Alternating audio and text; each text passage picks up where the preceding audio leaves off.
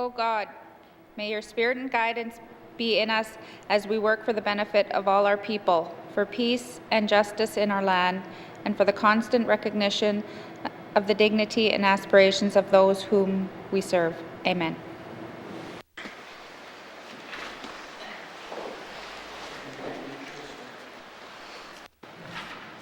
Minister statements. Minister statements. Honourable Premier. Mr. Speaker, today I am speaking about family and gender violence. This is a painful subject for so many people. I will now pause for a moment, Mr. Speaker, to give survivors the opportunity to choose whether they'd like to listen.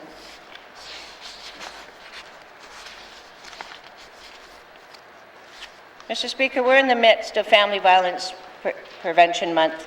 I'd like to recognize that November 25th was the beginning of the 16 days of activism against gender-based violence and the International Day for the Elimination of Violence Against Women.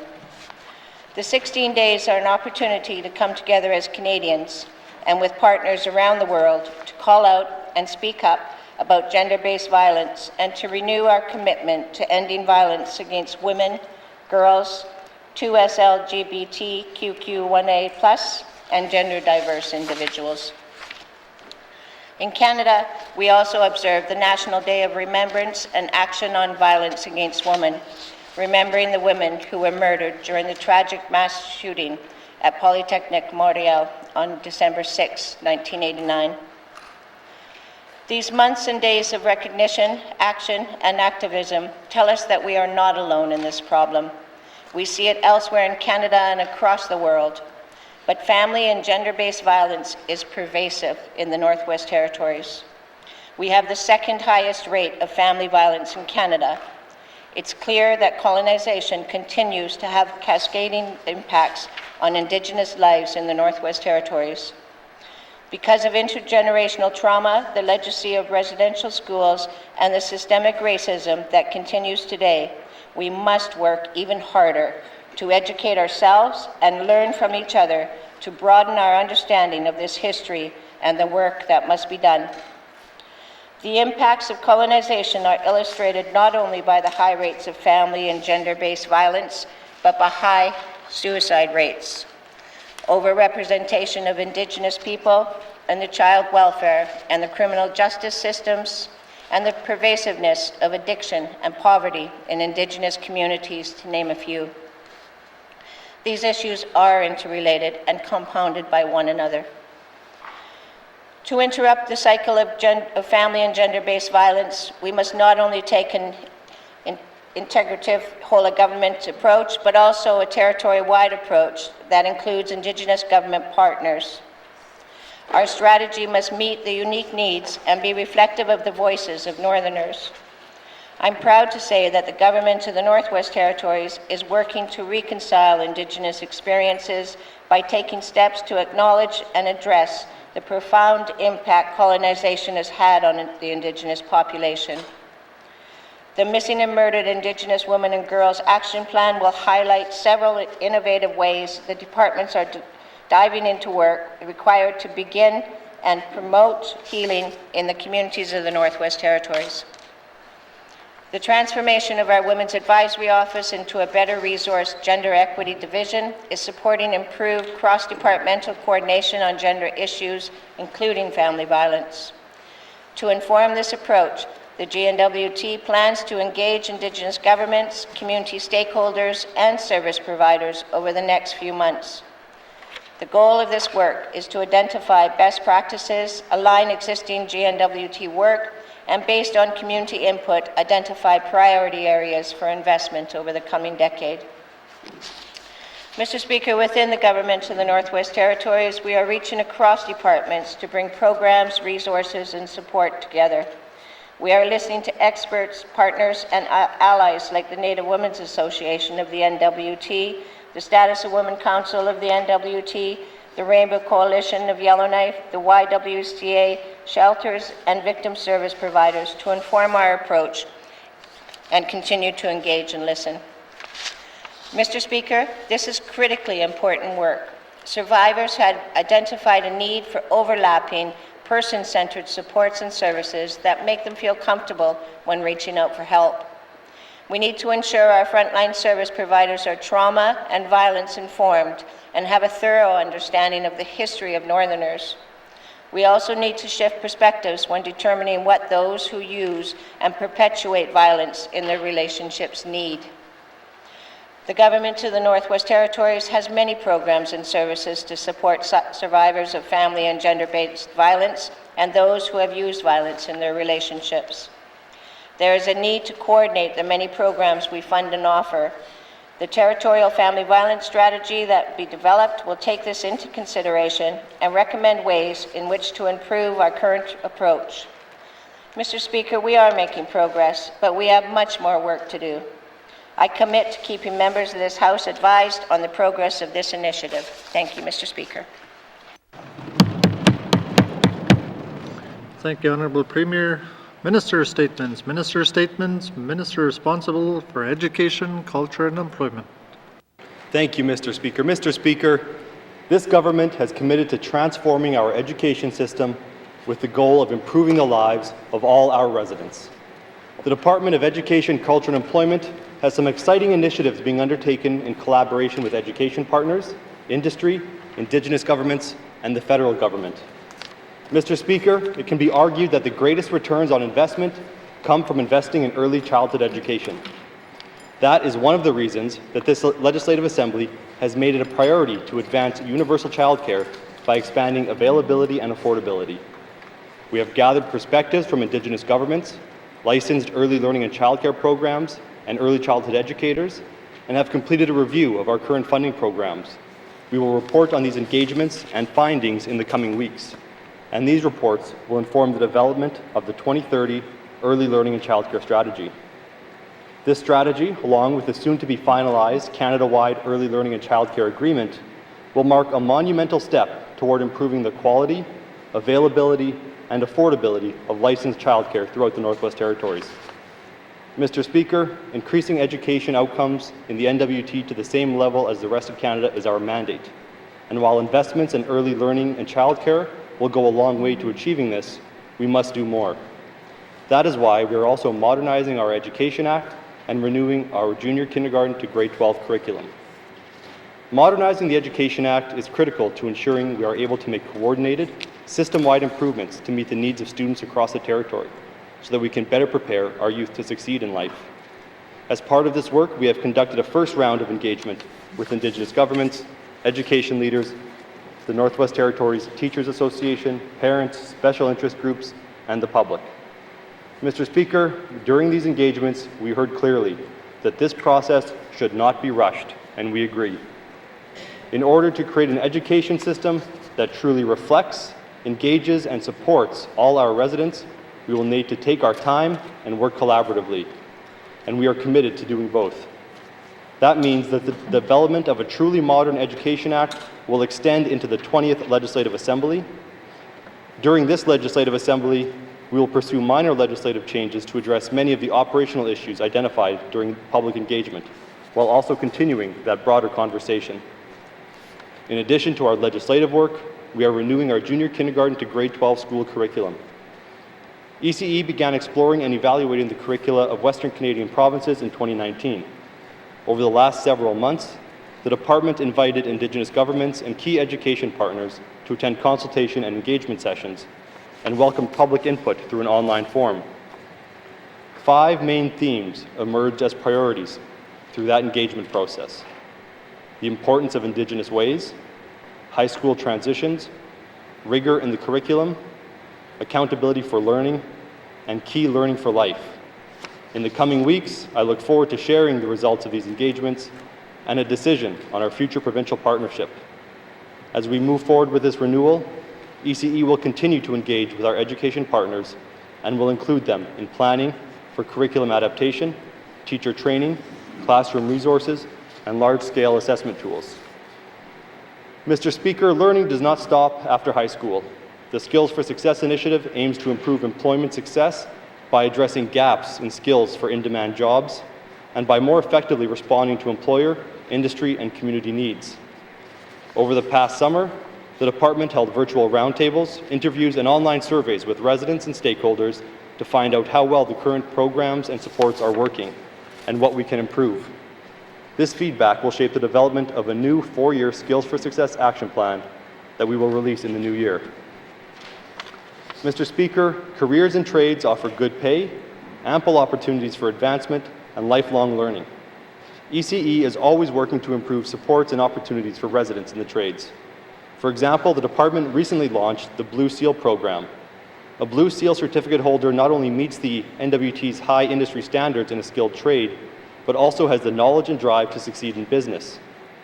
Last week, I had the honor of signing the first 2 Blue Seal certificates ever issued by the Government of the Northwest Territories.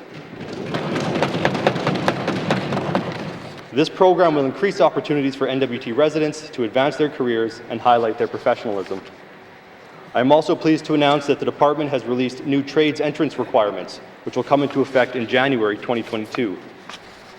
This change, which is a result of our work with Indigenous governments and industry, will better align the requirements with our high school curriculum and will increase opportunities for our residents.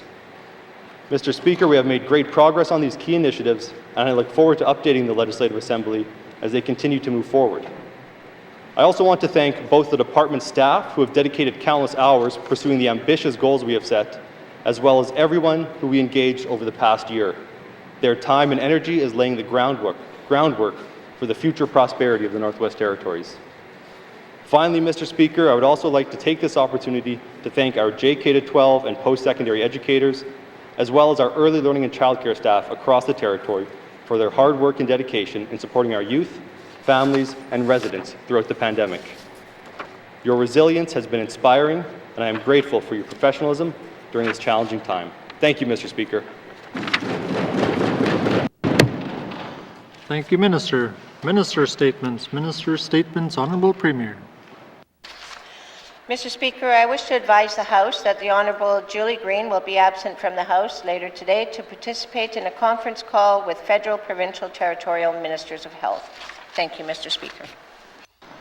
Thank you, Honourable Premier. Minister statements. Minister statements. Member statements. Member statements. Member for Hay-River South.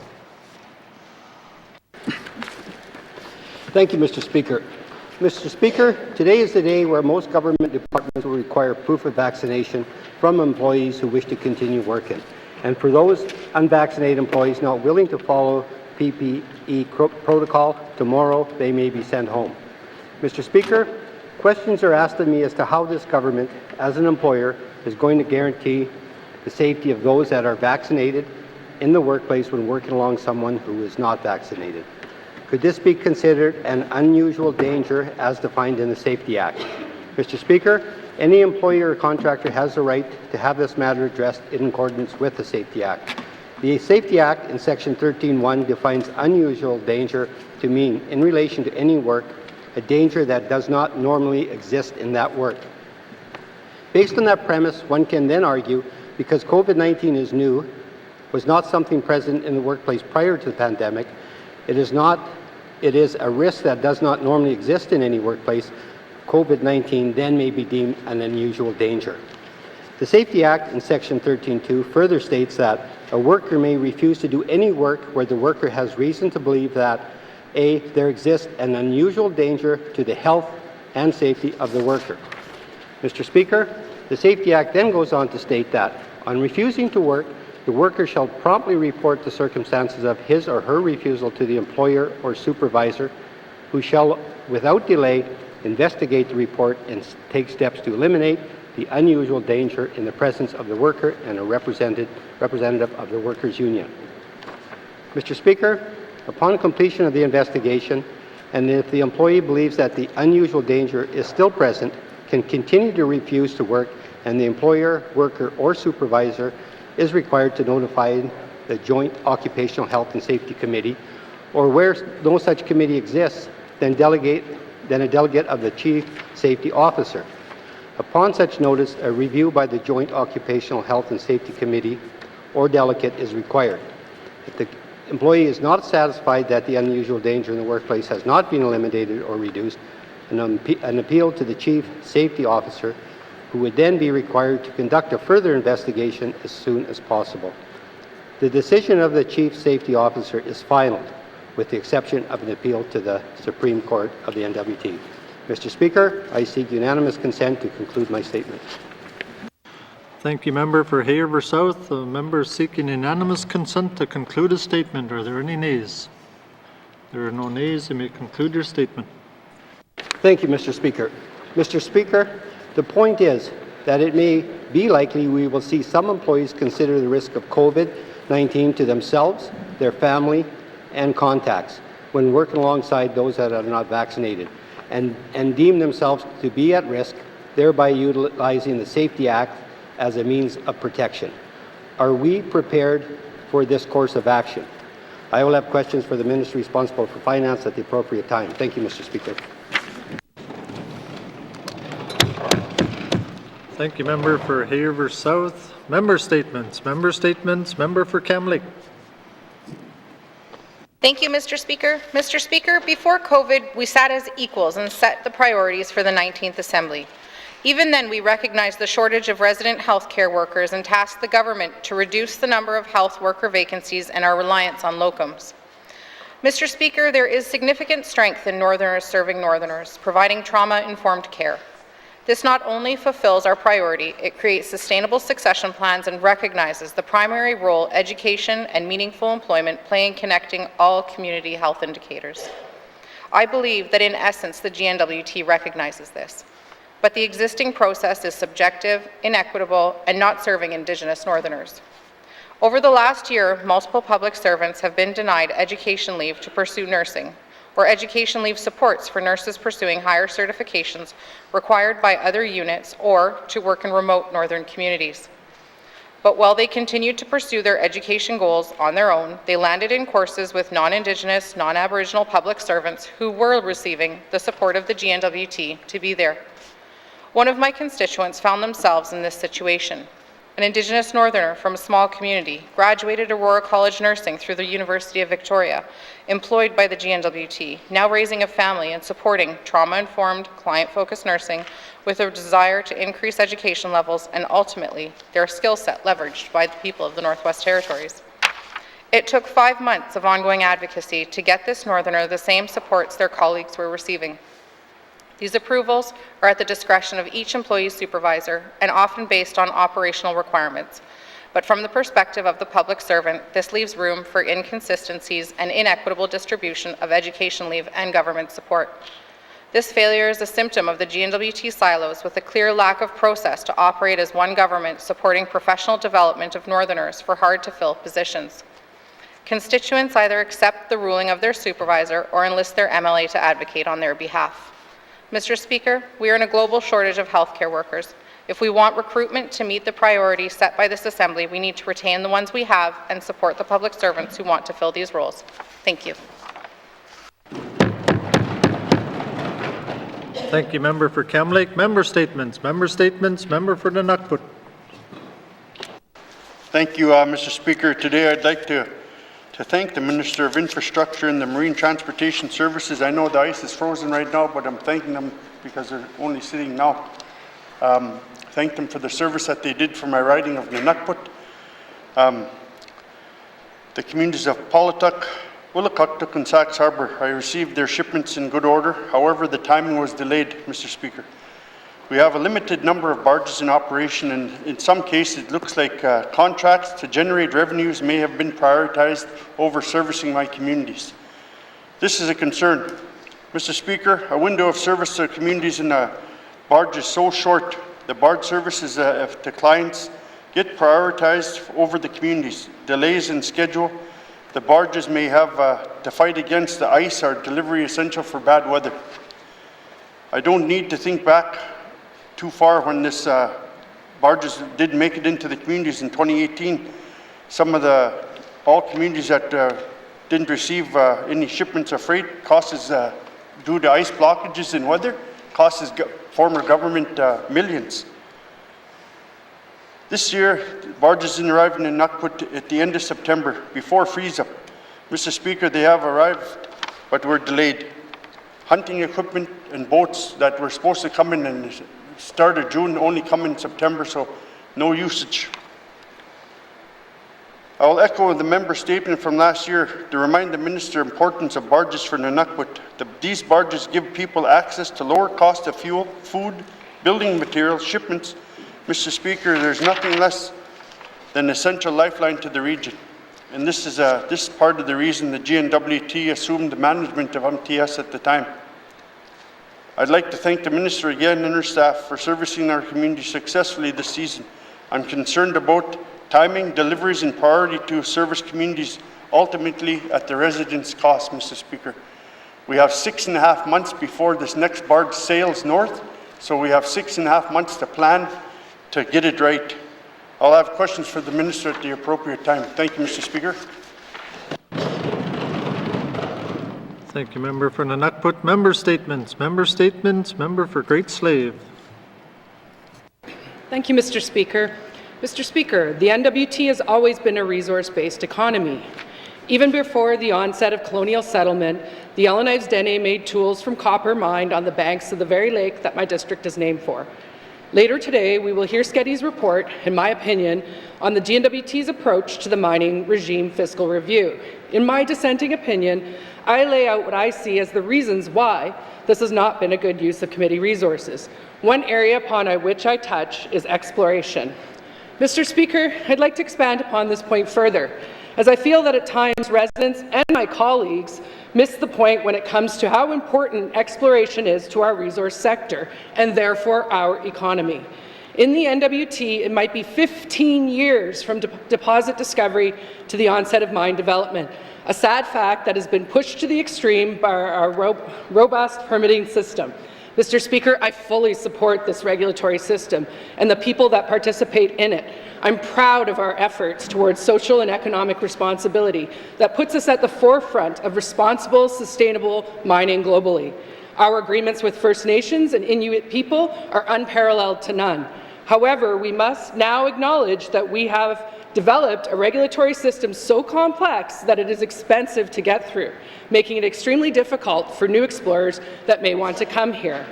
None of this is new. It's been discussed for years. However, the effects of COVID have decimated this already struggling industry.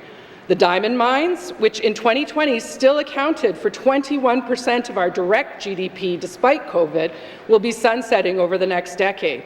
Add in the indirect economic impact as they leave, and we have a territory that is quickly becoming a welfare state. Currently, N.W.T exploration expenditures are mainly for advanced exploration projects and deposits, with very few grassroots projects on the horizon. These deposits are generally metallic, and metal mines do not have the same economic impact as diamond mining, contributing 1/6 to 1/10 economically in comparison. The future of exploration, and therefore mining, and this territory is critically dependent on the partnership between industry and Indigenous governments and businesses, ensuring Indigenous voices are leading the conversation, not bureaucrats or legislators whose ancestors did not walk this land. I encourage my colleagues on the other side to ensure that this engagement occurs at all opportunities and they actually listen to the people when it comes to the future of this sector. Thank you, Mr. Speaker. Thank you, member for Great Slave. Member statements. Member for Frame Lake. Merci, Monsieur le Président. One of the federal government's major promises of recent years has been the creation of a national, affordable childcare system in partnership with provinces and territories. While other jurisdictions have completed agreements, the Yukon signed its $10 a day deal in July. Parents here are still waiting. Media reports quote our childcare minister as saying our deal will be done by the end of the year, although problems exist. One major obstacle being reported is the lack of suitable buildings for new childcare spaces. Presumably, creation of new spaces has to be a feature of any new agreement with the federal government. Likewise, trained and quality staff are also a challenge. To provide the staff needed for the N.W.T to offer a truly universal childcare scheme, we'll have to train a lot more staff or hire from outside the Northwest Territories. As we see with nurses, that can be expensive, but without staff, an agreement with the federal government is not a solution.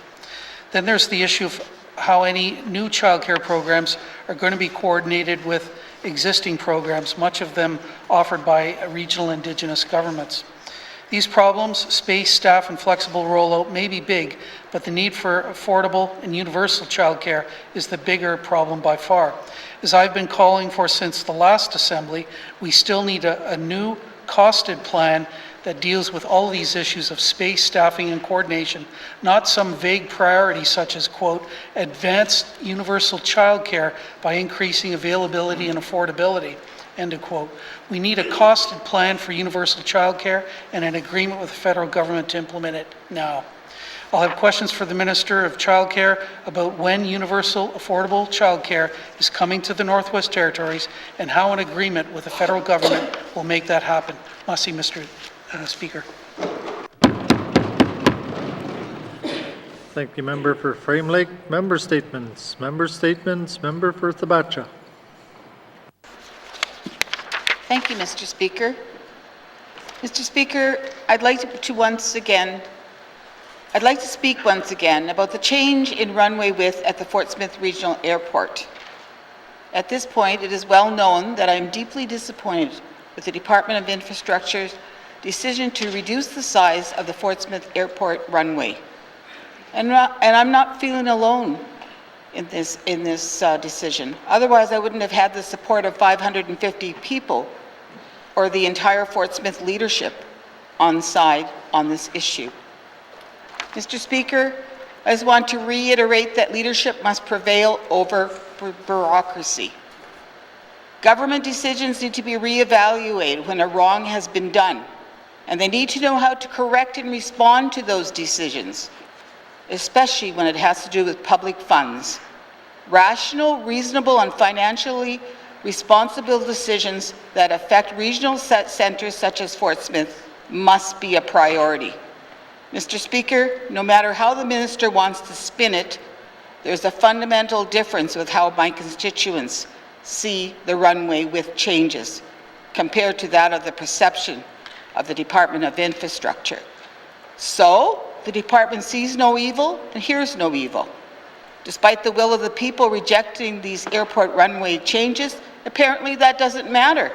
Apparently the department can do as it pleases to government of the Northwest Territory infrastructure, despite any public outcry against such decisions. I will have questions for the Minister of Infrastructure later today. Thank you, Mr. Speaker. Thank you, member for Thabacha. Member statements. Member statements. Member for Mumfui. Mr. Speaker, thank you. I've been talking about housing since the beginning of session, and I will continue to do so because we need real solution for our communities in the Clecho region and N.W.T. Every person has the right to live in a safe and secure home. The well-being of our children, youth, families, and communities depends on that. Canada has recognized housing as a human right in international law, but here in the N.W.T, we are struggling to provide housing. Each home should be a place of togetherness where our families have enough bedrooms and space for peace and privacy. We all know in the communities how stressful overcrowding is in the home. It impacts our community members' mental wellness and makes things worse for those who are struggling with addictions. The spread of COVID-19 has shown how dire the housing situation is here in the north. When COVID-19 got into Clecho region, many of our families were defenseless because they did not have room to isolate. COVID-19 spread quickly because of overcrowding. We had to send our own community members to the gym and other places in order to isolate safely and prevent the spread of COVID-19.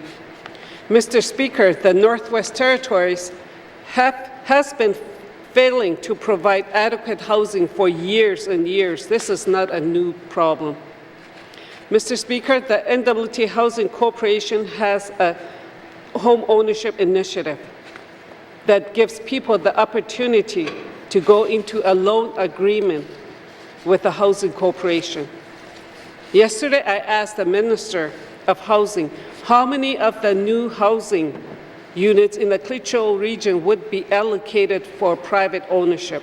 She said none. How can people own homes in the N.W.T if the N.W.T Housing Corporation is more invested in maintaining a rental portfolios than making homes available for people to own? Mr. Speaker, can I have consent? Can I have unanimous consent to conclude my statement? Thank you, Member for Mumphrey. The member is seeking unanimous consent to conclude her statement. Are there any nays? There are no nays. You may conclude your statement. Thank you, Mr. Speaker.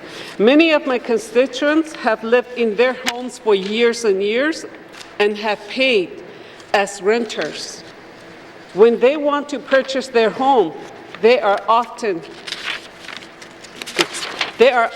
being asked to pay hundreds of thousands of dollars on homes that have not been maintained and have little market resale value. The programs available to assess our constituent buy a home is not working. Must, Mr. Speaker, I will have a question for the minister responsible for the Housing Corporation. Thank you, Member for Mumphrey. Member statements. Member statements. Member for Yellowknife North. Thank you, Mr. Speaker. In February of this year, to much celebration, Minister Green and Minister Chinner opened an elders complex in Fort Good Hope. They went and cut the ribbon. And then, Mr. Speaker, we were even going to hire some people, and then the complex never opened. The Office of the Fire Marshal would not give them their occupancy permit. That community then flooded, Mr. Speaker, and many people were evacuated, and I'm sure they would have liked to have 9 units to house people, but we never opened it, Mr. Speaker. The N.W.T said that they'd get it done by the end of summer, Mr. Speaker, and then they never opened the facility, Mr. Speaker. I'm still unsure if the facility is opened. That community then got hit with COVID. It was one of the first communities to experience a death, Mr. Speaker. Mr. Speaker, the Office of the Fire Marshal does not look at these other risks. It does not look at Fort Good Hope and see that it is a community with overcrowded housing. It does not see a community with 56 households in inadequate condition. It looks at one building and disagrees with the N.W.T's engineers and architects. Now, Mr. Speaker, you could say this is a one-off debate between one hand of N.W.T experts and another hand of N.W.T experts. But just 2 years previously, in Norman Wells, where many of the Fort Good Hope elders go, we built a $40 million facility with long-term care housing. And the N.W.T actually took the N.W.T to court in that facility because they would not let it open, Mr. Speaker. Mr. Speaker, these are just the fights that the N.W.T is having with itself. I repeatedly get reports from my constituents, from the Construction Association, from people building in this territory, that it is much easier to deal with the Office of the Fire Marshal in either Yukon or Nunavut. Plan reviews there can take a matter of days. Here they take a matter of weeks, and emails continue to go unresponded to, Mr. Speaker. We are one of the only jurisdictions, we are the only jurisdiction in Canada without a Building Standards Act, Mr. Speaker. There are legislative changes that need to be made, but in the interim, there are a lot of little things we can do to make sure we are housing our elders, and when we build a facility, it actually provides some housing to people, not just sits there empty, Mr. Speaker.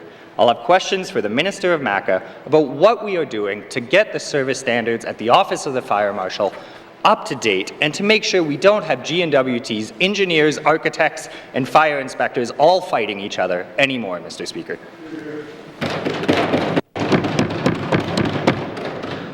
Thank you, Member for Yellowknife North. Member statements. Member statements.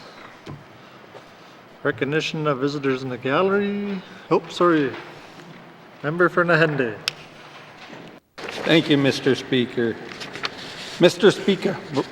Speaker, Bertha Ellen was born to Alphonse and Baptiste Quezon on October 27, 1962. She was one of 17 children, 2 brothers, 2 sisters, and her parents predeceased her. Bertha spent her childhood in Port Simpson and also spent the summer months on the land with her family. Bertha loved to talk, especially when she was younger, and her siblings used to tease her about that. She attended school in Fort Simpson and made a lot of friends. This was one of her many attributes. She made friends with everyone. Even if the person was unkind in the beginning, she was nice to that person, and the next thing you know, she was friends with them, sharing stories and enjoying each other's company. Bertha was known for her meticulous housekeeping, her cooking skills, and her passion for family. Especially loved talking about her children and grandchildren. They were her pride and joy. She loved entertaining family and friends in her home, and that was her place of love of her. That's the place, love of her life. Joey Ellen and their children were raised. Bertha loved it when people come to visit and entertain her, especially when the guys played guitar and jammed in her living room. Bertha knew her time was coming after she was told that she had lung cancer and it was so bad and not treatable. Some of the family was able to be with her in the last weeks of her life, holding her hands and sharing memories and making a more time during this difficult period. As well, the doctors in Edmonton helped her set up where she was able to FaceTime other family members and friends to say their goodbyes. On August 25th, Bertha passed away, on to be with her family and friends that had gone before her. On September 1st, they laid her to rest with the sweet, kind, and smart, stubborn Bertha Allen. Family would like to take the time to thank the staff at Edmonton, Stanton Hospital, and the health staff in Fort Simpson, as well to all the people who provided support during this difficult time. She'll be sadly missed by her family and friends. Thank you, Mr. Speaker. Thank you, Member for Nahende. Thoughts and prayers are with the family and community at this time. Member statements. Member statements. Recognition of visitors in the gallery. Recognition of visitors in the gallery. Reports of committees on the review of bills. Reports of committees on the review of bills. Reports of standing and special committees. Member for Kamlik. Thank you, Mr. Speaker. Mr. Speaker, your Standing Committee on Social Development is pleased to provide its report on Bill 30, an act to amend the Aurora College Act, and commends it to the House. Introduction. Bill 30, an act to amend the Aurora College Act, was first introduced by the Department of Education, Culture and Employment on June 2, 2021, and then referred to the Standing Committee on Social Development for review.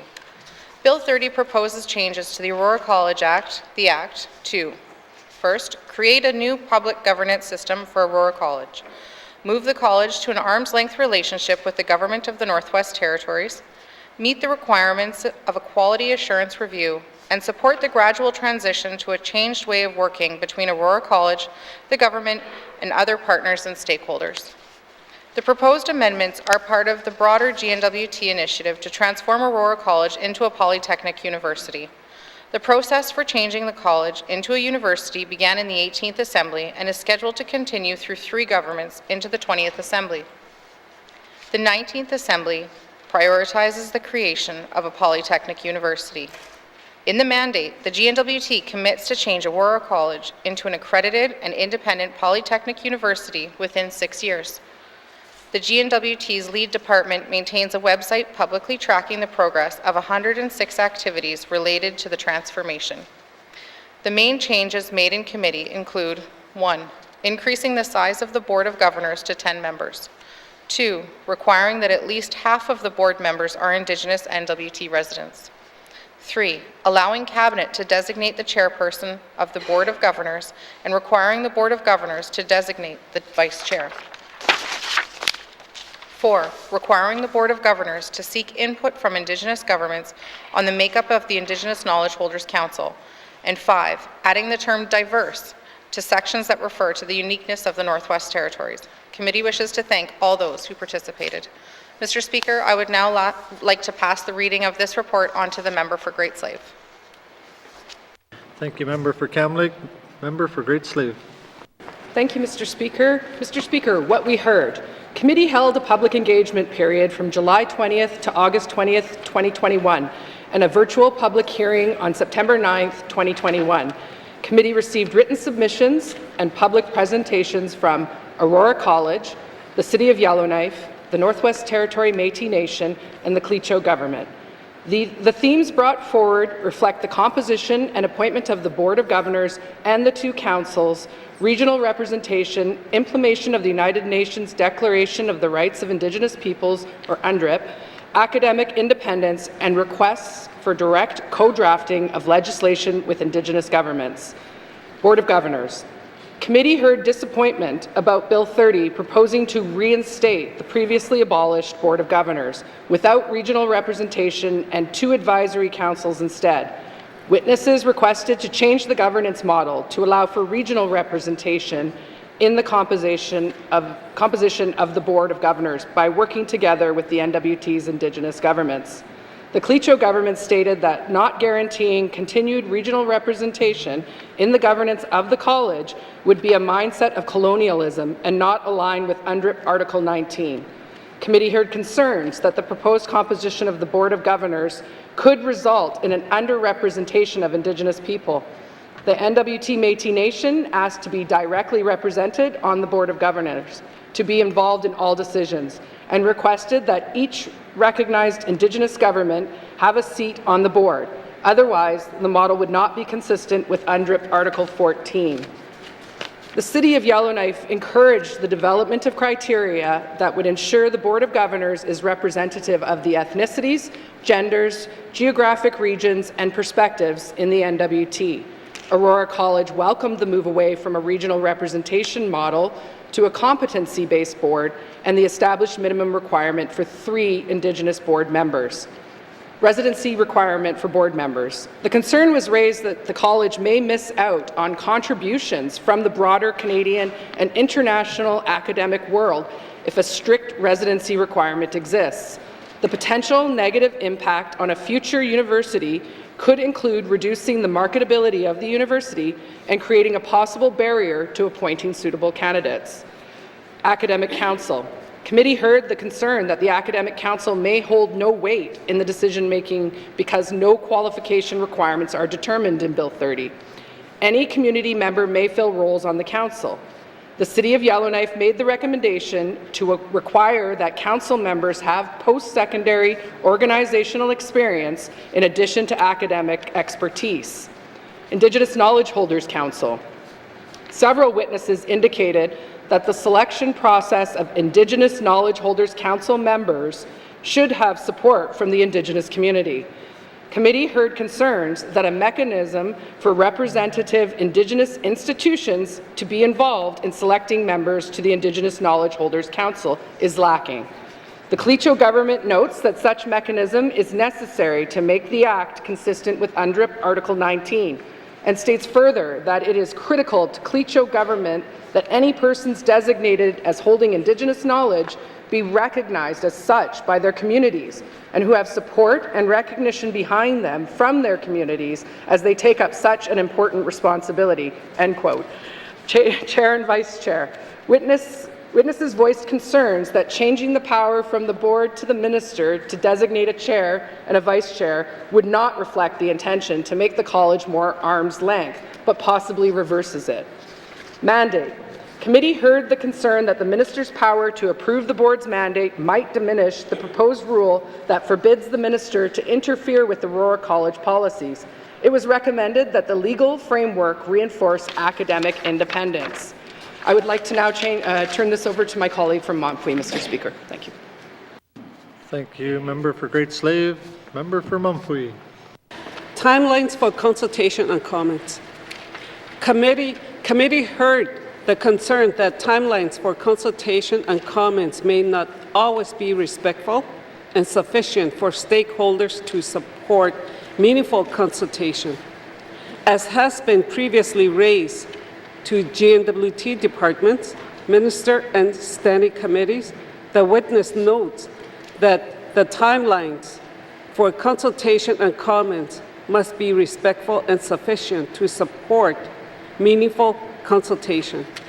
As a stakeholder, the witness identified that a longer timeline to prepare comments is appreciated on an important and complex such as Bill 30.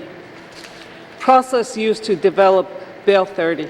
The Clecho government brought forward the concern that the that the department's process missed the opportunity to involve Indigenous partners in bringing Bill 30, referring to the experience of past collaborations in lands and resources-related legislative drafting process. The Klitschko government stresses the need for such cooperation as the N.W.T creates legislations that reflect the needs of all residents of the N.W.T and the Indigenous perspectives, worldview, and with respect to the authorities of Indigenous government. Committee considerations. Committee considered that the following motion would improve Bill 30. The Board of Governors.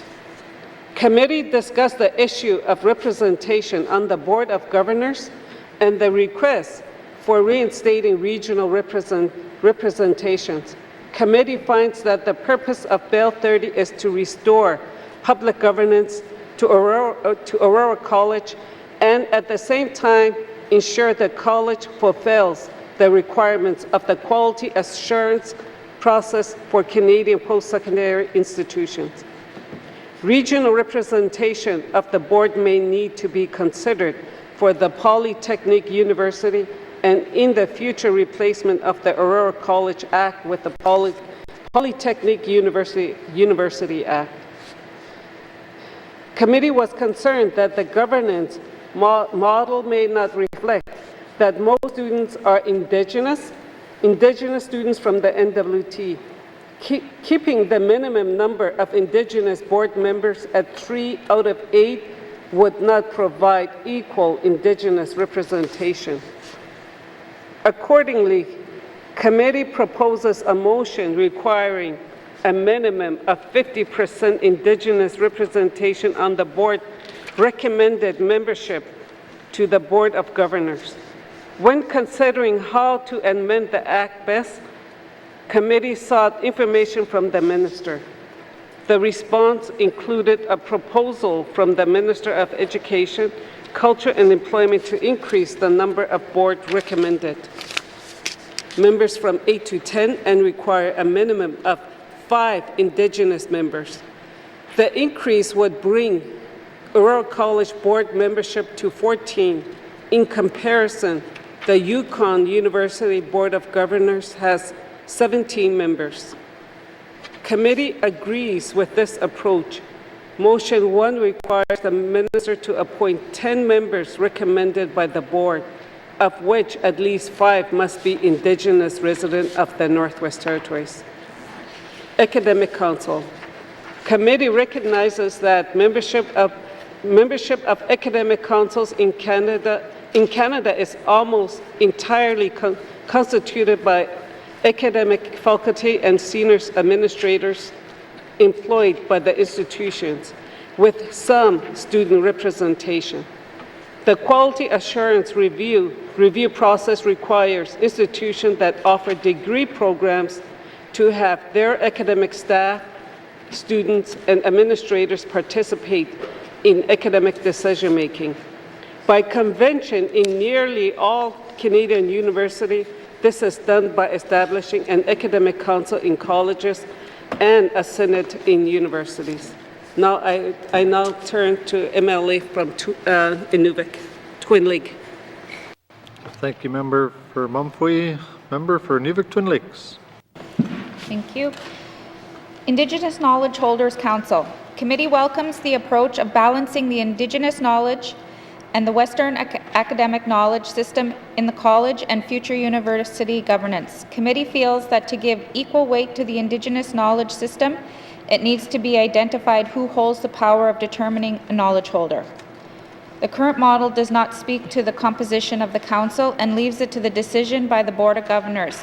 Committee holds the view that it does not make sense for a Board of Governors without a mandate from Indigenous organization to be responsible for making rules on who would qualify as a knowledge holder. Committee shares the concern that the power to decide who is an Indigenous knowledge holder should lie with Indigenous organizations. The legislation should allow for Indigenous involvement in selecting Indigenous knowledge holders. Committee agrees with the concern of risking non-compliance with UNDRIP and takes note of the recommendation to add a mechanism or criteria for Indigenous knowledge holders to be identified by their Indigenous organization or an Indigenous community. Committee proposes 2 motions requiring Aurora College to follow a 3-step process to establish membership to the Indigenous Knowledge Holders Council. The amendments require the college to begin the process by seeking input from the Indigenous governments to develop criteria for identifying Indigenous knowledge holders. The nomination process requires consideration of those criteria in selecting members to the Indigenous Knowledge Holders Council. Both requirements are part of Motion 5. Motion 7 requires the board to seek input from Indigenous governments on the potential members to the Indigenous Knowledge Holders Council before selecting members to the council and consider any input provided. Further, the motion requires the board to ensure that the composition of the Indigenous Knowledge Holders Council reflects the unique and diverse values, histories, and people of the Northwest Territories. Residency requirements for board members. Committee shared concerns that residency requirements for board members might limit the college in attracting highly educated individuals, particularly Indigenous individuals with ties to the N.W.T. but residing in other jurisdictions. Committee sees this concern addressed with the proposed amendments that set criteria for identifying Indigenous knowledge holders.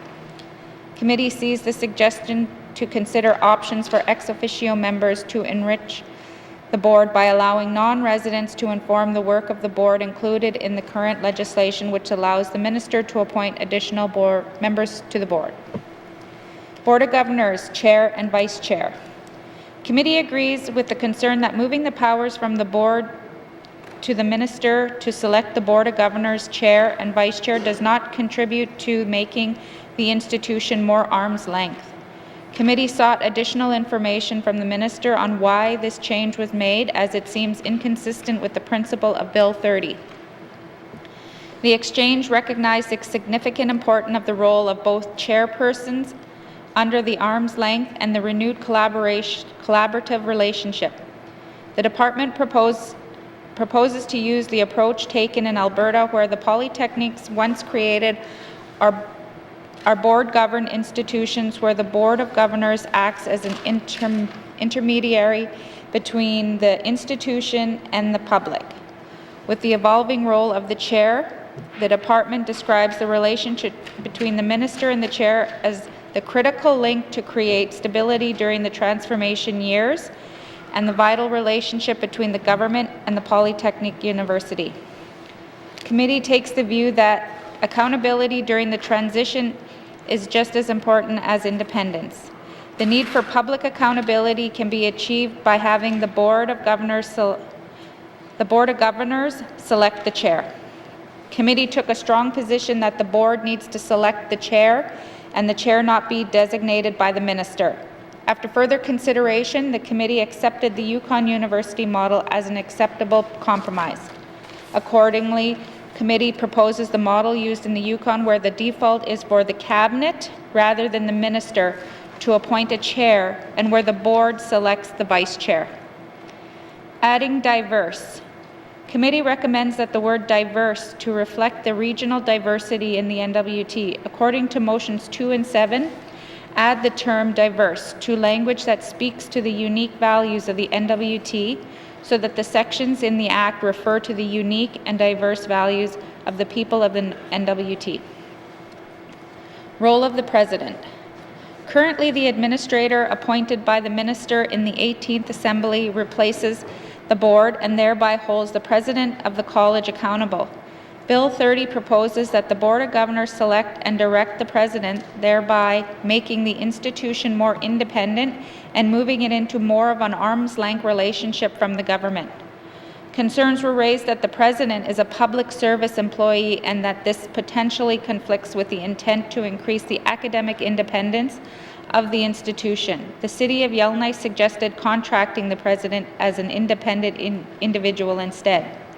When considering a possible amendment, the committee sought and received additional information from the Minister of Education, Culture and Employment. Committee recognizes that the President is a non-voting member on the Board of Governors and reports only to the Board. The Board hires the President and determines the type and duration of the contract. Being exclusively accountable to the Board solidifies a CEO-type position that allows the President to provide operational oversight independent of the N.W.T. To enable the hiring and supervision of all Aurora College employees, the President must be granted the powers of a deputy head under the Public Service Act and Financial Administration Act. Committee accepts the rationale of the President being a member of the public service. I would like to now pass it on to the member for Hay River South. Thank you, Mr. Speaker. Thank you, member for Inuvik-Twin Lakes. Member for Hay River South. Mandate. In its deliberations, committee gave weight to the fact that the system of the board's mandate is modeled after other jurisdictions.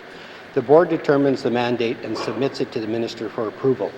The minister is not allowed to change the content or do anything else concerning the mandate, which is part of the arm's length nature of the relationship between the government and the institution. The mandate will be described in the regulations which require cabinet approval.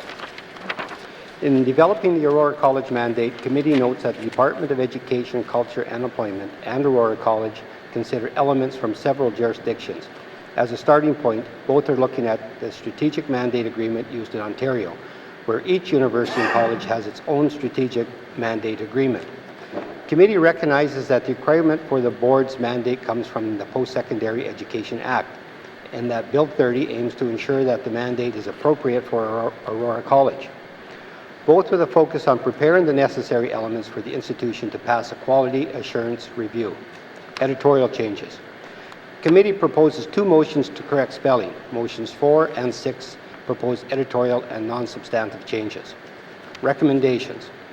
Committee heard from witnesses about concerns about the development of legislation and the engagement process in the review of Bill 30. While these issues do not fall within the scope of the review of Bill 30, committee feels strongly that they deserve recommended action. Process used to develop Bill 30. Committee took note of a comment that not involving Indigenous partners in bringing forward Bill 30 is a missed opportunity and may be inconsistent with UNDRIP Article 19. Committee recognizes the Northwest Territories Intergovernmental Agreement on Lands and Resources Management, which focuses on collaborative legislative development in lands and resources. Accordingly, the committee makes the following recommendation. Recommendation 1. The Standing Committee on Social Development recommends that the Government of the Northwest Territories speak to questions on co-drafting legislation and co-management beyond resource-based legislation and discuss this concept with the N.W.T. Council of Leaders. I will now turn it over to the member for Cam Lake. Thank you. Thank you, member for Hay River South. Member for Cam Lake. Thank you, Mr. Speaker. Timeline for consultation and comments. Committee takes note of the request to allow for sufficient time for meaningful consultation and engagement.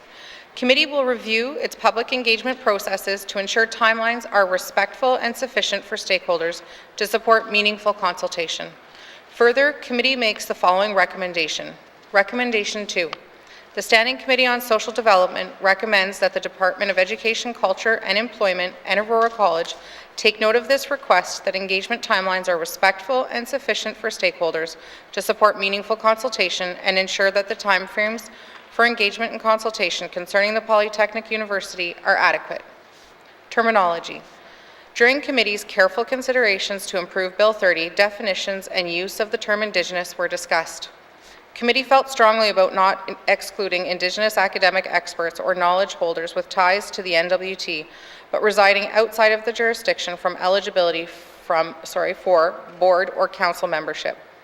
Committee noted that the wording used establishes a requirement for N.W.T residency rather than recognizing a connection to the N.W.T, such as birth in the N.W.T, beneficiary under a land rights or self-government agreement, an Indigenous person who has resided a significant portion of their life in the N.W.T, or an Indigenous person who has notable achievements in the N.W.T but may no longer be an N.W.T resident. Committee recognizes that the discussion of definition is not meant to be understood as standardization, which would have a limiting effect. From a statutory interpretation perspective, one would not wish to straitjacket the definition of Indigenous. Rather, committee perceives that the G&W.T needs to provide a definition of the term Indigenous as used in the affirmative action policy to avoid confusion with the different uses of the term internationally, nationally, and in respect to the approach of realizing the recommendations of the Truth and Reconciliation Commission and implementation of UNDRIP articles. Recommendation 3. The Standing Committee on Social Development recommends that the Government of the Northwest Territories provide a response to the recommendations contained in this report within 120 days. Clause-by-clause review. The clause-by-clause review of Bill 30 was held on September 27, 2021.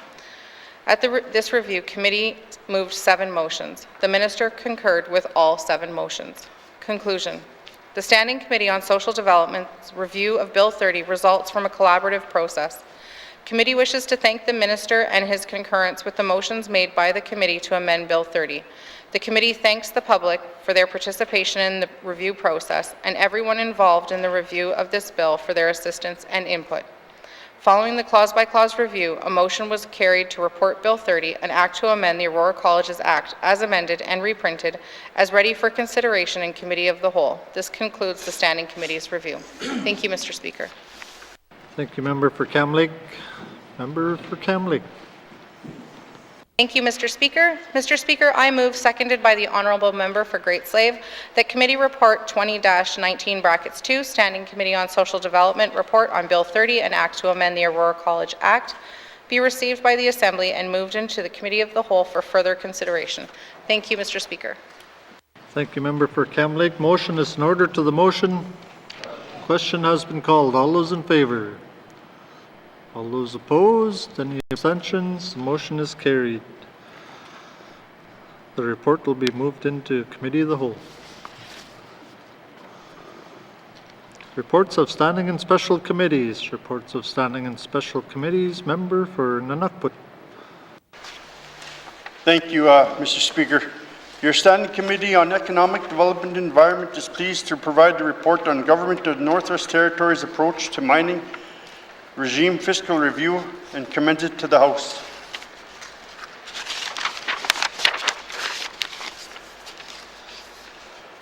As part of the Government of the Northwest Territories G&W.T to work to bring Mineral Resources Act to force, as well as to further implement the devolution of the Land Resources Management, the G&W.T has commenced a review of mining fiscal regime, including royalties paid. The G&W.T's first step of the review is to produce and assess the tax and royalty competitiveness on the mineral sector in the N.W.T. The tax and royalty benchmarking report released October 2020 was the G&W.T's first step of the process. In the public release, the Department and the Minister notes that reimagining of our government's fiscal framework around the royalties and the fiscal deserves comprehensive, collaborative, and multi-phased approach. The committee was concerned about the scope of work. The benchmarking research was given to the technical nature of the study. An independent review was undertaken for the committee. Mr. Speaker, I'll ask the member from Frame Lake to conclude. Thank you. Thank you, Member for N.W.T. Member for Frame Lake. Merci, Monsieur le Président. Process. Committee decided to seek proposals from resource economic consultants to provide an independent opinion on the following questions. Is the G&W.T maximizing benefits from resource extraction? Does the G&W.T fiscal and regulatory structure maximize value for Northwest Territories residents and future generations? Is the proposed approach by the G&W.T to review this fiscal and regulatory regime comprehensive? Will the proposed approach accurately assess whether the benefits of resource wealth are being maximized for the G&W.T, N.W.T residents, and future generations? The majority of the committee agreed to hire resources for development consulting for this independent review. One member was not supportive of the direction committee was taking regarding an independent analysis of the G&W.T's benchmarking study. This member's position in opposition to the Independent Research Commission by committee is provided in the dissenting opinion, which is included as Appendix A. Resources for Development Consulting was founded in 2011 with a mandate to assist governments and communities in securing a fair share of mineral and petroleum wealth. The company assists in the design of fiscal regimes, the negotiation and renegotiation of contracts, the forecasting of future government revenues, and the monitoring and auditing of production, sales, and project costs to secure government revenues in practice. As part of the team undertaking this work for committee, additional expertise was secured, including an executive with over 30 years' experience in the mining industry and another expert with almost 25 years of experience in the energy and natural resources sectors, assisting over 20 countries. On June 29, 2021, the consultant provided a public briefing for committee on the research findings. The meeting was recorded and posted on the Legislative Assembly Facebook and YouTube channels. The final research report, an economic analysis of the N.W.T's approach to the mining fiscal review, as prepared by Resources for Development Consulting, is attached as Appendix B. Mr. Speaker, I'd like to turn it over now to the MLA for Yellowknife North. Let's see. Thank you, member for Frame Lake. Member for Yellowknife North. Thank you, Mr. Speaker. Well, committee supports a review of the mining fiscal regime. There was not consensus how to approach this review to stimulate investment, maximize benefits, and maintain competitiveness. Not all members accepted the recommendations as presented in the report. Regardless, committee submits the following recommendations to the N.W.T for a response, as suggested by Resources for Development Consulting. The report's findings suggest that in determining how to improve the N.W.T's mining fiscal regime, an analysis should be made publicly available that demonstrates how well the current fiscal regime has served the N.W.T since devolution. Recommendation 1. The Standing Committee on Economic Development and Environment recommends that the Government of the Northwest Territories analyze the performance of N.W.T mining fiscal regime since devolution and publish these results. Committee agreed that fiscal transparency was a key aspect of any fiscal regime and should be included in the current fiscal regime review. Recommendation 2. The Standing Committee on Economic Development and Environment recommends that the Government of the Northwest Territories implement government-led revenue transparency. Committee was concerned about the N.W.T's share of revenue from the mineral resources sector. Committee recommends the review of the mining fiscal regime focus on maximizing government revenue while not impeding competitiveness in the industry. Recommendation 3. The Standing Committee on Economic Development and Environment recommends that the Government of the Northwest Territories conduct a fiscal regime review focused on maximizing government revenue. Committee recognizes revenue analysis for the N.W.T from the mineral sector is complex in addition to accounting for the territorial formula financing arrangement. To ensure the N.W.T and Indigenous governments are maximizing revenue, Committee recommends the mining fiscal regime focus on assessing net revenue benefits to the N.W.T. This focus should include an analysis of the overall mining sector in the N.W.T, including revenue payments from all mining operations. I'll now turn it over to the member for Frame Lake. Thank you, member for Yellowknife North. Member for Frame Lake. Merci, Monsieur le Président. Recommendation 4. The Standing Committee on Economic Development and Environment recommends that the Government of the Northwest Territories analyze the net revenue benefits for the N.W.T. The purpose of the Heritage Fund is to ensure that future generations of people of the Northwest Territories benefit from ongoing economic development, including the development of non-renewable resources. Committee was concerned with the value of wealth that has been created through the Heritage Fund and recommends the mining fiscal regime review include an assessment of how to generate more wealth for future generations. Recommendation 5. The Standing Committee on Economic Development and Environment recommends that the Government of the Northwest Territories generate greater mining revenues to benefit future generations. As the N.W.T can pursue wider government revenues from mining projects, those economic benefits will extend to Indigenous governments. Indigenous governments also have independent mechanisms to secure economic benefits directly from mining companies. Recommendation 6. The Standing Committee on Economic Development and Environment recommends that the Government of the Northwest Territories expands Indigenous governments' economic benefit sharing. The committee is not aware of any publicly available information on the steps, timelines, and opportunities for public engagement for the remainder of the review of the mining fiscal regime. Recommendation 7.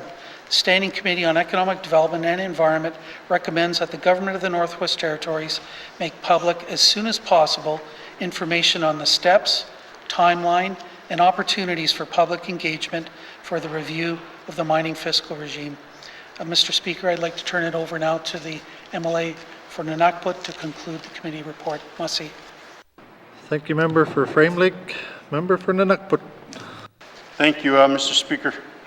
Recommendation number 8, the Standing Committee on Economic Development and Environment recommends the government provide a response to the recommendations contained in this report within 120 days.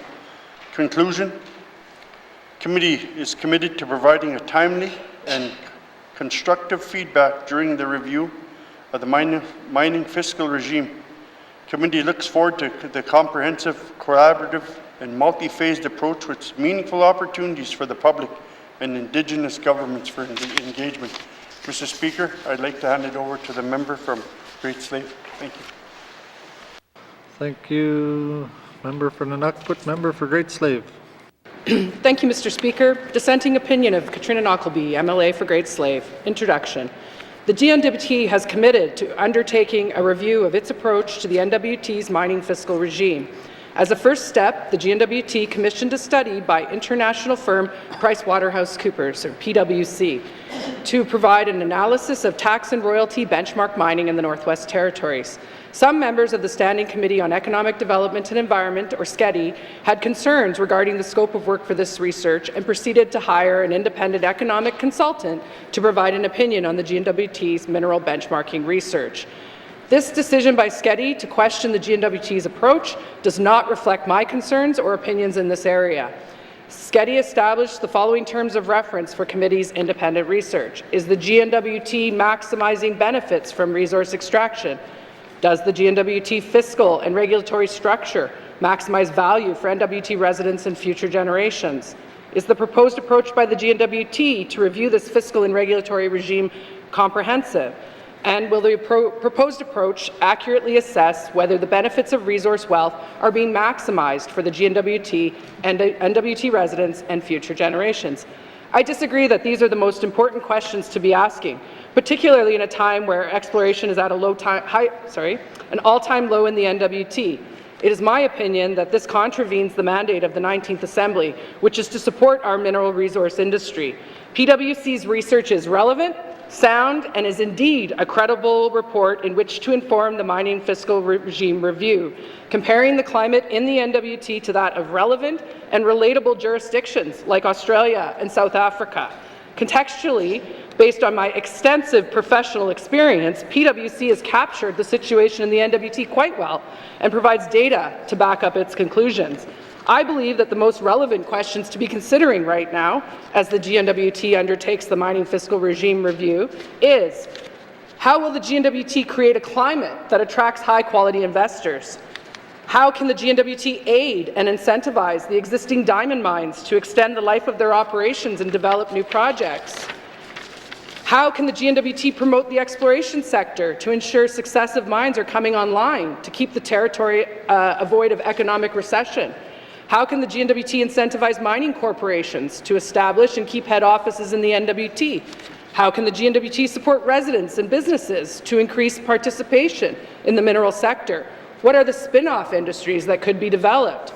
How can the N.W.T support the development of energy and transportation infrastructure to attract investment in the territory? Economic conditions of the N.W.T. The N.W.T has always been a resource-based economy. Mining jobs keeps families housed and people fed. Mining is the largest private sector employer in the N.W.T, with diamond mining as the foundation of our current economy. This was only driven home further as the pandemic has progressed. Without the support of the mining industry and its dollars, the N.W.T would have been in economic ruin by now. The mine sent vulnerable people home with pay and set up some of the safest work sites in the entire territory, meeting weekly with our officials to ensure a coordinated effort was made to keep people healthy. Diamond mining represents 26.7% of the territorial GDP in 2019 and is currently forecasted to contribute 20.7% of the territorial GDP in 2020, even though the industry declined 30.3% over that time period. There is no other sector that can replace the value that the mineral sector has brought to the N.W.T. Unfortunately, the N.W.T's economic outlook is not encouraging, and taking jabs at this sector now is only going to be the nail in its coffin. The value of our mineral productions is decreasing. The territorial GDP declined 10.4% from 2019 to 2020, the largest drop in the country, and for the first time ever is being surpassed by Nunavut's value of mineral production, as predicted by the N.W.T. and Nunavut Chamber of Mines on July 29, 2021. The N.W.T. and Nunavut are on opposing trends. Nunavut is surging up with the development of a new gold mine and strong prices for iron and gold, while the N.W.T.'s mining industry is suffering from the effects of COVID-19, weak global diamond sales, and the short-term closure of Dominion's mine and the slow rate of new mines coming online. The value of exploration expenditures is also decreasing. The N.W.T. mineral development strategy shows a similar trend exists for the N.W.T. with respect to exploration expenditures. The total value of exploration expenditure in the N.W.T. over the last 5 years has also declined to less than 3% of the Canadian total. In the meantime, Nunavut has attracted 4 times as much exploration investment as the N.W.T. and about twice as much as the Yukon. Current N.W.T. expenditures are mainly for advanced exploration projects and deposits, with very few grassroots projects underway, something that is extremely worrisome for the long-term prospects of a sector that employs a large portion of Northerners as well as accounts for so much of our GDP. As Minister, I heard that the N.W.T. is not viewed as a jurisdiction that is attractive to investment. The Fraser Institute Annual Survey of Mining Companies 2020 Investment Attractiveness Index ranked the N.W.T. 46 out of 77 other jurisdictions. The N.W.T. was among the very lowest ranked when compared to other Canadian jurisdictions, with Nova Scotia ranking the worst at 66 out of 77. Conversely, Saskatchewan was at the top of attractive jurisdictions, coming in at 3rd place, followed by Quebec in 6th and Newfoundland and Labrador at 8th. While prospects don't look great, there has been an extension to the life of the diamond mines as detailed in the 2019 Socioeconomic Agreement Report. Diavik Diamond Mines production life has been extended to 2025 due to the A21 pit. Ekati's production life has been extended to 2034, and Gaucho Kwe production life is estimated to run until 2030, with the discovery of new kimberlite pipes in 2019. However, this is not enough to sustain our economy, and the lack of upcoming projects to replace the diamond mines is worrisome. Coupled with little oil and gas development, the sunsetting of the diamond mines will likely cause the N.W.T. to be in an extremely weak and limited economic environment in as short of a time as 13 years. Even if ongoing exploration work proves fruitful, metal mines have nowhere near the economic impact as a diamond mine, and production values will be extremely limited comparatively. Diversification is key to developing our economy, but diversification needs to happen quicker and on a much greater scale than it is currently happening to be relevant. In the meantime, we cannot afford to have a territory with no economy. Without successful exploration and subsequent mining projects coming online, we are destined to become a government or public service economy with little population, little territorial budget, and little private services. With a lack of jobs, there will be little incentive for our youth to remain in their home communities or even in the N.W.T., and our talent drain to the south will continue. Conclusion. For all the reasons I have mentioned above, I believe the scope of work for the Tax and Royalty Benchmark Report, Mining in the Northwest Territories, is an effective benchmark report to understand the N.W.T's competitiveness in the mineral sector. I'm disappointed that committee time and resources were spent on work that I see as largely irrelevant, given the reputation of the authors of the original report, as well as the current economic situation of the N.W.T. I encourage my colleagues to put our time and efforts towards improving the economic outlook of our territory instead. I support the work of the N.W.T and ITI to advance the mining fiscal regime review expeditiously to enable the development of regulations and incentives that will ensure a prosperous future for the N.W.T and all residents. Thank you, Mr. Speaker. Thank you, member for Great Slave. To the report, member for N.W.T. Thought you called me sooner. Mr. Speaker, I move second by the honourable member from Frame Lake that committee report 21-19 brackets 2 Standing Committee on Economic Development and Environment reported the Government of the Northwest Territories approach of mining and regime fiscal review be received in Assembly, moved into Committee of the Whole for further consideration. Thank you, Mr. Speaker. Thank you, member for N.W.T. Motion is in order to the motion. Question has been called. All those in favour? All those opposed? Any abstentions? The motion is carried. The report will be moved into Committee of the Whole. Reports of standing and special committees. Member for N.W.T. Thank you, Mr. Speaker. Your Standing Committee on Economic Development and Environment is pleased to provide a report on telecommunications commencing to the House. The executive summary. The Standing Committee on Economic Development and Environment is concerned about the growing digital divide in the N.W.T and their overall accessibility to connectivity and quality of internet services across the N.W.T.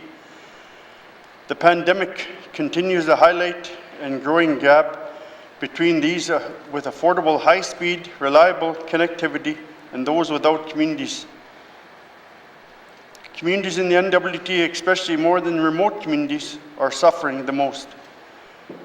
And as the residents who cannot afford it, the N.W.T falls below the rates of connectivity across Canada and yet also pay the highest price for service and the sporadic. The N.W.T witnessed over the course of the pandemic sporadic service in their community limits accessibility for essential services. The committee invited presentations from the Government of the Northwest Territories, N.W.T, and the Industry Engagement Informed Committee submission. The Canadian Radio Telecommunications Commission 2020-367 Appendix A has also informed committee's recommendations to the N.W.T. In the committee's view, the N.W.T has not completed a comprehensive business plan, including financial costs required to provide internet access in the N.W.T at the comparable level of service in southern Canada. Without a complete picture of the total cost delivering the service, the N.W.T continues to fall short of federal partners in industry to achieve this at the end. The following report provides summary of the committee heard from stakeholders and submits recommendations to the N.W.T to improve accessibility, reliability, affordability of the telecommunication services in the N.W.T. The Standing Committee on Economic Development and Environment has provided 9 recommendations for the N.W.T. The standing recommendation number 1.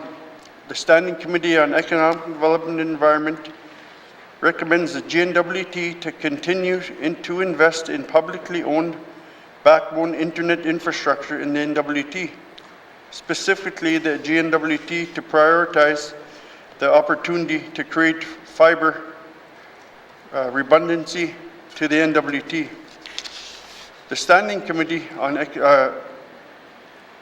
option number 2, or Standing Committee Economic Development and Environment recommends the N.W.T ensure fiber optic into home made available. Fiber optics made available to the residents of Tuktoyaktuk completion in Nuvik-Tuk fiber line installation. The Standing Committee on Economic Development and Environment recommends a N.W.T all backbone internet infrastructure in communities accommodates open wholesale access to N.W.T business to co-locate internet services a fair price in the N.W.T businesses.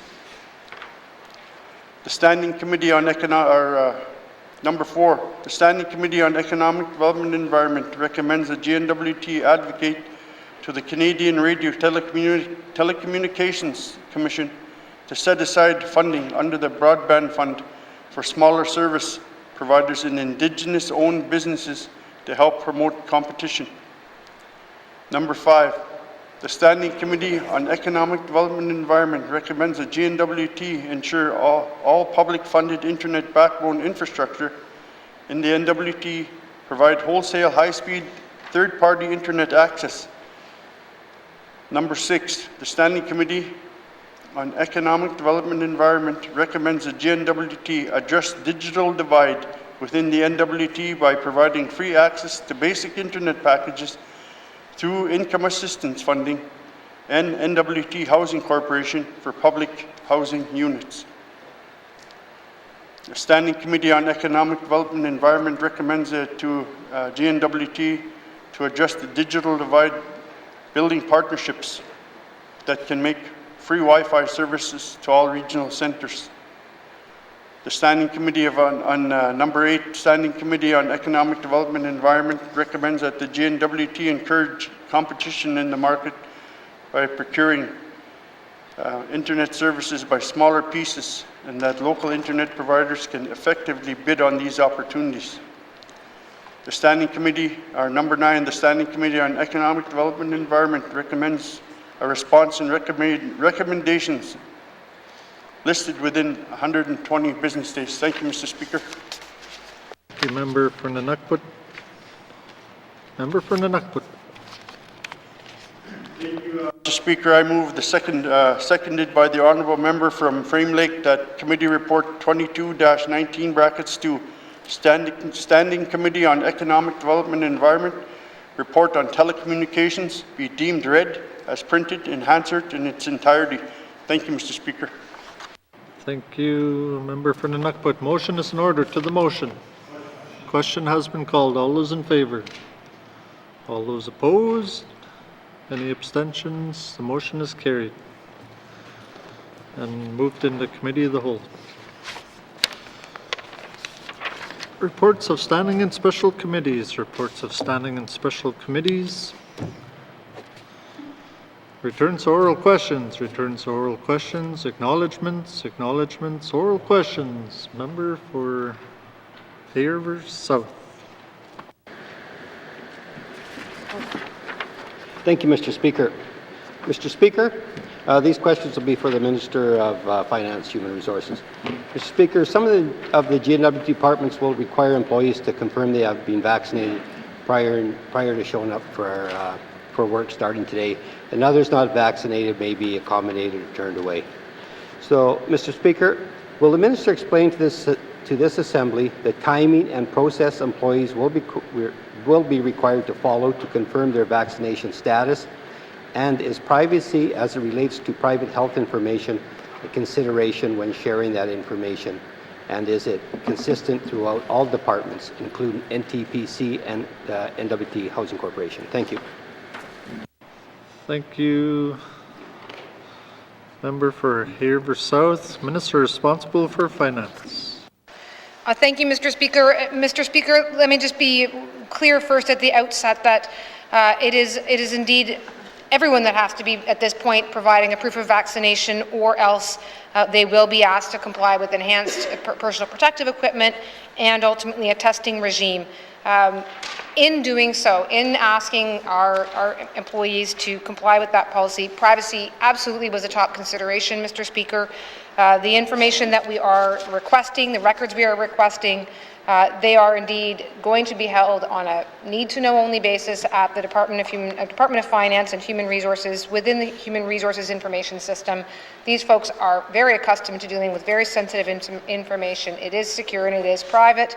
I certainly would not want that to be a barrier to anyone complying with the policy to keep themselves and their families and their co-workers safe.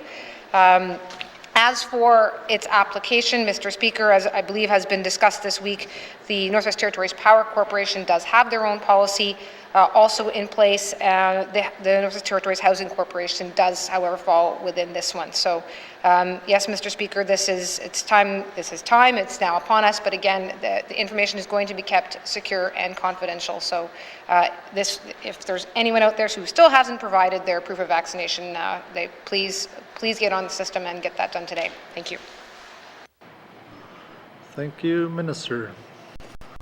Oral questions, member for Haverford South.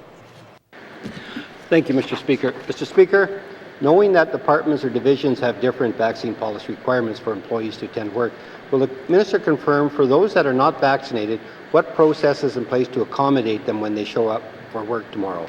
And will they be required to provide any documentation, as do those that are vaccinated? And if they do not have documentation, then what? Thank you, Mr. Speaker. Thank you, member for Haverford South. Minister responsible for finance. Thank you, Mr. Speaker. Mr. Speaker, the vaccination requirements are not different. You are again asked, please, first of all, please go get your vaccine. It's your best way to protect yourself and to then provide that. What does change department or division by division is in fact the specific guidelines around personal protective equipment. That's to accommodate the fact that certain different workplaces will have different levels of need or different levels of potential exposure to members of the public or to one another, an office environment versus a frontline environment. But all of the departmental guidelines are available on the MyHR website. So if someone wants to go through, read them individually, they certainly can do that now. They are available on the website. And individual employees also, if they still have questions, should speak to their direct supervisors. Between the information on the HR website, between the information of their supervisors, employees should now be, I believe, quite clear on the level of personal protective equipment required for their workplace. And testing will be coming shortly, and that again, same reference, Mr. Speaker, to the MyHR website or to a supervisor. I've not had too many inquiries, so I am hoping that indeed that information has rolled out successfully, and there's no other paperwork that's required. Just to, again, number one is to go get your vaccine. If you are choosing not to do that, then to make sure you're clear with your supervisor what you need to do to keep yourself safe tomorrow. Thank you, Mr. Speaker. Thank you, member or minister. Oral questions, member for Haverford South. Thank you, Mr. Speaker. Mr. Speaker, I am concerned that some of the vaccinated employees may find that working with staff that are not vaccinated will deem the workplace to be an unsafe environment as set out in WSCC legislation. Mr. Speaker, will the Minister confirm what is the process that must be followed by those employees who feel unsafe when working alongside employees who are unvaccinated? What options or accommodations are open to them if they refuse to go to work? Has this been made clear to them? Thank you, Mr. Speaker. Thank you, member for Haverford South. Minister responsible for finance. Thank you, Mr. Speaker. Mr. Speaker, again, the first point of contact for all employees is their direct supervisor.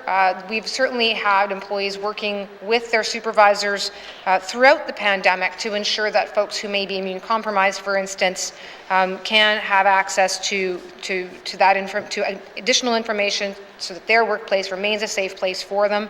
We've worked, the Department of Finance has worked with the WSCC and Occupational Health and Safety, again, throughout the pandemic, including on the current policy. Always, of course, is mindful not only of the provisions that I know the member mentioned earlier, but other provisions in the Workers' Safety and Compensation Act. For instance, the ensuring of having an exposure control plan. So vaccines, certainly, as I think has been mentioned not only by this government, not only by our Chief Public Health Officer, but across the country and the world, vaccines are your best form of protection. But they are not the only form of protection. We really want to, of course, ensure that our workplaces are using every possible means of protection. So you have enhanced masking for those folks who are not providing proof of vaccine, still other masking orders still in place, other various exposure controls are in place. So we are trying to adapt the workplaces to a pandemic in the context of course, changing knowledge and information about that pandemic, and as risks may continue to evolve and to vary, we are going to continue to do so. But if someone does have concerns, again, please have them speak to their supervisor so that their individual circumstances can be accommodated. Thank you, Mr. Speaker. Thank you, Minister. Final supplementary, member for Haverford South. Thank you, Mr. Speaker. Mr. Speaker, I had the opportunity to review the document titled Confirmation of Compliance with the N.W.T. COVID-19 Vaccine Policy for Contractors and discussed it with a number of contractors. Mr. Speaker, would the Minister confirm how this information is being relayed to contractors and how, or will it be monitored to ensure compliance? It appears to be a document based more on the honor system. Thank you. Thank you, Member for Haverford South. Minister responsible for Finance. Thank you, Mr. Speaker. Mr. Speaker, our approach in terms of dealing with contractors is quite similar to the federal model, and they too are applying this, their own policies more expansively and to include contractors. The goal again is to ensure that all of the public that's being served on behalf of the N.W.T. has the benefits of this policy and the benefits that we believe it brings as far as providing all the different tools to prevent transmission and exposure to COVID-19. I suppose it's an honor system in the sense that we are requiring at this point contractors who have existing contracts to sign to say they are adhering to the policy. I suppose that's an honor system, or really it's a system that says you now need to adhere and you need to tell us you're going to do so. Going forward, contract templates are being modified so that it will actually then be built into the contract itself, that they will comply with the policy. And certainly where there's a concern that contractors not adhering to the policies they are saying that they are or that they will be contracted to do, there certainly are tools that the N.W.T. can have to deal with that. I'm hoping, Mr. Speaker, that we don't get to that. I'm hoping again that contractors are just as keen to ensure that they're using all the tools available to keep their employees safe as we are. Thank you, Mr. Speaker. Thank you, Minister. Oral questions. Oral questions. Member for Thabacha. Thank you, Mr. Speaker. Mr. Speaker, the other day the Infrastructure Minister was unable to answer a couple of my questions. So I'm going to try asking them again today. Can the Minister tell us which other N.W.T. airports by name were affected by similar actions experienced at the Fort Smith Airport runway? Thank you, Mr. Speaker. Thank you, Member for Thabacha. Minister responsible for Infrastructure. Thank you, Mr. Speaker. During the recent lighting projects involving James Grubin Airport in Tuktoyaktuk and YZF in Yellowknife, the aerodome standards and guidelines were considered. The Tuktoyaktuk project saw changes to the physical characteristics and the lighting infrastructure, and the Yellowknife project saw changes to the lighting infrastructure to meet the current standards as well as aircraft currently serving the airport. Thank you, Mr. Speaker. Thank you, Minister. Oral questions. Member for Thabacha.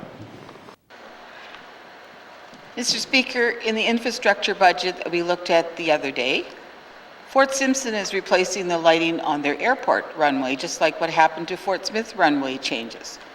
Can the Minister tell us if the width or length of the Fort Simpson airport runway was altered in any way? Thank you, Mr. Speaker. Thank you, Member for Thabacha. Minister responsible for Infrastructure. Thank you, Mr. Speaker. The Fort Simpson Airport will see changes to the lighting infrastructure as a result of the new lighting project, so it can meet the aerodome standards and guidelines, but there will be no changes to the physical characteristics because of the aircraft serving this airport. The aircraft serving this Fort Simpson to meet the current and future needs is the ATR turboprop. This aircraft is part of a larger aircraft group number than the aircraft serving Fort Smith. As with the Fort Smith Airport, the level of service will not change at this airport and will still continue to meet federal regulations. Thank you, Mr. Speaker. Thank you, Minister. Oral questions. Member for Thabacha.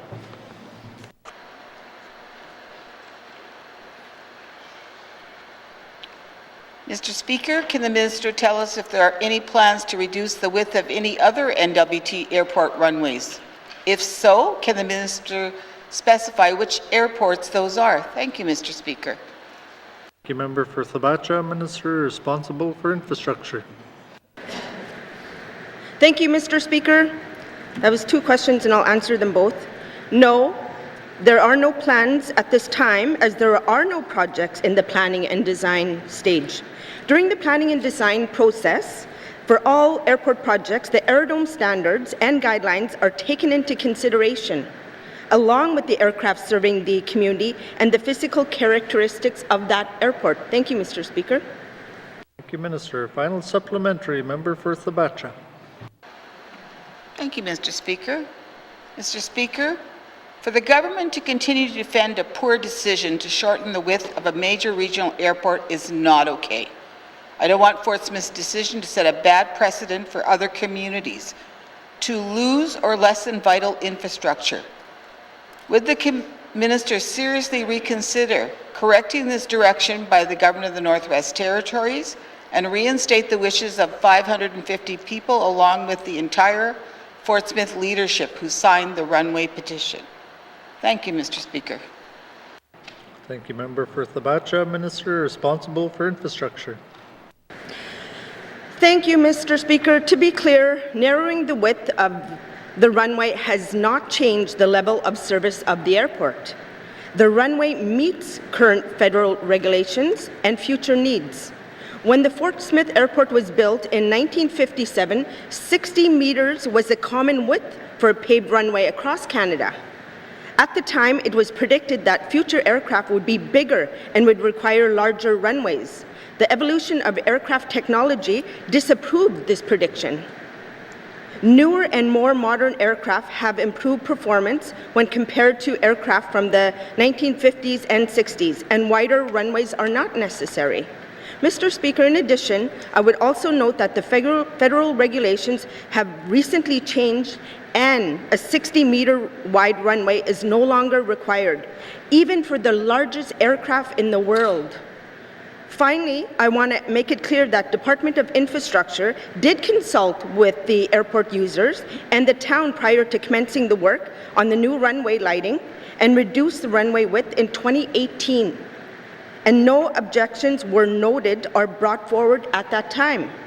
Ongoing engagement with aircraft operators during construction led to the addition of turn pads at both ends of the runway to be able to allow for safe operations of 737s and A320 aircrafts.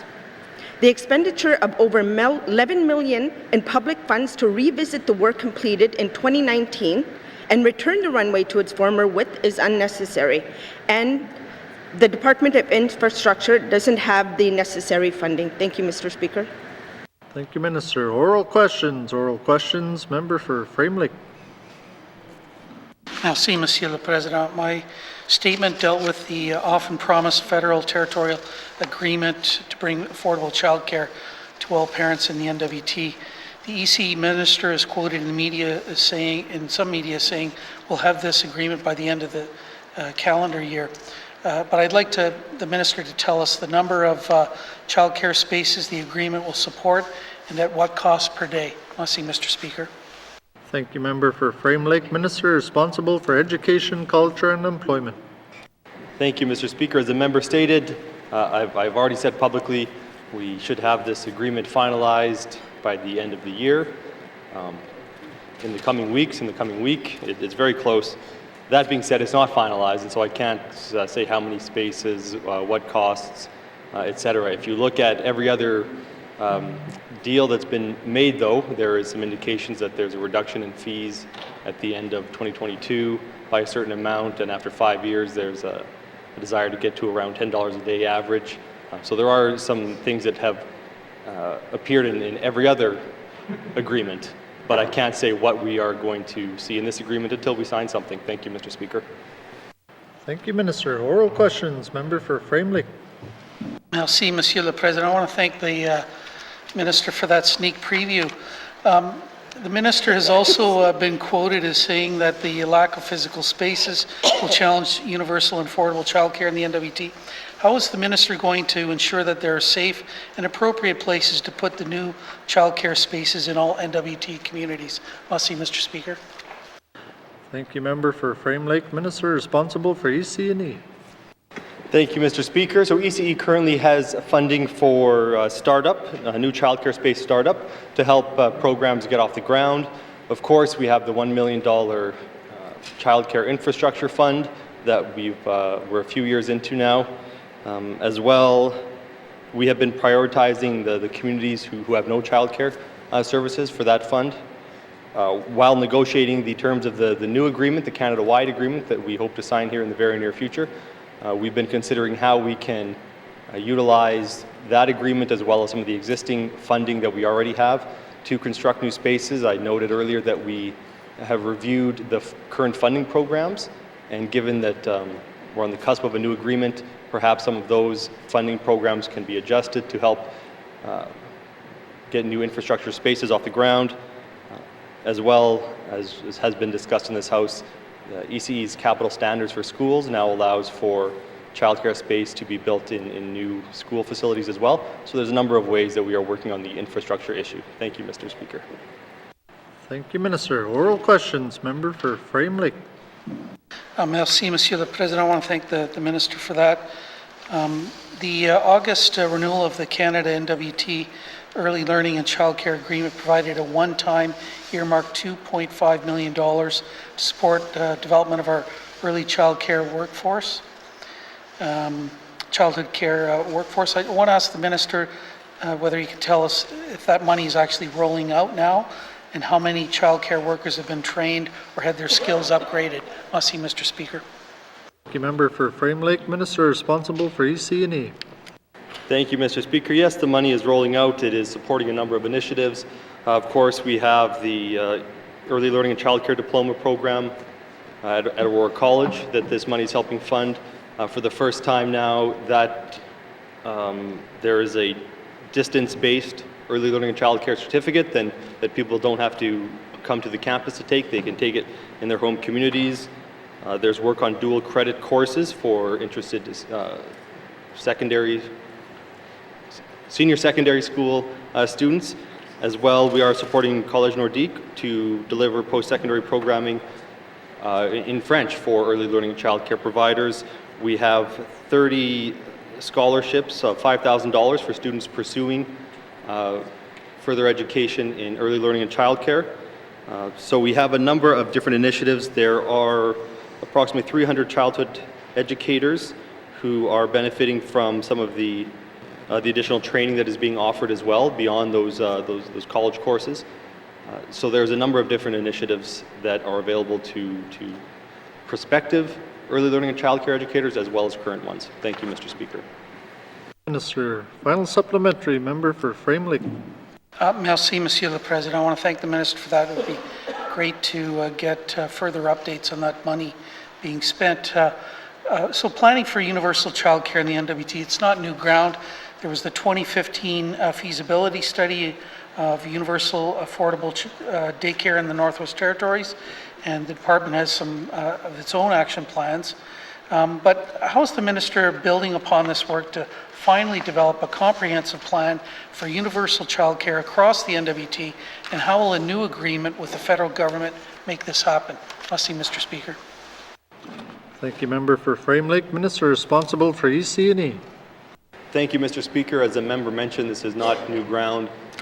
Over the years, there's been much work done on the types of programs and research into the needs of young children and how we can better support them and how we can better support parents with their childcare needs. And so this work has been done by the Department of Health, by ECE, and the officials at the department have looked at all of this work spanning many years. And as well, they have gone out to have discussions with childcare providers, Indigenous governments, and so on. And all of that is informing both the negotiations that we are currently in with the federal government, as well as the 2030 Early Learning and Childcare Strategy.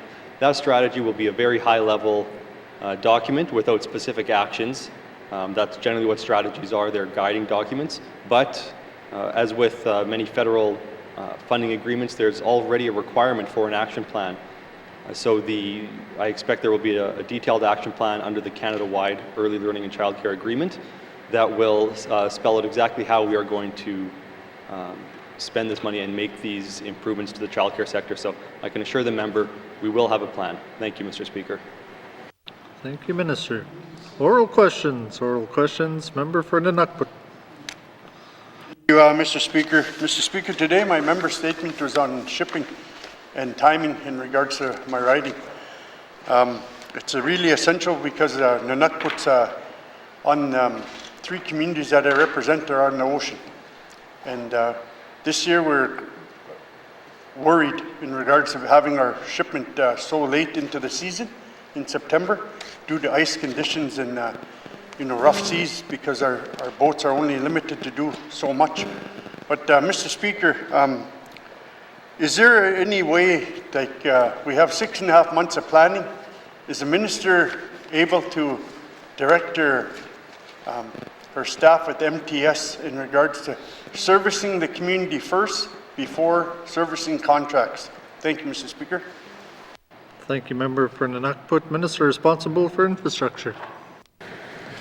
Thank you, Mr. Speaker. Mr. Speaker, the marine delivery needs of the ISR communities, of any Northwest Territories communities, do not take a backseat to North Warning System contract or any other commercial contracts. MTS serves the ISR communities with dedicated tugboats and barges. I think the members can be happy to hear that we dedicate our tugs and barges to the smaller communities. So a different tugboat and barge is used to serve for example, the North Warning System. These marine operations run concurrently, but they don't interfere with each other. In the past summer, though operations were temporarily delayed by ice, the ISR communities did receive their freight. And a different tugboat, the N.W.T, did North Warning System deliveries and was completed on time this season. Thank you, Mr. Speaker. Thank you, Minister. Oral questions. Member for N.W.T. Thank you, Mr. Speaker. Thank the Minister for that. Really happy to hear that we have N.W.T serving N.W.T, and look forward to that this year. But we have 6.5 months of planning to do to make that happen. For the timeline, June 15th was when the ocean opened up on our side, and the boats are already coming in. From June to September, why did it take so long? Thank you, Mr. Speaker. Thank you, Member for N.W.T. Minister responsible for infrastructure. Thank you, Mr. Speaker. Mr. Speaker, the tugs leave from Hay River, so I mean there are a number of factors that we need to consider, including the ice to melt in the lake and getting it up the river. So those are some of the reasons why. Thank you, Mr. Speaker. Thank you, Minister. Oral questions. Member for N.W.T. Thank you, Mr. Speaker. In regard to so in regards to the shipping, we came in September. We can't have what happened in 2018 with the service and cost of former government millions of dollars to service our communities. So, Mr. Speaker, how does it work, and where do they buy the fuel in regards to servicing the communities? If they're coming up and they're doing tows out to the community, where are they buying the fuel? And can we get it cheaper so we could pass along those cheap rates to the people of N.W.T? Thank you, Mr. Speaker. Thank you, Member for N.W.T. Minister responsible for infrastructure. Thank you, Mr. Speaker. Mr. Speaker, if that's okay, I'm going to get back to the member in terms of where exactly we purchase, and I think that was the member's question last week as well. So, we can look into, where we get our fuel and if there's cost savings. Thank you, Mr. Speaker. Sir, final supplementary. Member for N.W.T. Thank you, Mr. Speaker. I just want to again thank MTS for the service that they do. It's just a matter of getting a schedule that is doable, because this year, like I said in my member statement, that people had boats, four-wheelers on there that were wanting to hunt and go whaling in the community of Paultuck, per se, and they weren't able to get them until September, and they got to use it once. Mr. Speaker, more of a comment, but thank MTS for their service this year, but we'll work on the scheduling. Thank you. Thank you. Taking his comment, but I'll let the Minister respond. Short. Thank you, Mr. Speaker. I'll make this really short. Over the past few, and I think this is really important because, there are some of the delays and, climate change has a big impact on this well. But I do want to just quickly say that over the past few years, in Canada's Arctic waters, water and ice conditions have been less predictable than in previous years. It is unfortunate, but ice and bad weather can sometimes interfere with our marine deliveries.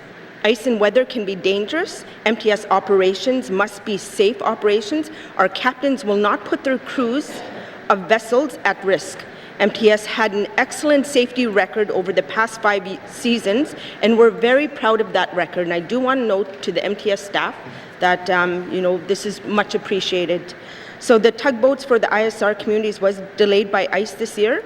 All of our deliveries to the communities were done. Boats and crews made it home safely, and I think that's very important. Thank you, Mr. Speaker. Thank you, Minister. Oral questions. Member for Yellowknife North. Thank you, Mr. Speaker. A quick Google search will tell you that the Fort Good Hope Seniors Home officially opened in February of this year. And then it didn't open. And then the N.W.T said it would open at the end of summer. And then it didn't open. So my question for the Minister responsible for Municipal and Community Affairs is, when is the Fort Good Hope Seniors Home going to open? Thank you, Member for Yellowknife North. Minister responsible for MACA. Thank you. I know he probably read in the paper at some point in time I was the Minister of Housing, but I'm not the Minister responsible for housing. That's Minister Chena. What I know right now, the Fort Good Hope Housing Nineplex is not open right now. We did open it during the COVID Secretariat. We had 24-hour supervision, temporary occupation lined up through the, again with the COVID breakout, to assist the community and isolate the people there. As for a date, I think the member should ask the Minister of Housing for that question. Thank you, Mr. Speaker. Thank you, Minister. Oral questions. Member for Yellowknife North. Thank you, Mr. Speaker. Well, I'll put the Minister on Housing on notice that I will ask her when she expects the N.W.T to let the N.W.T open their building. My question here is that I regularly receive complaints that our Office of the Fire Marshal is not operating with the same service that both of our neighboring territories are, that emails go unresponded to, that plan review function takes months, that getting occupancy permits can take months and months with different dates provided. Is the Minister willing to create some service standards for the Office of the Fire Marshal? Thank you, Mr. Speaker. Thank you, Member for Yellowknife North. Minister responsible for MACA. Thank you, Mr. Speaker. Mr. Speaker, as part of the process, we're reviewing the projects to make sure they're looked at and then they're prioritized based on when they were received. So the Fire Marshal's Office has developed a process to advise clients as we do in that. But most importantly, and man, I can't believe I'm doing this to the member from Yellowknife North, I'm giving them kind of another yes. The creation of the service standards for the Office of the Fire Marshal will be considered in the review of the Fire Marshal Act, and we will be doing that. Will be part of it. Thank you, Mr. Speaker. Now that's 3 yeses for the member. Thank you, Minister. Oral questions. Member for Yellowknife North. Thank you, Mr. Speaker. I never thought I'd be so excited for the Fire Prevention Act, but I'm really looking forward to that piece of legislation. Mr. Speaker, my understanding is that Nunavut, after creating a Building Standards Act, essentially hired a contracting firm to review the plan review function. My understanding is here we have one person who reviews the plans, and if they go on vacation, simply just no plans get reviewed. I believe a good way to solve that problem would be give the Fire Marshal a budget to have a contractor on hire as a backup for plan review. Is that something the Minister is willing to look into? Thank you. Thank you, Member for Yellowknife North. Minister responsible for MACA. Just so everybody here realizes it in the House and out there, my understanding, the public or the Fire Office of the Fire Marshal has not had any delays or backlog in projects under review. However, I'm giving them the 4th yes today. I'm getting I can't believe this is 4 yeses. I think Christmas is done for the Yellowknife North member. Contracting services, when warranted, is an option for municipal and community affairs to prioritize priorities and workload. Thank you, Mr. Speaker. Thank you, Minister. Final supplementary, member for Yellowknife North. Thank you, Mr. Speaker. I believe me and the minister, we're going to get through this. So we've had a number of conversations, and I previously asked whether the department was willing to change the guidelines that the Office of the Fire Marshal operates under to review draft documents first. And I want to clarify what I'm asking for here. I'm not asking for a final occupancy permit or a final sign-off on draft documents. That would be very inappropriate. But during building a building, the architects, the engineers, and the contractors all get together, they move around the plans, and there's lots of conversations. Other jurisdictions, the Office of the Fire Marshal has consulting meetings. They also review the plans. This is something our Office of the Fire Marshal refuses to do, and they will only look at finalized drawings. Then when one of our engineers gets in a fight with the fire marshal, we end up in court. So what I'm asking is, will the minister change the guidelines to allow the Office of the Fire Marshal to be involved a little earlier and have a consultation session with the draft documents and not just look at finalized documents? Thank you, Mr. Speaker. Thank you, member for Yellowknife North. Minister responsible for MACA. Mr. Speaker, planning review guidelines are available on the MACA website and provides a number of options to resolve potential issues before final drawings are submitted, including pre-submission meetings and partial review for specific circumstances. The Office of the Fire Marshal is willing to work with any client with concerns related to specific projects to find a solution with the regulatory framework. I really hate to do this, but this is his third yes today, the fifth one in 2 days. We'll look at this idea and during the review of the Fire Prevention Act. So I'm looking forward to it. We will look at these things. We're trying to improve things moving forward. And I have to say the Fire Marshal is doing a good job, despite what the member has said in his speech today. Thank you, Mr. Speaker. Thank you, member, our minister. Oral questions, member for Mumfwee. Merci, Mr. Speaker. Yes, this is a question for the N.W.T. Housing Corporation. I want to ask her why none of the 10 units being built in Betchicombe, not in Betchicombe, but I meant to say Clecho region, is designated for home ownership program. Thank you. For Mumfwee, minister responsible for the Northwest Territories Housing Corporation. Thank you, Mr. Speaker. We are distributing a federal delivery this year of 90 public housing units. Presently, right now, we are able to concentrate on home ownership. So the public housing units that are single and detached, they are up for sale. To date, we have had 104 applications that have been received, and we are working with those clients to educate them and to support them through the home ownership process. Thank you, Mr. Speaker. Minister, oral questions, member for Mumfwee. Well, that was a question for yesterday. So, so would the minister commit some of those 10 units to be designated for home ownership? Minister responsible for housing. Mr. Speaker, I'm not as generous as the Minister of MACA. Unfortunately, no, they won't be up for sale. This is to replenish our public housing stock. We do have a deteriorated housing stock. We are almost reaching our 50 years. But for the Clecho region, it's a very unique Indigenous government and Indigenous group where we do hold partnerships with them. We are in the process right now of working with the Clecho Housing Working Group in transferring 10 of our market housing units and also supporting them through the process as well too. Thank you, Mr. Speaker. Thank you, Minister. Oral questions, member for Mumfwee. Mercy, would the minister commit to selling units at a price that reflects their commercial value and take into consideration the amount of rent already paid and future maintenance costs? Mercy. For Mumfwee, minister responsible for housing. Thank you, Mr. Speaker. I can provide the member with further information on how our home ownership program is working and the eligibility and the criteria for them. Thank you, Mr. Speaker. Thank you, Minister. Final supplementary, member for Mumfwee. Mussy, there are many barriers to the subsidy programs for home ownership assistance with the N.W.T. housing corporations. What types of debt forgiveness does the N.W.T. housing corporation have? Debt. Member for Mumfwee, Minister responsible for housing.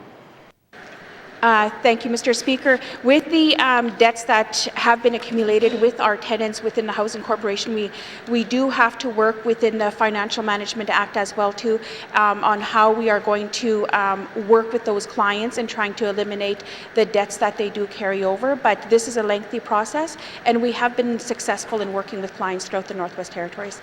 Thank you, Mr. Speaker. Thank you, Minister. Oral questions. Member for Yellowknife North.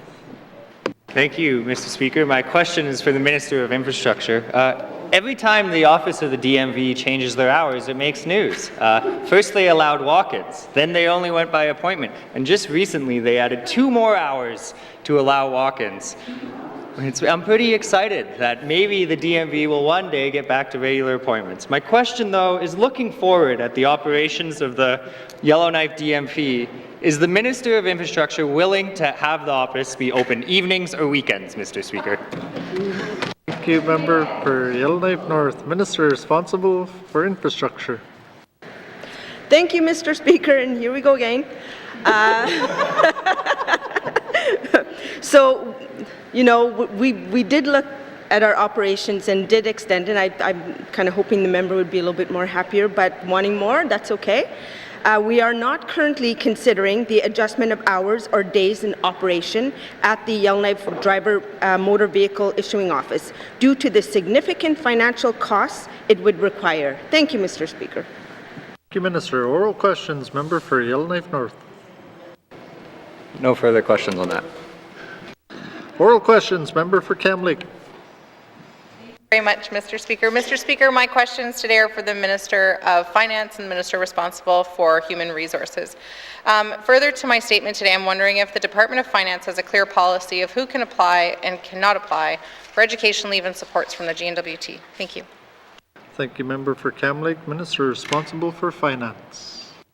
Thank you, Mr. Speaker. Mr. Speaker, employees need to have 3 years of service in order to be eligible for education leave, and then beyond that, the more specific conditions are within the collective agreement. So it does done at a departmental level, and anyone who's considering applying should be speaking directly to their supervisor to confirm that they're eligible and to go through that process. Thank you, Mr. Speaker.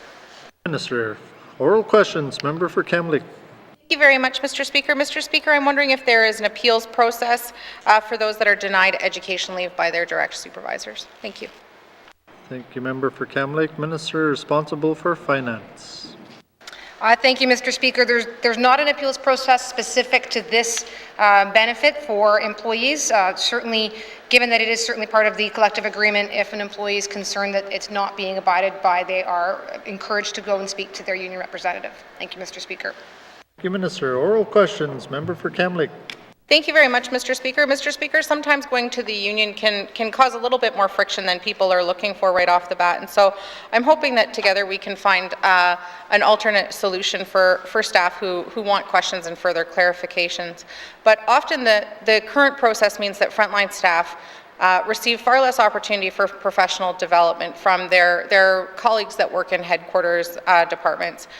This is required for nurses who want to gain the experience and the certifications required to work in small remote nursing stations and potentially return to their home communities. So how does the Department of Finance ensure that outlying factors like nursing shortages in other units or nursing levels in remote health centers are considered with an all-of-government approach to education supports? Thank you. Thank you, member for Kamloops. Minister responsible for finance. Thank you, Mr. Speaker. Mr. Speaker, I certainly was listening when the member spoke earlier and gave her member's statement. I have had my own constituents come to me wanting to do more, wanting to improve their education level and continue to contribute as public servants. While it is departments that have to be the ones defining their own needs and defining where they expect to see growth within their own departments and divisions, certainly the Department of Finance can take a role in terms of coordinating what is needed across the government. So I'll certainly commit to going back to the department and seeing what more we can do to make sure that we are actually doing that to the best of our possible ability. It comes at a good time, Mr. Speaker. I'm just going to give an extremely brief plug. The Indigenous Recruitment and Retention Framework is an opportunity for us to ensure that we are succession planning in a way that is made for the North and in the North to ensure that we are having a representative workforce. So I actually see some of these questions as dovetailing back into the work that's happening on that front. Thank you, Mr. Speaker. Thank you, Minister. Final supplementary, member for Kamloops. Yeah, thank you very much, Mr. Speaker, and I appreciate that commitment from the Minister. I think there are multiple opportunities here for the government to look at this as a whole, rather than silos of divisions within departments within the government, so that really we can look at how we can work together to accomplish the priorities of not only the 19th Assembly, but every Assembly afterwards as a unit. And so I'm wondering if part of that work will be not solely on the Indigenous recruitment framework, but also just on G&W.T policies as a whole, looking at more of a department-wide or even G&W.T-wide education, leave, and funding policy to support all hard-to-fill positions across the entire G&W.T. Thank you. Thank you, member for Kamloops. Minister responsible for finance.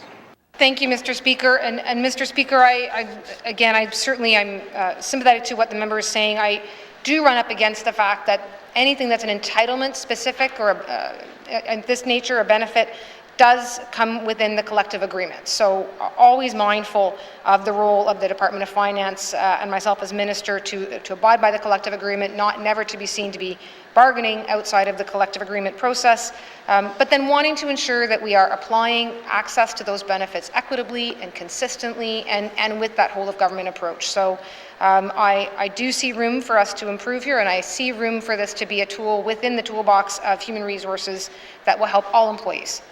So where that's going to get to, Mr. Speaker, I am sure I will continue to get questions from the member to see that I am achieving those goals. Thank you. Thank you, Minister. Oral questions. Member for Yellowknife North.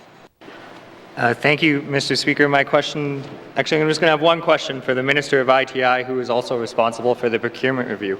One of the recommendations was to review the schedule of grandfathered businesses in the BIP registered businesses. So my question for the Minister is, will the Minister remove Walmart as a BIP business? Thank you, Mr. Speaker. Thank you, member for Yellowknife North. Minister responsible for industry, tourism and investment. Thank you, Mr. Speaker. Mr. Speaker, I think it was the member from Yellowknife North who at one time told me we should be looking at the number of employees that a business has before we move too quickly on who to remove or who not to remove. But, Mr. Speaker, I am not in the habit, Mr. Speaker, of making commitments that singles out one particular business or one particular contract or one particular individual. This is going to be part of, very much has been part of the review, very much will be part of where this goes next, is to define what is a northern business, who should be a northern business. That's a huge part of making sure that we are keeping the most benefits in all ways possible in the Northwest Territories, and I will certainly commit to doing that as I have been throughout this process. Thank you, Mr. Speaker. Thank you, Minister. Oral questions. Written questions. Returns to written questions.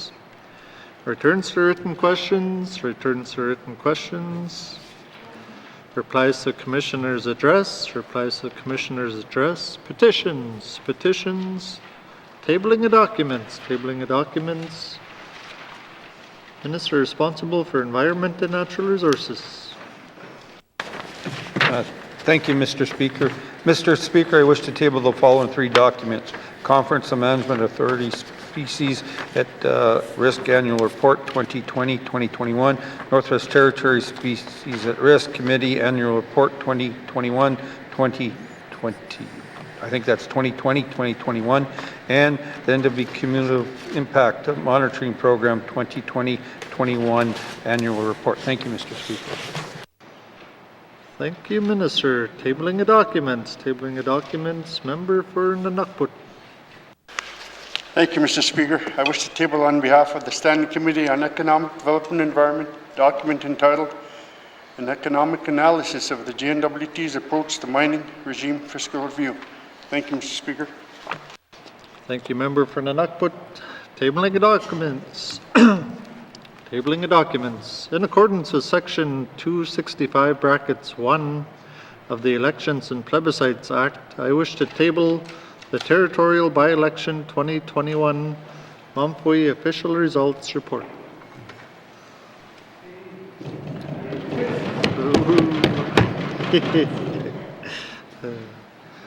Tabling of documents. Tabling of documents.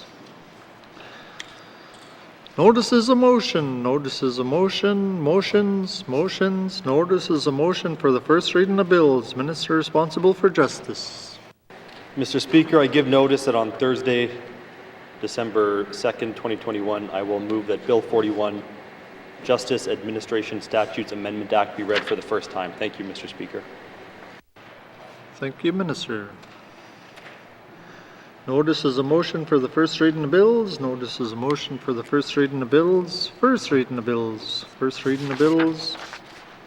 Second reading of bills. Second reading of bills. Consideration in Committee of the Whole of Bills and Other Matters. Bill 23, 24, 29, 30, 31, 32, 33. Committee Report 17-19 brackets 2. Committee Report 18-19 brackets 2. Committee Report 19-19 brackets 2. Table Document 437-19 brackets 2. Table Document 438-19 brackets 2. Table Document 439-19 brackets 2. And Table Document 466-19 brackets 2. Colleagues, by the authority given to me as Speaker by motion 1-19 brackets 2, I hereby authorize the House to sit beyond the daily hours of adjournment to consider the business before the House, with Member for N.W.T. Lakes in the chair.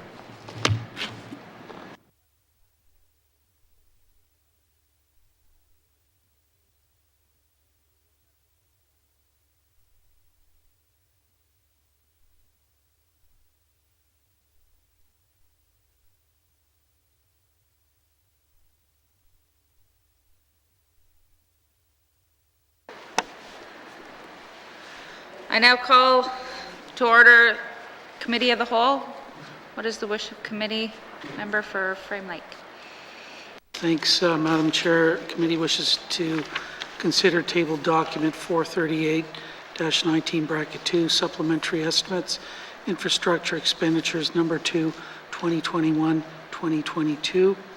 Table document 439-19 brackets 2, supplementary estimates, operations expenditures number 2, 2021-2022. Table document 466-19 brackets 2, supplementary estimates, operations expenditures, and borrowing authorization number 4, 2020-2021. Bill 31, an act to amend the Pharmacy Act. Bill 32, an act to amend the Northern Employees Benefit Services Pension Plan Act. Bill 33, National Indigenous Peoples Day Act. Committee Report 17-19 brackets 2, report on the review of Bill 23, an act to amend the Public Utilities Act. Thanks, Madam Chair. Thank you, Member. Does committee agree? Thank you, committee. We will have a recess and start with the first item.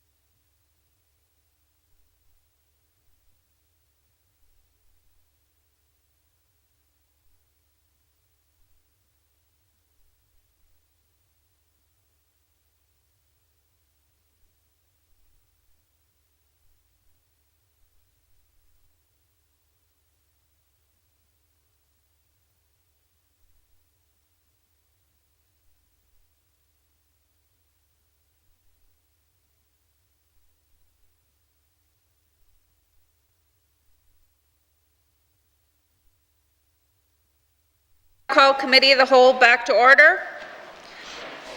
Committee, we have agreed to consider table document 438-19, brackets 2, supplementary estimates, infrastructure expenditures number 2, 2021-2022. Does the Minister of Finance have any opening remarks? Madam Chair, I'm here to present supplementary estimates, infrastructure expenditures number 2, 2021-2022. These supplementary estimates propose a total decrease of $109.8 million comprised of the following items. First, a decrease of $113.5 million to adjust infrastructure project cash flows to realign the appropriations with the anticipated project schedules. This amount is fully offset by appropriations in future cash flows. Second, $2.8 million is required for surfaces overlay costs at the Fort Smith Airport, and $761,000 is required for airfield electrical replacement costs at the Fort Simpson Airport. Both of these projects are fully offset by revenues from the federal government. And finally, $203,000 is required for the acquisition of 3 portables to support the renovation of the Colville Lake School. That concludes my opening remarks, and I would be happy to answer any questions members may have. Thank you, Minister. Do you have, does the Minister wish to bring witnesses into the House? Yes, please. Sergeant at Arms, please escort the witnesses into the chamber.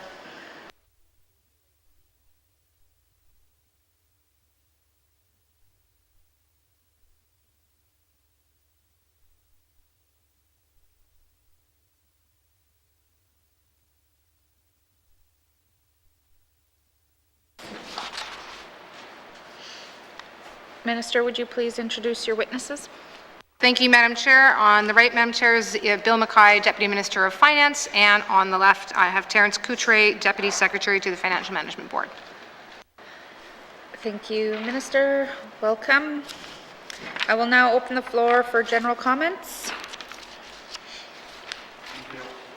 Seeing no further general comments, we'll review the supplementary estimates by department. The committee has agreed to forego general comments on each department. Does the committee agree to proceed to the detail contained in the table document? Agreed. Committee has agreed to begin with the review of the Department of Infrastructure. Committee, we will begin on page 6.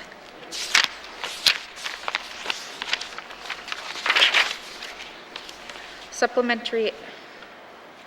Yeah, so. Questions?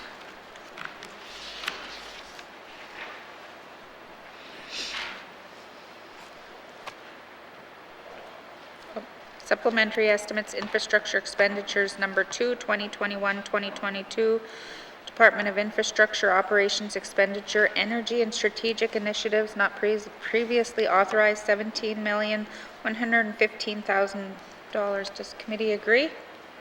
No. Member for Frame Lake. Thanks, Madam Chair. So I'm furiously trying to flip between various documents here. In the minister's opening remarks, she talked about a $113.5 million negative appropriation. And I guess I've been here 6 years. I'm not sure I've ever seen a negative appropriation, maybe once or twice before, but not of $113 million. So can I just get some more explanation from the minister on what this is? Thank you. Minister? Thank you, Madam Chair. Madam Chair, in past years, certainly last year, there was concerns raised about the fact that there are carryovers and that the carryovers, of course, don't come till fairly late in the cycle. So this was an effort to better reflect the work that is in fact ongoing. And so the Department of Finance asked all departments to make an effort to determine what their actual ongoing projects schedules would be, so that projects that are not going to be advanced on this cycle could have their budgets adjusted now rather than having to be a carryover. So instead of seeing it later, what we are seeing is that indeed the appropriation is being removed at this stage with a view to lining up in future years when in fact it's expected that the projects will be moving forward and the actual costs are being incurred. Thank you, Madam Chair. Thank you. Member? Thanks, Madam Chair. So this money that's being taken out of the current financial year, so this appeared before us, or it appears before us now as the capital estimates. So this $113 million has been transferred into the capital estimates for 2022, 2023. Is that what I hear the minister saying? Thanks. Thank you. Minister? Thank you, Madam Chair. No, it's not transferred in. It is cash flowed differently. And perhaps, Madam Chair, I'm going to see if, in fact, Mr. Coutre may want to take a stab at explaining that. Thank you. Mr. Coutre. Thank you, Madam Chair, and good evening. Yes, the minister is correct that it is a reduction of $113 million in the 21-22, but that amount does not all get reallocated to 22-23. It gets reallocated to other future years as well, depending on when departments expect to incur those capital expenditures. Thank you, Madam Chair. Thank you. Member for Frame Lake? Thanks, Madam Chair. So I always thought you couldn't kind of like carry over money from one year to the next. And a big chunk of this is probably federal funding. So like how many years into the future can you carry this stuff forward before authorization runs out? Or you got to give the money back to the feds? Thanks, Madam Chair. Thank you. Minister of Finance. Thank you, Madam Chair. Madam Chair, I anticipate that will depend project by project. I'm not sure if we could perhaps give some examples, or if the Department of Finance might be able to give some examples. So and certainly would have to come in with some discussions with the federal funders where that is the case. So I'll see if, again, if there's an example, perhaps Deputy Minister might be able to provide. Thank you. Deputy Minister McKay. Thank you, Madam Chair. So all of these transfers are compliant with the federal agreements that they're under. So, but as for a specific example, I might turn to Mr. Coutre to give that if he can. Thank you. Thank you, Mr. Coutre. Thank you, Madam Chair. And the member's right. We are only appropriated for 1 year at a time. So for those amounts that are beyond the 22-23 year, those projects would remain kind of in the priority list for future capital estimates and review by the Legislative Assembly. For example, for the projects that are funded by ISIP, we have a 3-year rolling forecast for that program, and that's updated every year. And our intentions would be to come forward with recash flowing proposals depending on that 3-year forecast for those ISIP programs or projects. Thank you, Madam Chair. Thank you. Member for Frame Lake? Okay, thanks for that. So beyond this recash flowing, are there other like carryovers that are taking place? Thanks, Madam Chair. Thank you. Member Minister? Thank you, Madam Chair. Certainly can't say with 100% certainty that there won't still be carryovers from the 21-22 infrastructure budget.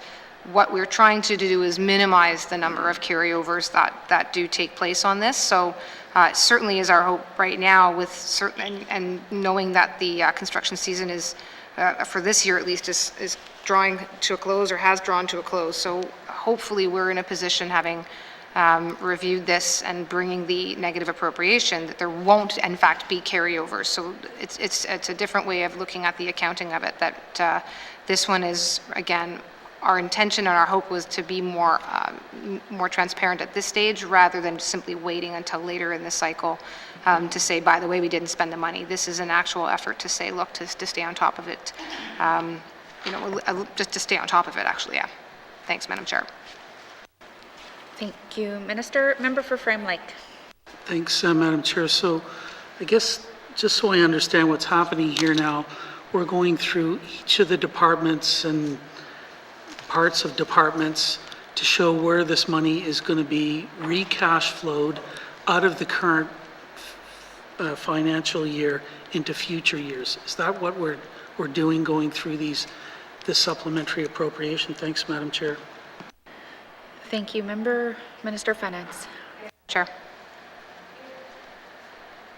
Thank you, Member for Frame Lake. Okay, well, I'm a little bit better informed. I'm still concerned with the amount of carryovers, or re-cash flowing as it's called. What's driving this? Perhaps COVID might be, but is it also our ability to get the money out the door? Do we need more people in the Department of Infrastructure to do contracting? Have we maxed out the contract capacity in the Northwest Territories? What's driving this $113 million re-cash flow into future years? Thanks, Madam Chair. Thank you, Minister of Finance. Thanks, Madam Chair. Madam Chair, I think the members listed certainly some of those factors. It's all the same factors as what drives when we bring a carryover forward in the spring. It can be a case where a project may not have had its approvals in place, a project might not have been able to find contracting, there may have been delays perhaps in design. There certainly in the last couple of years have been projects that have been delayed due to COVID. For example, the Toledo Healthcare Centre was delayed when people weren't able to literally get into the community safely and compliant with concerns around ensuring protection against COVID-19 in a small community. So, and again, I think folks will recall we did have a significant number of carryovers as a result of COVID. I think those have started to wane as far as a singular reason. But all of the items that the members mentioned are still live and present. But again, the hope is that by instituting this now and intending to go through with this forward is that departments are all under an obligation to be paying attention as they go forward. Budgets are kept more up to date, variances are kept more up to date. Thank you, Madam Chair. Thank you, Minister. Member for Frame Lake. Thanks, Madam Chair. I've been asking probably now for 5 years if there's a way to categorize carryovers, and now I guess we're calling them re-cash flowing, by reasons, so that we could then sort of pinpoint what some of the major reasons might be and actually address them and find better ways to actually get the money spent in the year in which it's actually appropriated. So is there any of that kind of tracking done now? Because I've been asking for it for 5 years. Thanks, Madam Chair. Thank you. Minister of Finance. Thank you, Madam Chair. Madam Chair, every department does certainly have to justify if they're not meeting, if the actuals that they're incurring are significantly different from what's been budgeted, they certainly have to provide an explanation for that. But again, it's going to be project by project and department by department because there's different reasons. And in fact, some projects have more than one reason why they may be experiencing a delay. So, it's a matter of going through each one and certainly happy to provide that further detail. Thank you, Madam Chair. Thank you, Minister. Are there any further questions, comments to this department? Seeing none, supplementary estimates, infrastructure expenditures number 2, 2021-2022, Department of Infrastructure, operation expenditure, energy and strategic initiatives not previously authorized, $17,115,000. Does committee agree? Supplementary estimates, infrastructure expenditures number 2, 2021-2022, Department of Infrastructure, operations expenditure, total department not previously authorized, $17,115,000. Does committee agree? Committee, we will now consider the Department of Education, Culture and Employment on page 7. Supplementary estimates, infrastructure expenditures number 2, 2021-2022, Department of Education, Culture and Employment, operations expenditure, junior kindergarten to grade 12 school services not previously authorized, negative $3,087,000. Does committee agree? Member for Frame Lake. Thanks, Madam Chair. So this is an interesting one where we're spending money for portables in Colville Lake, and I'll be the first to admit I've never been to Colville Lake, but I've heard stories about how unacceptable the school is there.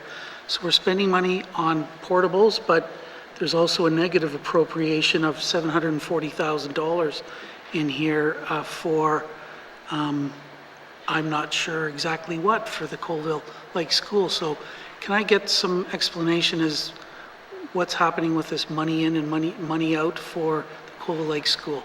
Thanks, Madam Chair. Thank you. Member Minister of Finance. Madam Chair, the Colville Lake School renovation has been delayed somewhat, and so as an interim solution, because the school right now is in quite a dire state, I understand that the Department of Education, Culture and Employment are looking to bring 3 portables in. Some of that work is getting done now, and that's the money that's reflected here. But unfortunately, the procurement process for these portables was somewhat delayed, and so a large portion of those efforts is going to be moved into a future year. Thank you, Madam Chair. Thank you. Member for Frame Lake. Thanks, Madam Chair. So the $740,000 that's being taken out, what was that originally going to be used for then? Thanks. Thank you. Minister.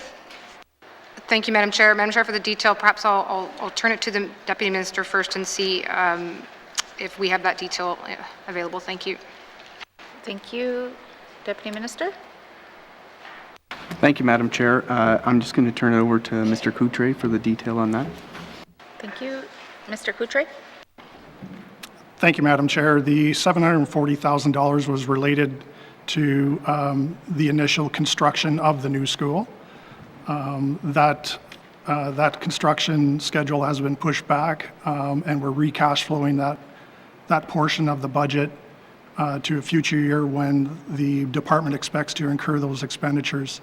The $203,000 highlighted by the member is for the purchase of portables, although related to the capital build of the new school.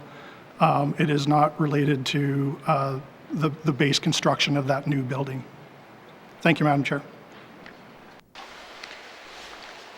Thank you, Mr. Coutre. Member for Frame Lake. Okay, thanks, Madam Chair. So can we really get 3 portables for $203,000 up to Colville Lake? Or I just see that seems to be a very small number to get 3 portables to Colville Lake. What's going on here? Thanks, Madam Chair. Thank you, Member Minister of Finance. Yeah, thank you, Madam Chair. Madam Chair, the majority of the cost is in the current year, or well, in the current draft capital plan that we have actually just been going through in the last couple of weeks. I don't have those total numbers in front of me, but it is significantly more than $203,000 to get portables up to Colville Lake. So again, I don't have that in front of me. We've just gone through it here in the last couple of weeks, though. That's where the bulk of it is. If I do recall correctly, this is well, actually, let me just see here, Madam Chair. Perhaps, again, I think it's the site design work that needs to, there we are. So yeah, the beginning of site design and some of the preparation so that when the portables do arrive, they can be put in. The total cost, I believe, Madam Chair, is approximately $1.7 million. Thank you. Thank you, Minister. Member for Frame Lake. Thanks, Madam Chair. So when do we actually expect to have some kind of an agreement with the community to actually build a new school? Thanks, Madam Chair. Thank you. Minister of Finance. Thank you, Madam Chair. Madam Chair, that's a level of detail that I'd have to turn to the Department of EC&E for, I think. I'm not sure if Minister Simpson's in a position to speak to that. Thank you. Minister of EC&E. Thank you, Madam Chair. And I can't give a definitive date. We are approaching this project in a very unique way, and we're working with the community, and we are on the community's timeline in many ways. We understand that there needs to be a new school, just as they understand there needs to be a new school. No one's trying to hold things up, but it's an unpredictable process because we've never been down this path before. So everyone is committed to ensuring we get the work done and get it done in a timely manner, but I don't have a date for the member. Thank you. Thank you. Member for, are there any further questions on this? Member for Great Slave. Thank you, Madam Chair. And Madam Chair, I'm not sure if the minister can answer that, but this line of questioning has made me ask, what will happen to the portables when the school is built, and is there a commitment to have them returned to the community? Thank you. Sorry, can you, member? I just corrected myself and said kept with the community. Thank you. Thank you. Minister of Finance. Chair, Madam Chair, these portables will continue to be under the ownership of Education and Culture and Employment, and no doubt will continue to see much use in the territory. Thank you. Thank you. Any further questions, member for Great Slave? Okay.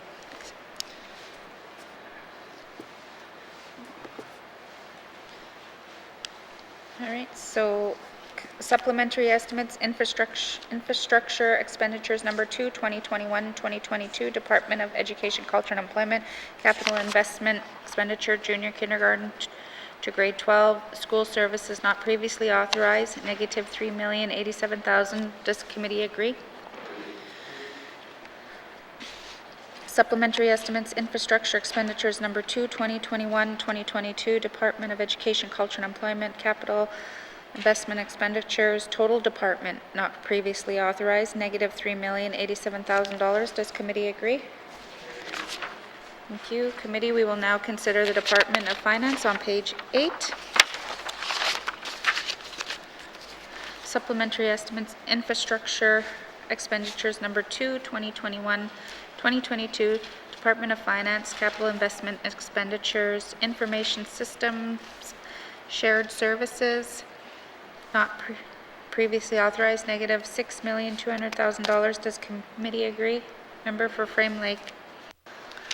Thanks, Madam Chair. So can I get an explanation as to why the Mineral Administration Registry System is being moved out of this department, finance, into ITI? Thanks, Madam Chair. Thank you. Minister of Finance. Thank you, Madam Chair. Madam Chair, the MARS system has to be coordinated with what's happening on the front of the Mineral Resources Act regulations. That work, of course, happening over in ITI. The two are really dependent on one another, so it is one of those occasions where the technical specifications required for MARS to be successful has to happen in conjunction with what's happening with the MRA regulations, so that the one will reflect the other reasonably, and that the timing of the two are complementary to one another. So it made, in that sense, the most sense to have the two and one under the one department and in the department that is leading the work. Thank you, Madam Chair. Thank you, Minister. Member for Frame Lake.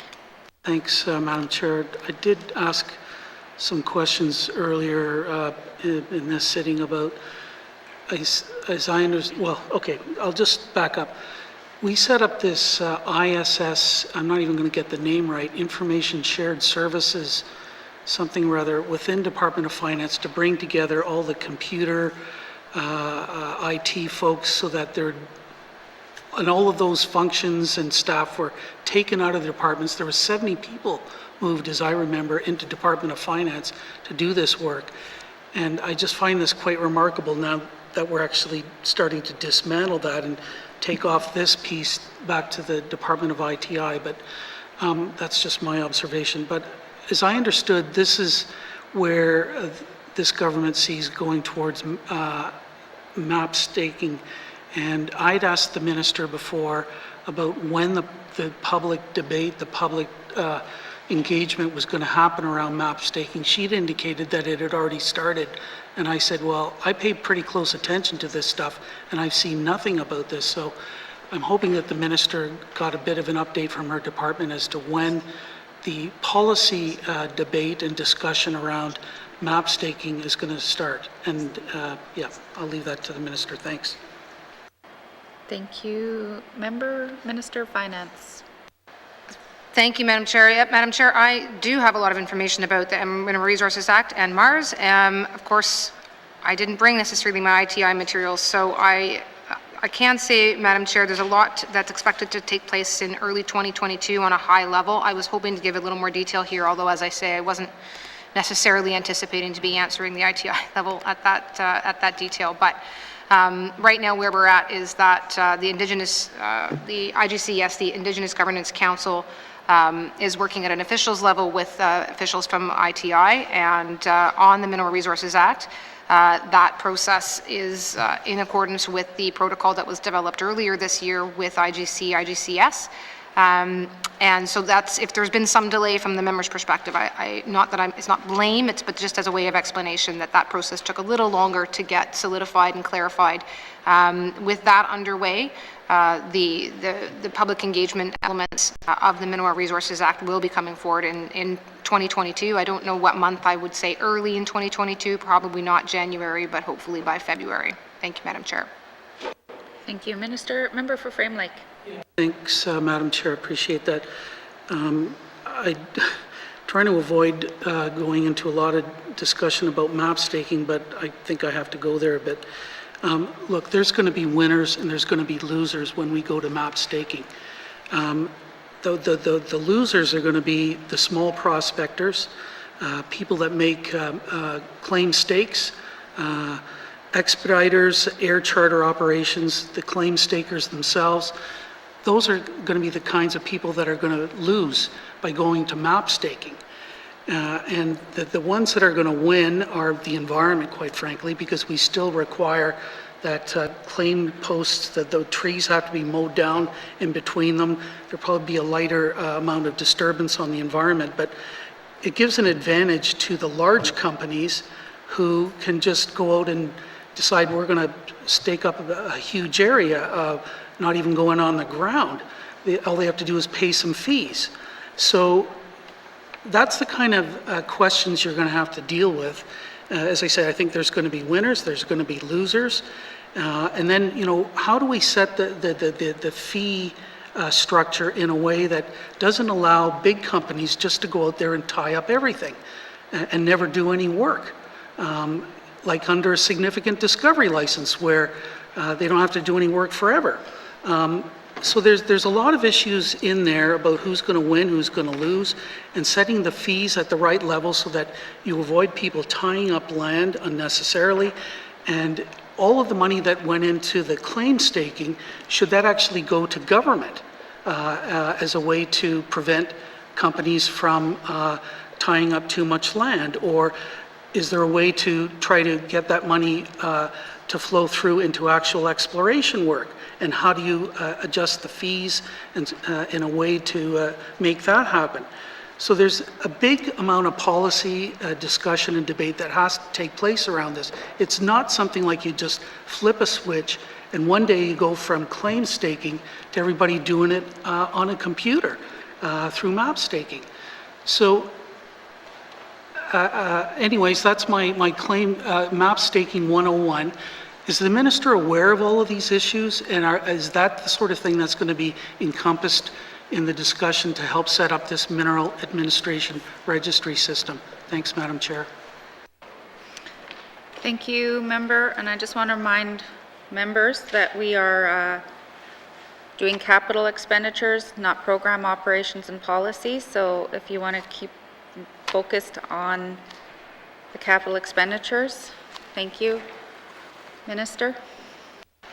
Thank you, Madam Chair. Madam Chair, I think the member has well articulated really the underlying reasons why this particular project moved from being something under ISSS over to the folks who are doing the Mineral Resources Act regulations.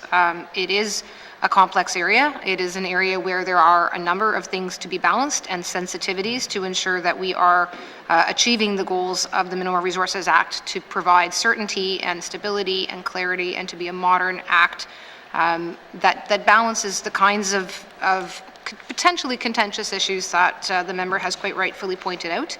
I'm mindful of time and don't want to necessarily utilize this as the opportunity to say it, but it certainly remains my hope, Madam Chair, that the Mineral Resources Act regulations and the MARS system that goes with it are going to indeed be a modern system and an efficient system, and one that will be looked at positively both well, by all the different parties who may be looking to the work that we're doing. So happy to run another briefing on the Mineral Resources Act regulations and or MARS and or all of the things, Madam Chair, and perhaps get into more detail at that time. Thank you. Thank you, Minister. Member for Frame Lake.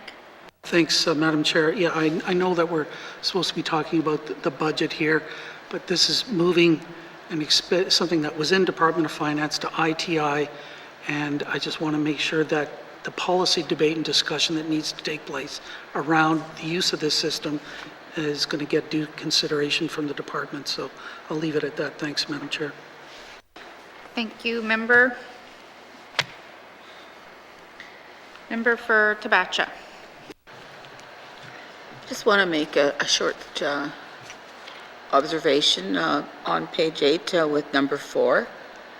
For the record, I think that the transfer of the records from the Mineral Administration and Registry System to Industry, Tourism, and Investment is a good decision. I say that because going through the maze at shared services is sometimes overwhelming, and I think that the N.W.T. should be open for business.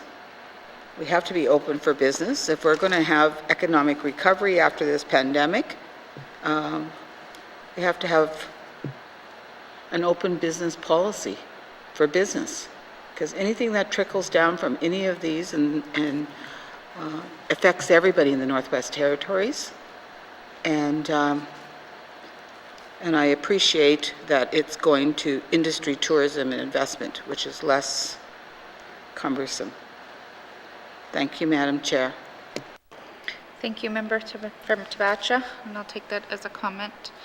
Any further questions or comments? Supplementary estimates, infrastructure expenditures, number 2, 2021-2022, Department of Finance, capital investment expenditures, information system shared services not previously authorized, negative $6,200,000. Does committee agree? Supplementary estimates, infrastructure expenditures, number 2, 2021-2022, Department of Finance, capital investment expenditures, total department, not previously authorized, negative $6,200,000. Does committee agree? Thank you. Committee, we will now consider the Department of Health and Social Services on page 9.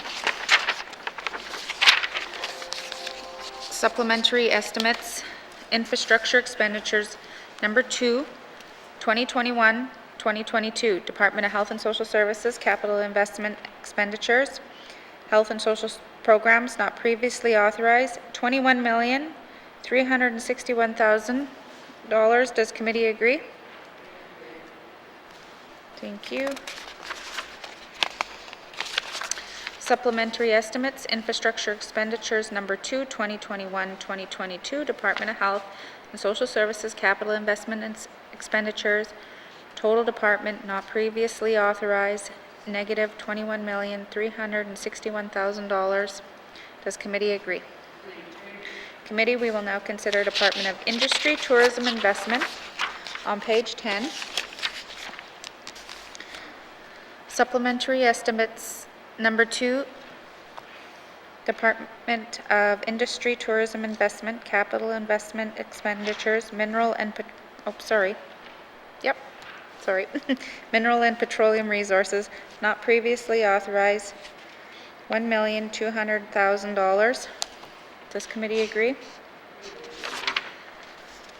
Supplementary estimates, infrastructure expenditures, number 2, 2021-2022, Department of Industry, Tourism, Investments, capital investment expenditures, total department not previously authorized, $1,200,000. Does committee agree? Committee, we will now consider the Department of Infrastructure on page 11. Supplementary estimates, infrastructure expenditures, number 2, 2021-2022, Department of Infrastructure, capital investment expenditures, asset management, not previously authorized, negative $44,513,000. Does committee agree? Member for Frame Lake. Thanks, Madam Chair. Can anybody tell me, was any work done, or is any work going to be done in 21-22 with regard to the Frank Channel Bridge? Thanks, Madam Chair. Thank you, Member. Minister of Finance.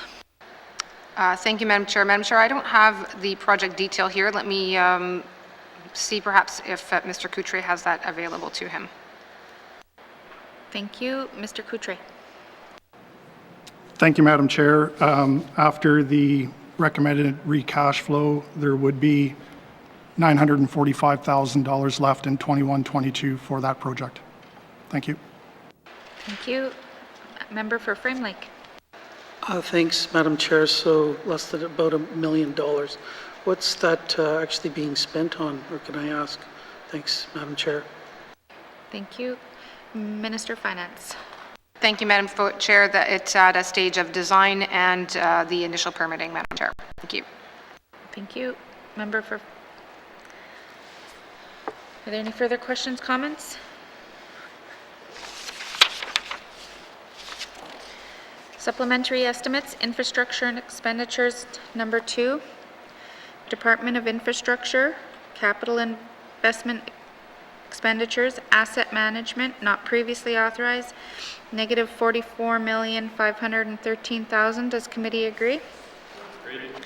Supplementary estimates, infrastructure expenditures, number 2, 2021-2022, Department of Infrastructure, capital investment expenditures, energy and strategic initiatives, not previously authorized, $45,274,000. Does committee agree?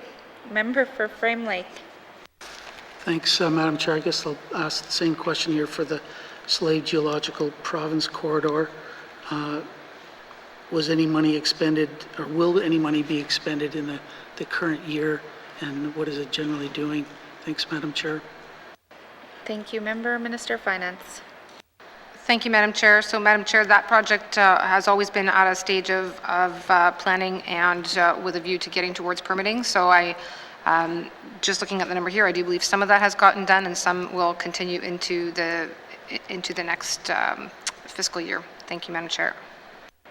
Thank you, Minister. Member for Frame Lake. Thanks, Madam Chair. So is any money being spent on this in the current year? Thanks, Madam Chair. Thank you, Member. Minister of Finance. Madam Chair, yes, $2.8 million was spent in the current. Thank you. Thank you. Member for Frame Lake. Thanks. And then for the Inuvik wind project seems to be a really round figure of $19 million.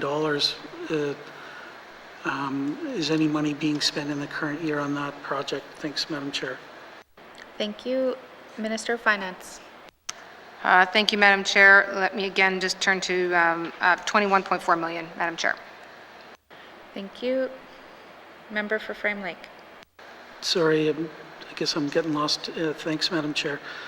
I'm getting lost in the numbers, so I didn't quite catch the number, and if the Minister could also indicate what it's being spent on. Thanks. Thank you. Minister of Finance. Thank you, Madam Chair. Madam Chair, I have the background here. Let me turn this to Mr. Coutre, who may have the most recent detail on what was done over the current year, in the last construction season. Thank you. Thank you. Mr. Coutre. Thank you, Madam Chair. I understand there's actually components of the wind turbine on site, and the construction of that project is happening this year and being finished in 22-23. The majority of the budget is allocated to 21-22, and as the Minister mentioned, that's at about $21.5 million. Thank you. Thank you. Member for Yellowknife North. Thank you, Madam Chair. I was hoping I could just get a little bit more detail on the money being spent on the Slave Geological Province Corridor. I understand we spent $2.8 million this year, and we're moving $6.5 million forward. I get this is. Do we have an estimate of the total cost to get this planning work done? And I believe some of this is also for the potential environmental review. Can I just get a little bit more detail on what we expect the planning and environmental costs to be? Thank you. Thank you. Minister of Finance. Thank you, Madam Chair. Madam Chair, this, well, at this point, there are studies that are being done, geotechnical, the traditional knowledge studies, there's routing studies, there's certainly also a fairly significant amount of outreach that needs to occur with Indigenous governments, and certainly some visioning in terms of how we'll be structuring the relationships going forward on the project. So all of that work is underway. It's just that not all necessarily happening within the current fiscal year, and so that's where some of the money that's been allocated is being moved into coming years. So the infrastructure acquisition plan that we've just been reviewing would have also included the Slave Geologic project, and would have included the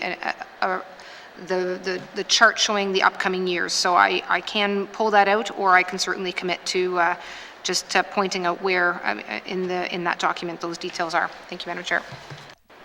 Thank you, Minister. Member for Yellowknife North. Yeah, thank you, Madam Chair. I understand we got about $40 million to spend on this, perhaps, from the federal government. I can't remember the portion of that money that was ours. I guess I am still slightly confused as to the timing of all this and the steps. And you know, I know it's quite easy to just spend a few $1 million on geotechnical for a road that, you know, we need another $750 million to eventually build, at least. And I know we have some lessons to learn from the Mackenzie Valley Highway of being in the environmental assessment for a decade or so. I'm just hoping the minister could speak to a little of when we would expect to actually be putting in permits, and yeah, I'll start with that. Thank you. Thank you. Minister of Finance. Thank you, Madam Chair. Madam Chair, the Department of Infrastructure is lead on this, so for that level of detail, I'll turn it over to Minister Archie, please. Thank you. Minister Archie. Thank you, Madam Chair. Madam Chair, we are looking at some wildlife studies, engagement planning. In our next capital, we are asking $18.8 million, and that's for fiscal year 22-2023. And this is partially federal funding, 75-cent dollars. Thank you, Madam Chair. Thank you. Member for Yellowknife North. Thank you, Madam Chair. I guess I'll just ask one more question. Is all this work being done, is it just for phase one of the road? Is it just the Lockhart Lake? Or are we doing environmental assessment and wildlife studies for the potential of the whole project? I'm just trying to get a little more information on how we're approaching the permitting. Thank you. Thank you. Minister of Finance. Yeah, thank you, Madam Chair. I believe it is, in fact, right now the project is as far as Lockhart Lake. Again, I was about to start getting my binder out from the capital estimates. I didn't. I probably should have, but I'll just see if Minister Archie could confirm if my recollection is correct on that, please. Thank you. Minister of Infrastructure.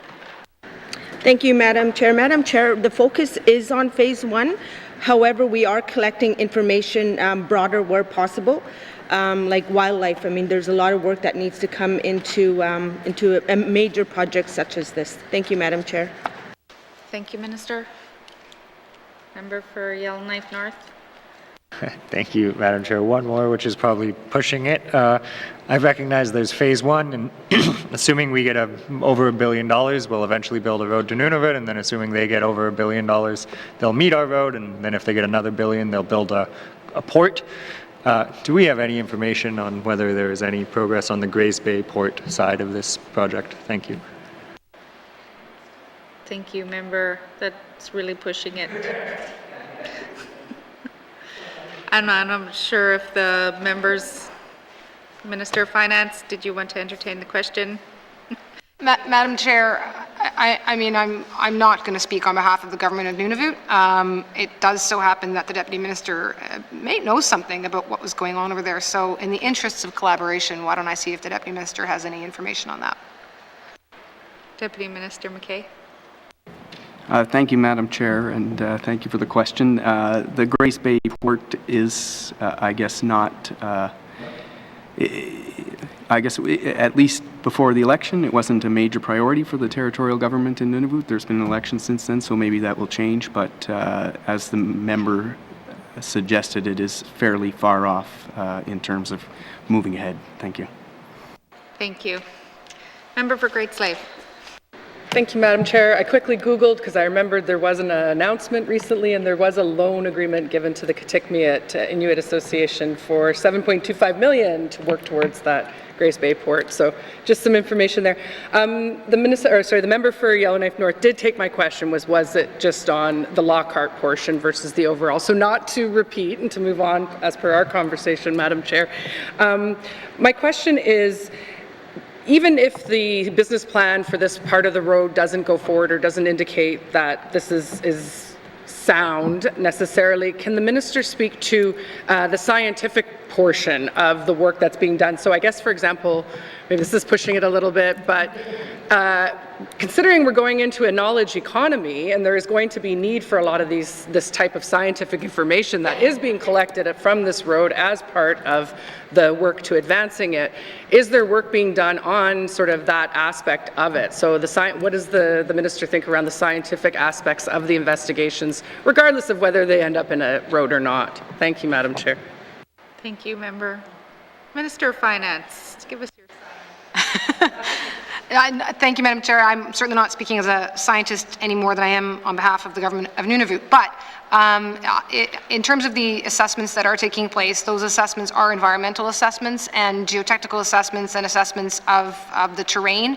And it is information that does include scientific understanding and scientific study of what is in the area. I mean, obviously from the perspective of wanting to determine an appropriate route, but it's one that certainly adds to our knowledge of the region, and certainly adds to our knowledge of the region in a variety of ways, including traditional knowledge of the region being recorded and made available. So there's certainly a positive investment that's taking place in terms of understanding, more about the territory, and particularly more about an area where there's very strong indications of potential for whether it's mineral resources, but also in terms of understanding the other natural resources that are there. So, that is all good news. Now, obviously, right now it's coming at a high cost because it's a level of technical assessment that's with the perspective of potentially building a road.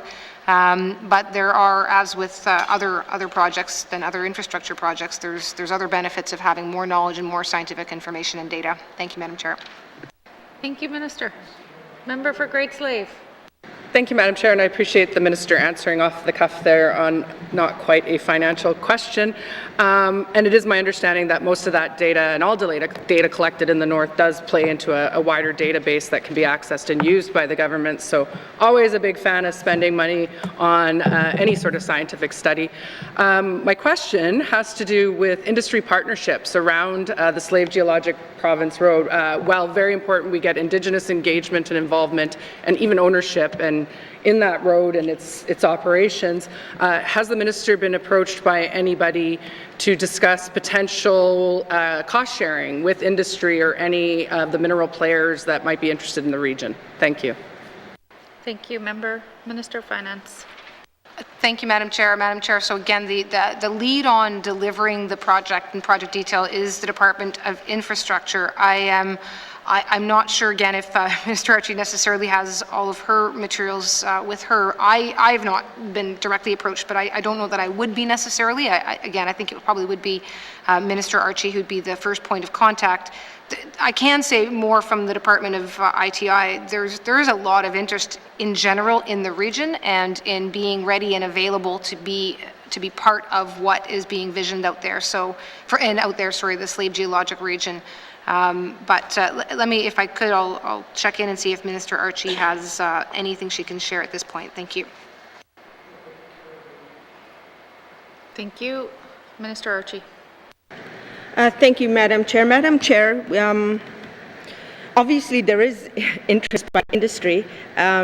We have not discussed potential cost sharing to date yet. However, we are sharing some of our information with industry and others.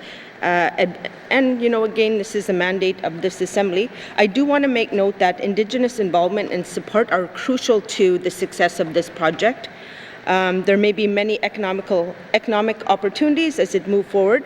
So, we have engaged with some of the Indigenous groups as well. Thank you, Madam Chair. Thank you, Minister. Member for Great Slave. Thank you, Madam Chair. This will just be probably a little bit of a comment. I'm glad to hear that the Indigenous organizations are being consulted and at the Minister's forefront. I guess I just wanted to point that out or bring up that line of discussion because this is the southern portion of the Diamond Mines Ice Road, and therefore the sooner we can get this portion of the road constructed, the potential for the diamond mines to have more longevity and more money to put towards exploration. So just a comment and why I also strongly still support the construction of this road. Thank you. Thank you, Member for Grace Slave. Any further questions on the capital investment expenditures? Seeing none, supplementary estimates, infrastructure expenditure number 2, 2021-2022, Department of Infrastructure capital investment expenditures, energy and strategic initiatives not previously authorized, negative $45,274,000. Does committee agree? Supplementary estimates, infrastructure expenditures number 2, 2021-2022, Department of Infrastructure capital investment expenditures, programs and services not previously authorized, negative $7,634,000. Does committee agree? Thank you. Supplementary estimates, infrastructure expenditures number 2, 2021-2022, Department of Infrastructure capital investment expenditures total, department not previously authorized, negative $97,421,000. Does committee agree? Thank you, committee. Do you agree that you have concluded consideration of table document 438-19-2, supplementary estimates, infrastructure expenditures number 2, 2021-2022? Member for Frame Lake. Madam Chair, it's kind of hard for me to say this, but I move that consideration of table document 438-19 brackets 2, supplementary estimates, infrastructure expenditures number 2, 2021-2022 be now concluded, and that table document 438-19 brackets 2 be reported and recommended as ready for further consideration in formal session through the form of an appropriation bill. Thank you, Madam Chair. The motion is in order. To the motion? Question. Question has been called. All those in favor? Opposed? Abstentions? The motion is carried. Table document 438-19-2 will be reported as ready for consideration in a informal session through the form of an appropriation bill. Thank you, Minister, and thank you to the witnesses. Going on to the next.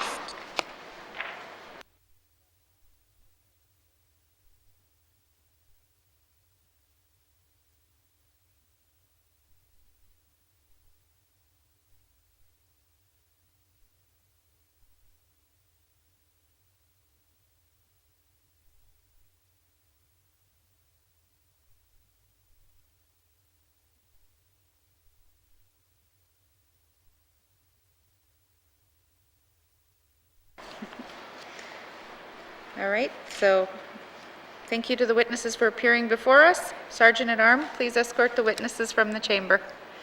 And members will take a short break. Good chair.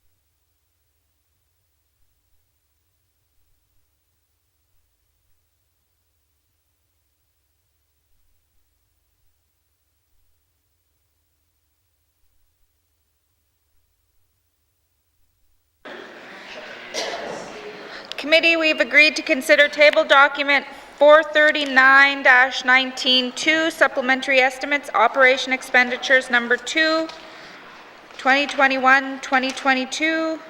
Does the Minister of Finance have any opening remarks? Yes, thank you, Madam Chair.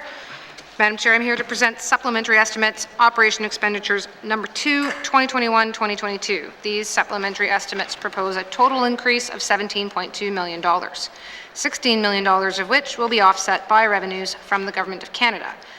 Notable items which are federally funded include $4.9 million in support of First Nations and Inuit home and community care, $3.2 million to reduce risk in long-term care facilities during the COVID-19 pandemic, $2.8 million in support of early learning and childcare programs, $979,000 in support of the Regional Air Transportation Initiative, and $800,000 to deliver the Tourism Restart Investment Program. In addition, these supplementary estimates include $1.2 million to address a budget shortfall in the Fire Operations Suppression Division related to the 2021 forest fire season. That concludes my opening remarks, Madam Chair, and I'd be happy to answer questions. Thank you, Minister. Do you wish to bring witnesses into the House? Madam Chair. Thank you. Sergeant at Arms, please escort the witnesses into the chamber.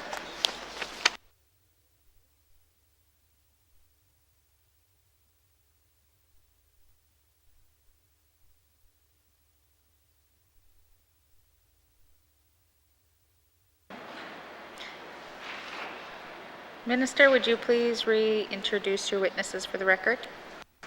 Thank you, Madam Chair. Back again, I have the Deputy Minister of Finance, Bill McKay, and the Deputy Secretary to the Financial Management Board, Terence Coutre. Thank you and welcome. I will now open the floor for general comments.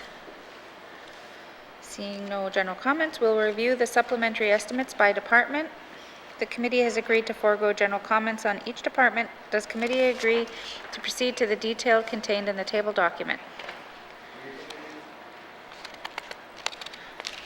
All right.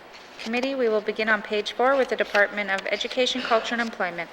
Supplementary estimate operation expenditures number 2, 2021-2022. Department of Education, Culture and Employment, Early Learning and Childcare not previously authorized, $2,769,000. Does committee agree? Member for Yellowknife North.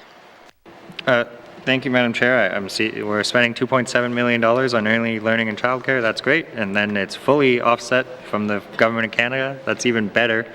Can I just get a bit of an explanation of what this fund is, and especially in relation to, I see it runs to 2025, in relation to the upcoming child care fund, an agreement we could sign. I just want to understand how, if at all, they work together. Thank you. Thank you. Minister of Finance. Madam Chair, the Minister of EC&E is eager to provide that detail. Thank you. Minister of EC&E. Thank you, Madam Chair. So we have had an existing deal with the Government of Canada for a number of years. They have been providing us funding for early learning and childcare in around the tune of $2.5 million a year. We have re-signed that deal recently, and so that is this funding here. And this will be in addition to any funding we receive through the Canada-wide early learning childcare agreement. So instead of being rolled up into one single agreement, we have a couple agreements going at the same time. Thank you. Thank you. Minister of Yellowknife North, or member for Yellowknife North. Thank you, Madam Chair. Sorry, I guess I must miss this announcement. So glad we re-signed this deal. Can I just get, I see the deal runs to 2025, what the total cost of the deal is? Thank you. Thank you. Minister of Finance. Thank you, Madam Chair. Madam Chair, I'm going to see if I have that.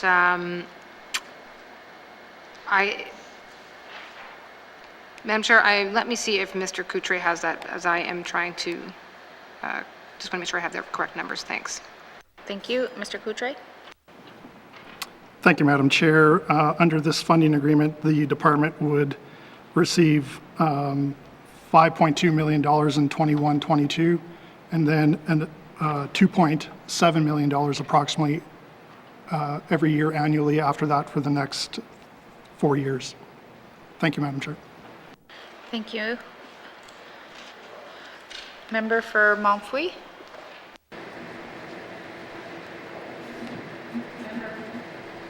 Mafui? Okay, I would like to know how many of these funds are going to the outlying communities and how much is staying in Yellowknife or with the department headquarters? Thank you. Minister of Finance. Thank you, Madam Chair. Madam Chair, again, I don't know if I have that level of detail here, but perhaps the minister responsible for EC&E might have some of that detail available to him. Thank you. Thank you, Minister of EC&E.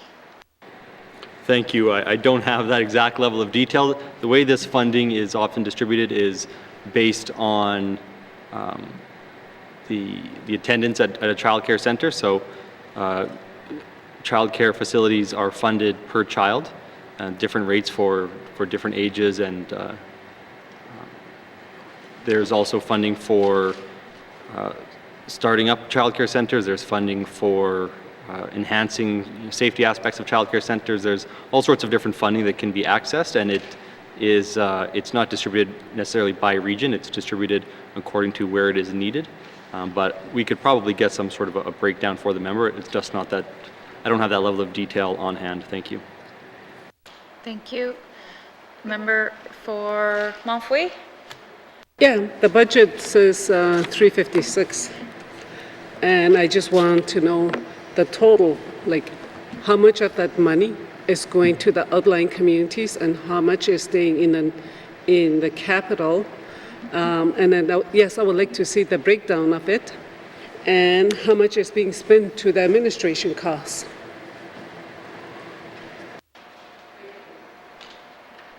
Thank you, Member for Mafui.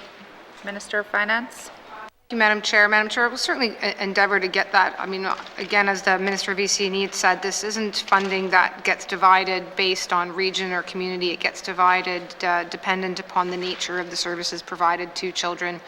And indeed, if there's more unlicensed childcare, I imagine that would certainly impact what appears to be the amount of funding that might flow. It might not necessarily be reflective entirely of the services because, again, there may be choices being made around why someone might choose to be unlicensed. But we can certainly, I think, work with the Department of EC&E to provide some breakdown of where the funds have gone. Again, noting also that there's likely some changes that happen over the course of years. Depending again on what different programs or services are being offered in any one community at any one time. But anyhow, Madam Chair, again, anticipating that we can provide some of that breakdown here, and we'll commit to doing so. Thank you, Minister, for that commitment. Member for Mafui, you good? Supplementary estimates, operation expenditures number 2. 2021-2022, Department of Education, Culture and Employment, Early Learning and Childcare not previously authorized, $2,769,000. Does committee agree? Agree. Thank you. Supplementary estimates, operation expenditures number 2, 2021-2022, Department of Education, Culture and Employment, Junior Kindergarten to Grade 12, Services, School Services not previously authorized, negative $175,000. Does committee agree? Thank you. Oh, member for Yellowknife North. Thank you, Madam Chair. This is the first time seeing this. I take it that this means well, first off, the school boards in Yellowknife used to get their insurance through Alberta. Then it increased, so there was a request that we insure them. I take it that this is what that money is doing. Can I just clarify that we are now paying insurance for the school board's assets? Thank you. Thank you. Minister of Finance. Thank you, Madam Chair. Yes, Madam Chair, most school facilities in the Northwest Territories are in fact part of the N.W.T's general insurance program, and this had been an exception for YK1 and YCS here in Yellowknife because they own their assets, but that is now changing, and those assets are going to be brought into the N.W.T's portfolio. Thank you, Madam Chair. Thank you, Minister. Member for Yellowknife North. Thank you, Madam Chair. Okay, sorry. I did not understand that the assets would actually be transferred along with us just covering their insurance. can the minister speak to any changes in how we anticipate funding to go with the assets? I know there's some long-standing contention about when the school board owns an asset, they're responsible to maintenance costs up to a certain amount, and then the G&W.T is responsible after that amount. Do we expect the Yellowknife school boards to now be not responsible for any of that funding and be treated like all other school boards in regards to their ownership of their assets? Thank you. Thank you. Minister of Finance. Thank you, Madam Chair. Madam Chair, work was done to confirm with our insurance that the assets don't need to transfer, so the assets are still going to be belong to YK1 and YCS. They will not get transferred. But they are being brought into our program. There had been adjustments prior occasions for insurance, and of course that. Hopefully now, in fact, we'll be seeing that we'll be able to provide a better insurance, we'll get a better insurance rate by being under the G&W.T's program. Thank you, Madam Chair. Thank you, Minister. Member for Yellowknife North. No, okay, sorry, I'm glad to hear that the assets are not transferring, we're just covering insurance. I think this is a win all around, and thank you. Thank you. Member for Great Slave. Thank you, Madam Chair. Yeah, my questions were similar to MLA Johnson's, but I guess then my question would be, why is this represented as a negative number if it's a cost that we're now incurring? Were we providing funding to them before that we're now not providing and it's being moved into future years? I guess if the minister could just explain a bit why it comes in then as a negative number. Thank you. Thank you. Minister of Finance. Thank you, Madam Chair. Madam Chair, so this it's the funding that was flowing through the Department of EC&E to cover to hopefully cover the insurance costs, which it was coming close, if not covering already, is now going to show up in finance because finance is responsible for administering the costs of insurance. So you may well see this number. Well, you will see this number again when we get to the Department of Finance. Thank you, Madam Chair. Thank you, Minister. Member for Great Slave. Thank you for that, Madam Chair. I guess then I just wonder, does insurance or the legalities of insuring as a third party around an asset that we don't own, does that not then raise other issues that we should be concerned about, or does that cost more? What are the implications of that? Thank you. Thank you. Minister of Finance. Madam Chair, I asked very similar questions when this first came to me. I don't have all the details here. I do know due diligence was conducted. Perhaps I might turn to the Deputy Minister. He can speak just briefly to the work that was done by the department and by those responsible for our insurance portfolio. Thank you, Madam Chair. Thank you. Deputy Minister McKay. Madam Chair, so with respect to the member's question, thank you for that question. So we consulted the risk management unit within finance in terms of whether this could be done and the government insure a property it doesn't own, and that was also there was also consultations with the insurance companies as well, and they concluded that it wasn't necessary to transfer the assets to the G&W.T in order to insure them under the G&W.T program. So assets will remain with the school board, but the insurance will be covered by the government of the Northwest Territories. Thank you, Madam Chair. Thank you. Member for Great Slave. Thank you, Madam Chair, and I do appreciate that the G&W.T is covering this for the school boards. Us Yellowknife MLAs did hear a lot about this being a big concern for them, and I do recognize that $175,000 is not very much money in the grand scheme of things, but we're asking the questions for my own knowledge, so glad to hear that the due diligence was performed. Thank you, Madam Chair. Thank you, Member. Any further questions, comments? Supplementary estimates, operation expenditures, number 2, 2021-2022, Department of Education, Culture and Employment, junior kindergarten to grade 12 school services not previously authorized, negative $175,000. Does committee agree? Supplementary estimates, operation expenditures, number 2, 2021-2022, Department of Education, Culture and Employment, total department not previously authorized, $2,594,000. Does committee agree? Thank you. Committee, we will now consider the Department of Environment and Natural Resources on page 5. Supplementary estimates, operation expenditures. Number 2, 2021-2022, Department of Environment and Natural Resources, Forest Management, not previously authorized, $1,200,000. Does committee agree? Oh, member for Yellowknife North. Thank you, Madam Chair. You know, I recall there's kind of a saying that says we always got to keep some money in the bank because a bad forest fire season can cost us $50 million. And then we got this up for $40 million for fire suppression, and now we're seeing another 1.2. In what I don't think was a particularly bad year, I guess I have a question of how much are we budgeting to kind of keep in reserve for forest fire seasons going forward? And I know this is kind of one of those hard questions where we don't know, but do we have a general average of what we now expect to see every year for fire suppression? Thank you. Thank you. Minister of Finance. Yeah, thank you, Madam Chair. I didn't bring the means with me either, Madam Chair, but looks like Minister Thompson might have some information he can offer. Thank you. Minister of Environment and Natural Resources. Thank you. So basically, we do a 25-year average with fires and compare costs. Basically, our budget was 22.5. That's where we figured we'd be.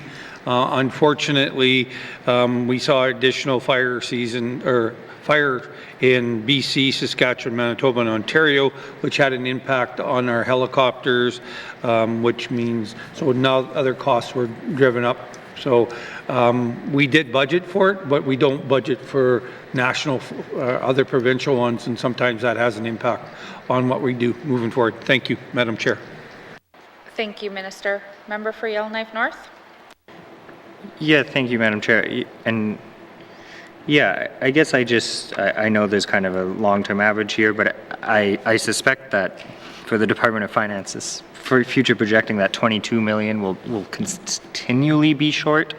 And I know there are some other cost drivers in this area. We've been renegotiating some of our water bomber contracts and helicopter contracts, as the minister noted. I guess, is there a plan to revisit that figure? And can the minister speak to what are some of the other areas driving costs in fire suppression? Thank you. Thank you. Minister of Finance. Thank you, Madam Chair. Madam Chair, one thing is that the last year, in fact, I guess the last 2 summers won't necessarily be indicative of the future costs, and I say that because there's been an effort to fight more fires in order to ensure that there's, basically a lower risk is being taken, and that's as a result of the COVID-19 pandemic, the need to,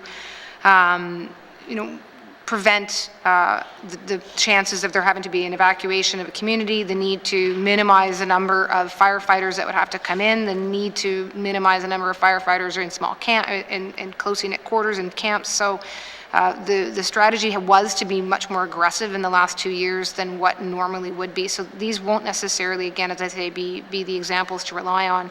That said, I'm certainly taking the point, and I think I would share this with my colleagues that climate change is bringing more extreme weather events. That seems to be a fact experienced worldwide. So there was no doubt going to have to be more work done on these estimates. I'm just not sure that the last 2 years will be the years to use as the examples. Thank you, Madam Chair. Thank you. Any further questions, comments under this section? Supplementary estimates, operation expenditures, number 2, 2021-2022, Department of Environment and Natural Resource Forest Management, not previously authorized, $1,200,000. Does committee agree? Supplementary estimates, operation expenditures, number 2, 2021-2022, Department of Environment and Natural Resource, total department not previously authorized, $1,200,000. Does committee agree? Committee, we will now consider the Department of Finance on page 6. Supplementary estimates, operation expenditures, number 2, 2021-2022, Department of Finance, Office of the Comptroller General, not previously authorized, $175,000. Does committee agree? Thank you. Supplementary estimates, operation expenditures, number 2, 2021-2022, Department of Finance. Total department not previously authorized, $175,000. Does committee agree? Committee, we will now consider the Department of Health and Social Services on page 7. Supplementary estimates, operation expenditures, number 2, 2021-2022, Department of Health and Social Services. Health and social programs not previously authorized, $2,064,000. Does committee agree? Supplementary estimate, operation expenditures, number 2, 2021-2022, Department of Health and Social Services, long-term care and continuing care, not previously authorized, $8,588,000. Does committee agree? Member for Yellowknife North. Thank you, Madam Chair. I'm happy to see $8.5 million of completely federal money to support long-term care. I remember when this was announced, there was some this was kind of going on across the country. There were outbreaks in long-term care, and so a number of deals were signed. Can I just get a bit of a explanation on what this money has been spent on to mitigate risk in long-term care settings during the pandemic? Thank you. Thank you. Minister of Finance. Thank you, Madam Chair. Madam Chair, I'm not sure if the Minister of Health wants to address this in further detail, but I certainly can give a bit of an overview. There's been increased infection prevention and control measures in long-term settings, and what that means, Madam Chair, is support for some additional positions in the form of licensed practical nurse and a residential care aide. Also, increases in the availability and replacement where needed for medical equipment in long-term care settings. And also work being done on a national scale to ensure there's some standardization of infection prevention and control policies. So again, I think if there's more detail needed, Madam Chair, then I'll on the next round would perhaps turn it to the Minister of Health, but we'll see if that's adequate for now. Thanks. Thank you, Minister. Member for Yellowknife North. Yeah, thank you, Madam Chair. I mean, perhaps I would like a little more information from the Minister of Health. I get there was also this one-time funding to minimize risk in long-term care, but I'm also curious to the extent this money was spent on making sure that risk is minimized going forward. I know we're not really in the same position as southern jurisdictions with very large private centers, but I'm just kind of curious what the plans are for this $8.5 million. Thank you. Thank you. Minister of Finance. Thank you, Madam Chair. Yeah, again, Madam Chair, I mean, there's a level of detail that I'm not necessarily going to have operationally, but and it may be that we just want to commit to that, but let me see if the Minister of Health is in a position to fill in a bit more of that, please. Thank you, Minister. Minister of Health and Social Services. Yeah, thank you, Madam Chair. I don't have any more specific information than the Minister of Finance has, so I can commit to getting that information and bringing it back to the member. Thank you, Minister of Health and Social Services, for that commitment. Are there any further questions under this section? All right, so supplementary estimates, operation expenditures, number 2, 2021-2022, Department of Health and Social Services, long-term care and continuing care services not previously authorized, $8,588,000. Does committee agree? Supplementary estimates, operation expenditures, number 2, 2021-2022, Department of Health and Social Services, total department not previously authorized, $10,652,000. Does committee agree? Committee, we will now consider the Department of Industry, Tourism and Investment on page 9.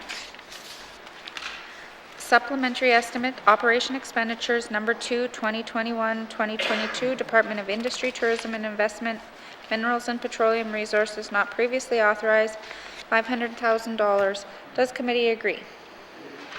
Thank you. Supplementary estimates, operation expenditures, number 2, 2021-2022, Department of Industry, Tourism and Investment, Tourism and Parks not previously authorized, $800,000. Does committee agree? Thank you. Supplementary estimates, operation expenditures, number 2, 2021-2022, Department of Industry, Tourism and Investments, total department not previously authorized, $1,300,000. Does committee agree? Agreed. Committee, we will now consider the Department of Infrastructure on page 10. Supplementary Estimate Operation Expenditures Number 2, 2021-2022, Department of Infrastructure. Programs and Services not previously authorized, $979,000. Does committee agree? Supplementary Estimates Appropriation Expenditures Number 2, 2021-2022, Department of Infrastructure. Total department not previously authorized, $979,000. Does committee agree? Committee, we will now consider the Department of Justice on page 11.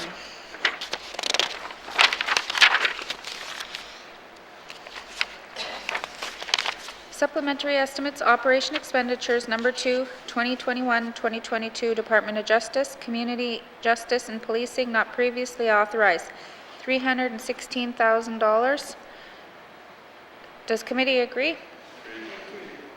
Supplementary Estimates Operation Expenditures Number 2, 2021-2022, Department of Justice, total department not previously authorized, $316,000. Does committee agree?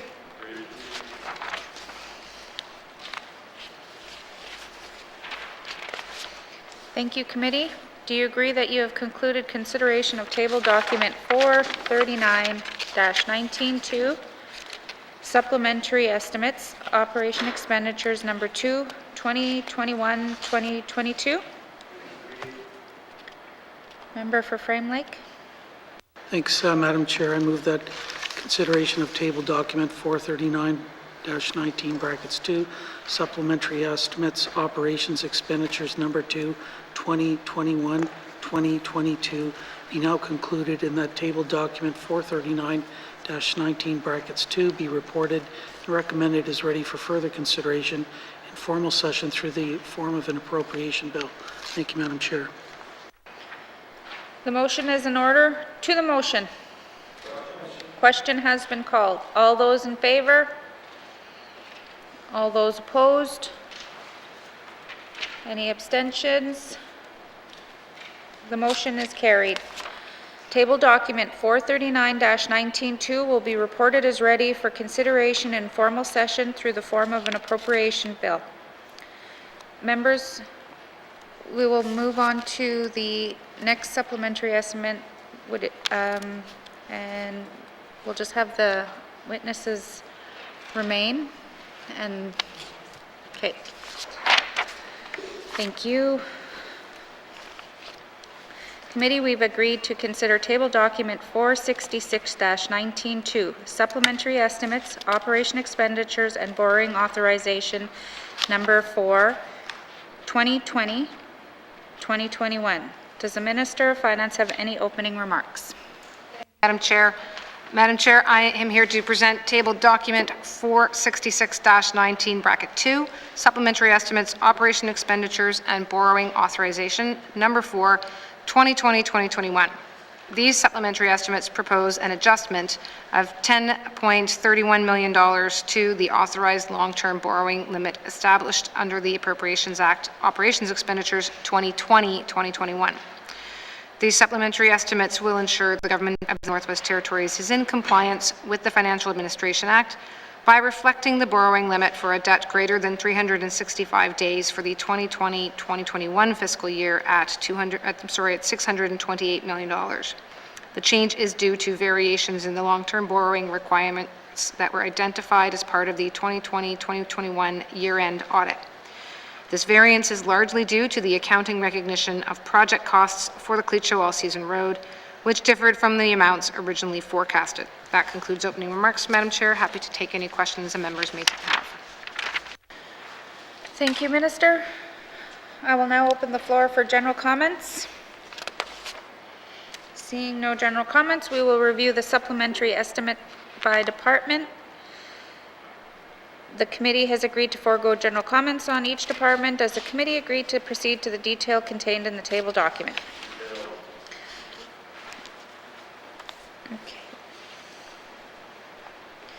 Committee, we will begin on page 3 with the Department of Finance.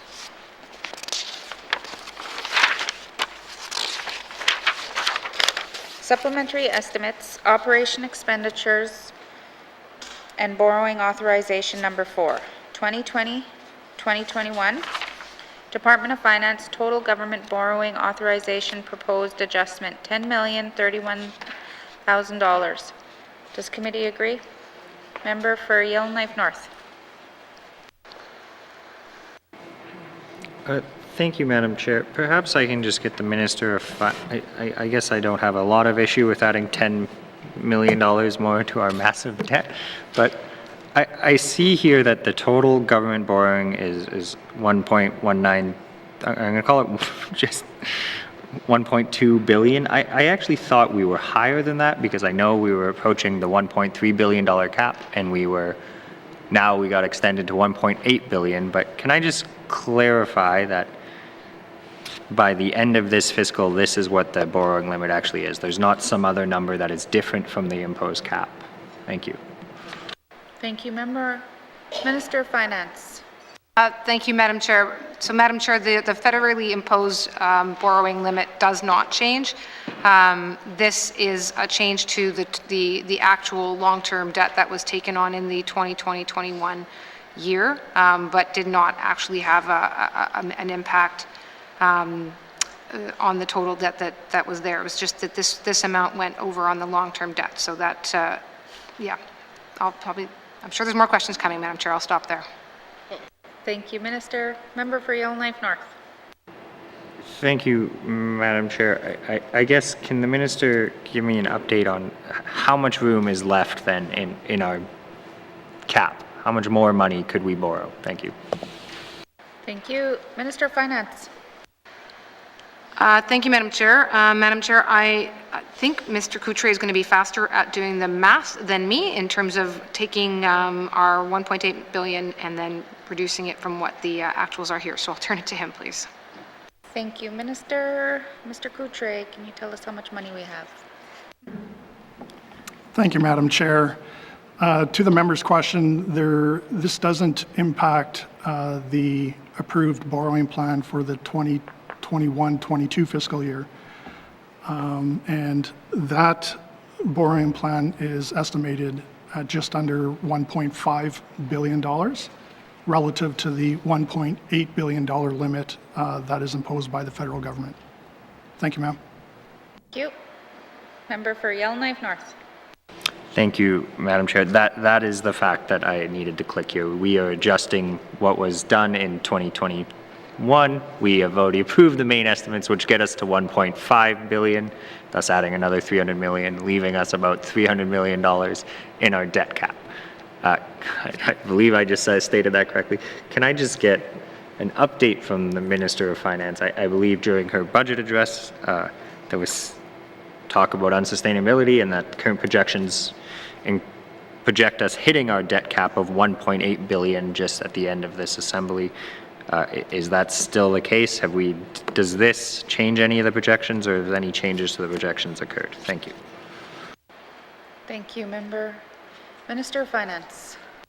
Thank you, Madam Chair. Madam Chair, the adjustments and forecasting is continually being updated. So if in fact there's an increase in revenues again, then that certainly can start to impact our overall situation in terms of what would be required to undertake debt, particularly debt, particularly again if our revenues continue to be lower and expenses continue to be higher. So, the overall situation that the territory is facing hasn't drastically changed since I think the fall updates that would have been provided, and certainly since the time of budget dialogues that would have been done this summer. And as for when we are, right now, if there isn't a significant alteration in the overall fiscal situation, I believe we are still, looking at being at or near the borrowing limit by the end of this assembly, or certainly into that first year of the next assembly. So, again, that's not changed, but things do change fairly quickly, particularly with COVID, and depending on the extent and the speed of an economic recovery. Thank you, Madam Chair. Thank you, Minister. Member for Frame Lake. Thanks, Madam Chair. So this $10 million we're being asked to approve for the previous fiscal year, is there any additional borrowing or debt costs associated with this? Thanks, Madam Chair. Thank you, Member. Minister of Finance. Thank you, Madam Chair. Madam Chair, I'll perhaps check in with the Deputy Minister in a moment, but just briefly, this it wasn't an unanticipated amount. What was unanticipated was the timing of it. And largely this is owing to the pace at which the Cleachow All-Season Road came to completion and the timing of when the associated debt to that project would have to come on the books. I do want to be clear that it wasn't something unexpected or unanticipated or unplanned for. It was only the timing of it. And in seeing on when the timing came through, that is what has brought us back to the Assembly here, because of course we approve the borrowing plan in every set of mains, and we approve not only the total borrowing, which also hasn't, as I think we've established now, been impacted, but we actually do approve specifically the short-term amount and the long-term amount. The long-term amount is what we went over on. But let me see, Madam Chair, if I could, as I said, turn to the Deputy Minister and just to confirm if in fact there's some other or additional interest costs that I'm not adequately explained. Thank you. Thank you. Deputy Minister McKay. Thank you, Madam Chair. So just to clarify, so the short-term and long-term debt limits were approved by the legislature, and the long-term debt limit was approved at $617 million, as it said in there.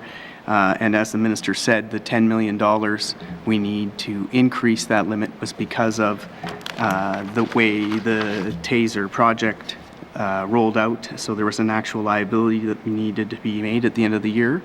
Now, that $10 million will go into our long-term debt. So, and I'll ask Mr. Coutre to give a little more detail on that, but it will add to our long-term debt and be rolled in with our other debt carrying costs. So I'll just turn it over to Mr. Coutre to explain that a little further. Thank you. Thank you, Deputy Minister. I think I'm going to pass it back to Frame Lake, member for Frame Lake. Time's being gobbled up. I don't want to go to a third person to ask what I thought was a relatively simple question, so I'm going to move on. So it sounds like the completion of the Cleachow All-Season Road was sped up, that we had to start to incur the debt sooner than we had planned for. Is that the case, and what was the original completion date then? Thanks, Madam Chair. Thank you. Minister of Finance. Yeah, thank you, Madam Chair. Madam Chair, the debt in question was expected to have come in under this current fiscal year and not last fiscal year, and that's what resulted in this. Thank you. Thank you, Minister. Member for Frame Lake. Thanks, Madam Chair. What are the annual service payments then going to be for the Cleachow All-Season Road? And is part of this over expenditure where we're starting to get into these annual service payments? Thanks, Madam Chair. Thank you, Member. Minister of Finance. Thank you, Madam Chair. I don't have the number on the service payments in front of me, but let me see. Mr. Coutre may have that. And Madam Chair, in my haste, I realize I didn't actually fully explain the last answer. The change indeed was that, yeah, the costs incurred here that we're dealing with had been forecasted, of course, to be over in this year. So again, I hope that part is clear. And as for service payments, let me go to Mr. Coutre, please. Thank you, Mr. Coutre. Thank you, Madam Chair. I don't have the exact service payment with me, but I can tell you that it's comprised of two components. One is to repay the P3 debt associated with this project, and then the other component of that payment is for the operation and maintenance of the road. Thank you, Madam Chair. Thank you. Member for Frame Lake. Thanks, Madam Chair. Yeah, I was looking for this information actually last night. I think it's probably in the neighborhood of $8 or $10 million a year. Is that ballpark figure sound correct? And just a yes or no would be very helpful. Thanks, Madam Chair. Thank you, Member. Minister. Madam Chair, yeah, I mean, in ballpark figure, I'll have to confirm. I don't want to say yes and then have to be on the floor answering for why the numbers are wrong. I'd prefer to be exact. So I'll commit to getting those costs to the member in terms of what those payments and fees are. Again, I wasn't, what's happened here is that the project was at a stage where the costs needed to be booked, and so they were booked, and so now it was just a ahead of schedule. It was in one fiscal year when it was expected and planned to be in the next. So not an unexpected cost, nothing new, and nothing adding in a way that we didn't plan for, just didn't plan on the timing. And in fact, I mean, really, it's in some ways, it's the good news that it's ahead of schedule, not behind. We will get the exact breakdown of costs to the member, though. Thank you, Madam Chair. Thank you, Minister. Member for Frame Lake. Thanks, Madam Chair. Well, whether it was a good thing it was finished and ahead of schedule, I guess that's up to others perhaps to weigh in on, but certainly yesterday I discussed how N.W.T, in my view, has not completed a number of environmental management, wildlife-related plans in connection with the road opening that's happening today, because it sounds like now the project was sped up. So that extra time that could have been spent on building this, stretching it out a bit longer, would have allowed for maybe some of that work to get approved. So maybe I can get an answer as to why the project was sped up. Thanks, Madam Chair. Thank you, Member. Minister of Finance. Thank you, Madam Chair. Madam Chair, I think this was already the subject of a fair bit of discussion between Minister Thompson and the member already with regards to the project, with regards to the work that's underway and or already completed. So I'm not going to restate all the answers that were given by my colleague. I can certainly turn it over to Minister Thompson and have him just speak to what work is outstanding. All right, back to the member. Member for Frame Lake. Madam Chair, I don't want to rehash that. I asked what I thought was a simple question, Madam Chair. Why was the project sped up? Can I have someone please answer that question? Thanks, Madam Chair. Thank you, Minister.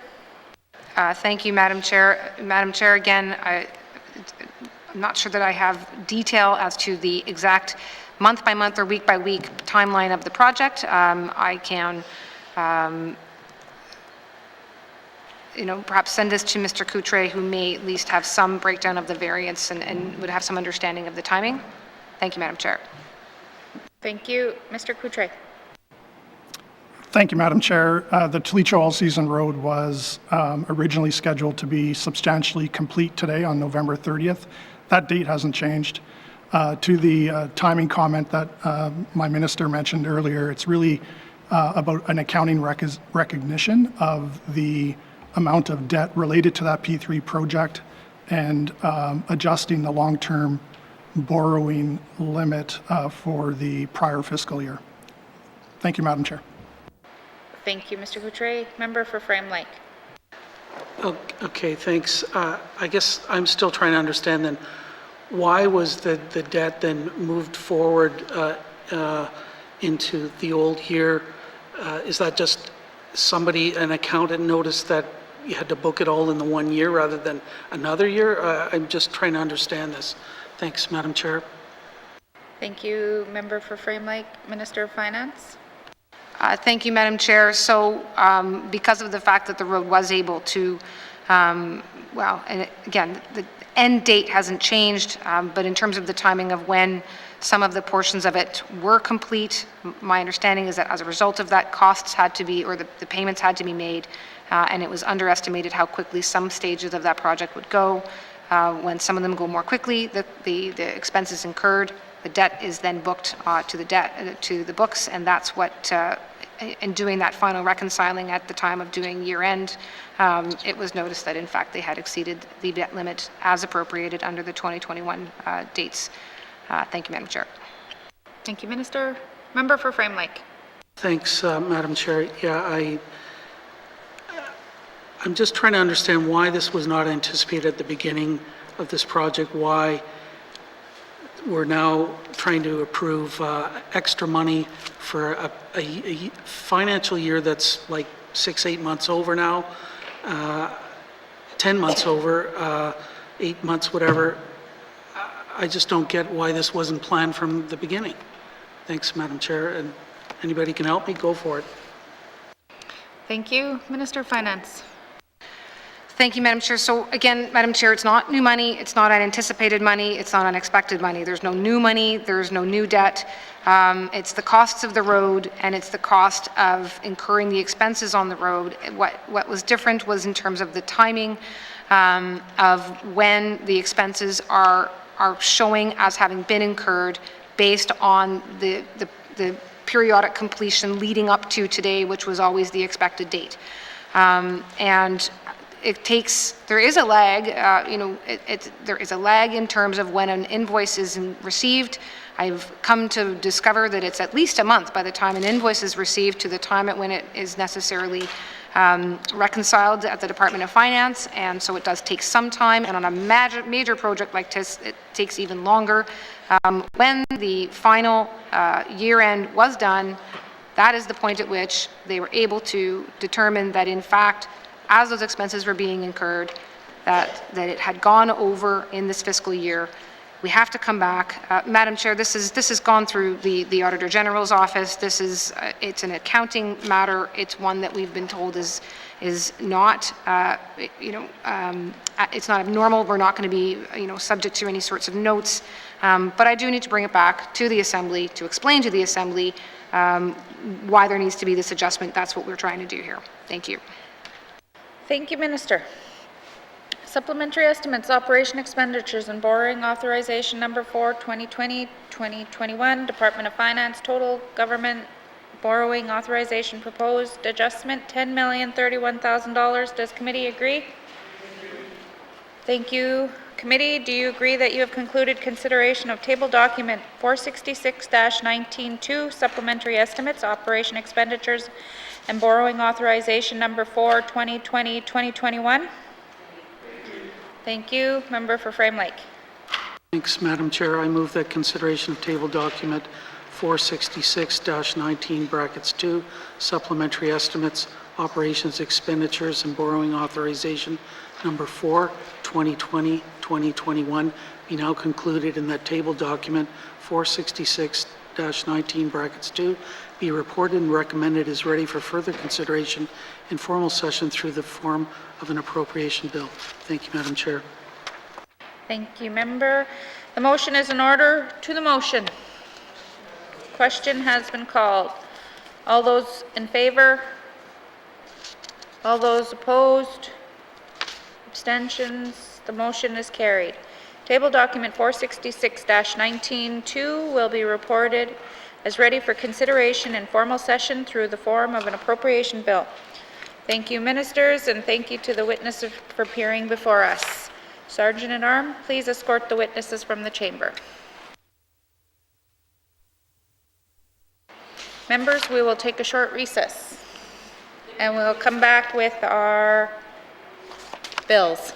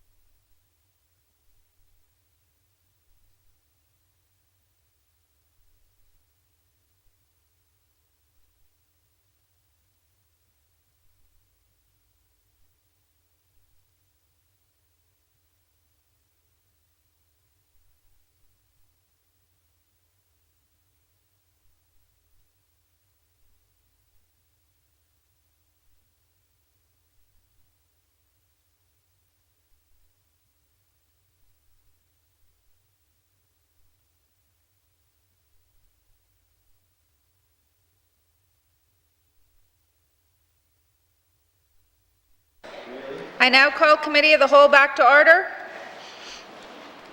Committee, we have agreed to consider Bill 31, an act to amend the Pharmacy Act. I will ask the Minister of Health and Social Services to introduce the bill. Thank you, Madam Chair. I'm pleased to be here today to discuss Bill 31, an act to amend the Pharmacy Act. The development of this bill is the result of swift effort by the Department of Health and Social Services and would not have been possible without the full support of the Standing Committee on Accountability and Oversight. Madam Chair, the purpose of this bill is twofold. First is to ensure that residents continue to have access to life-saving naloxone kits in their communities and from organizations that work directly with residents at risk. The proposed change will assist in the broader distribution of naloxone kits to non-healthcare providers and organizations outside of the N.W.T. health system, who can then redistribute the kits to residents who are at risk of opioid overdose. Excuse me. The second purpose of the bill is to ensure that the health and social services system is supported to function efficiently and effectively, which is of particular importance during the current pandemic and our existing state of a public health emergency. The authorization of electronic prescribing will support clear and secure communications between prescriber and pharmacist, can improve patient safety and overall quality of care, increase convenience for dispensing new and refill prescriptions, and decrease risk of errors and liability when compared to handwritten prescriptions at the point of care. I would like to take this opportunity to thank committee members for the time they have taken in reviewing and responding to this bill. I would be pleased to answer any questions members have, and I have two witnesses to assist me. Thank you. Thank you, Minister. Sergeant at Arms, you can please escort the witnesses into the chamber.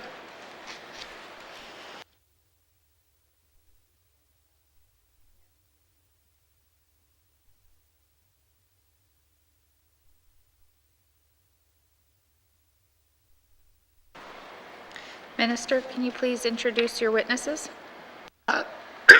Excuse me. Yes, on the left is Kelly Mahoney, Director of Policy Planning and Communications, Policy, Legislation and Communications.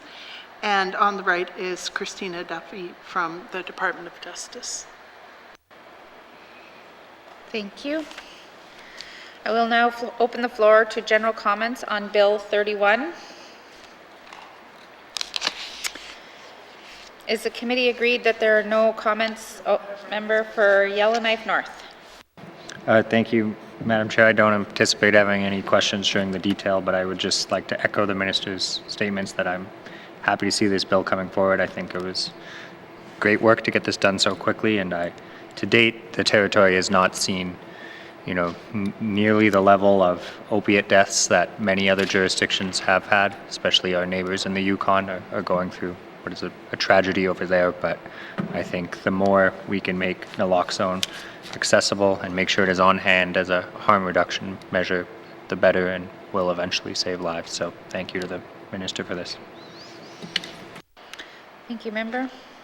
Any further comments?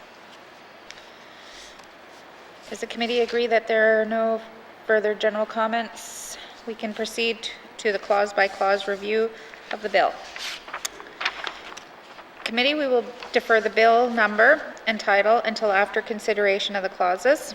Please turn to page 1 of the bill.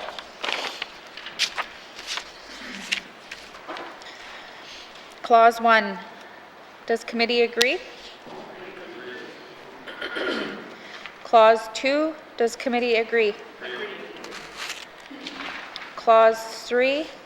Does committee agree? Clause 4, does committee agree?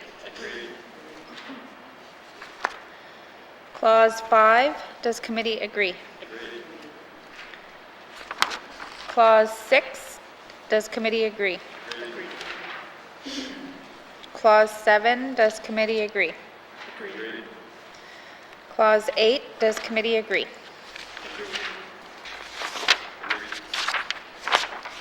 Committee, to the bill as a whole, does the committee agree that Bill 31, an act to amend the Pharmacy Act, is now ready for third reading? Thank you, committee. Does the committee agree that this concludes our consideration of Bill 31, an act to amend the Pharmacy Act? Thank you. Thank you, Minister, and thank you to your witnesses. Sergeant at Arms, please escort the witnesses from the chamber.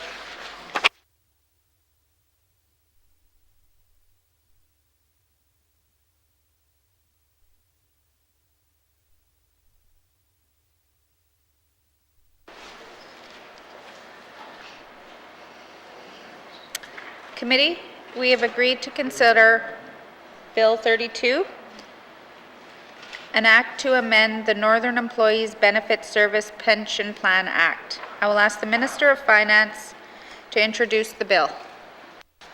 Thank you, Madam Chair. I'm here to present Bill 32, an act to amend the Northern Employee Benefit Services Pension Plan Act, excuse me. The Northern Employee Benefits Services Pension Plan Act, or NEBS, is a defined benefit pension plan that operates in both the Northwest Territories and Nunavut. NEBS provides pension services for municipal, local housing authority, and nonprofit sectors in both jurisdictions. In 2015, each jurisdiction adopted mirror legislation to formally establish the pension plan. The NEBS pension plan has been in existence in one form or another for over 40 years.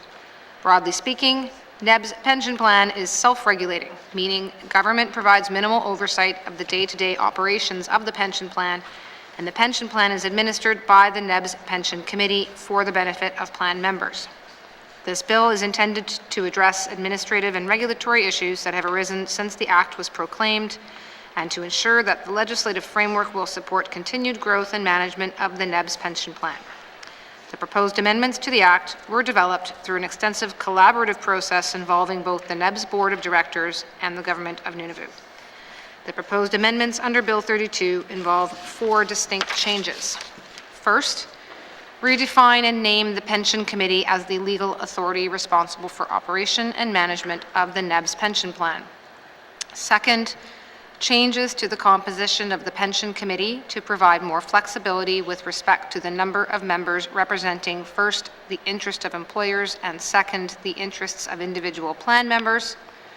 Third, an expansion of the power that the Pension Committee has with respect to implementing policies and procedures required for proper administration of the pension plan. The minister responsible for the Act will also receive a new power to regulate the scope and reach of the proposed new policies and procedures. And fourth, a new regulatory power will be provided to the minister responsible for the Act to approve temporary measures necessary to permit a timely response to a crisis or emergency that could imperil the financial standing of the pension plan and negatively affect the benefit security of its members. This proposed new power is based on similar provisions contained in the Federal Pension Benefit Standards Act.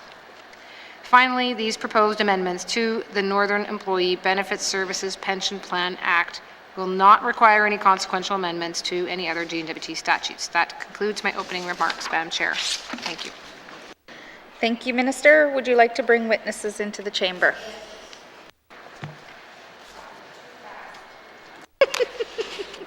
Sergeant at Arms, please escort the witnesses to the chamber.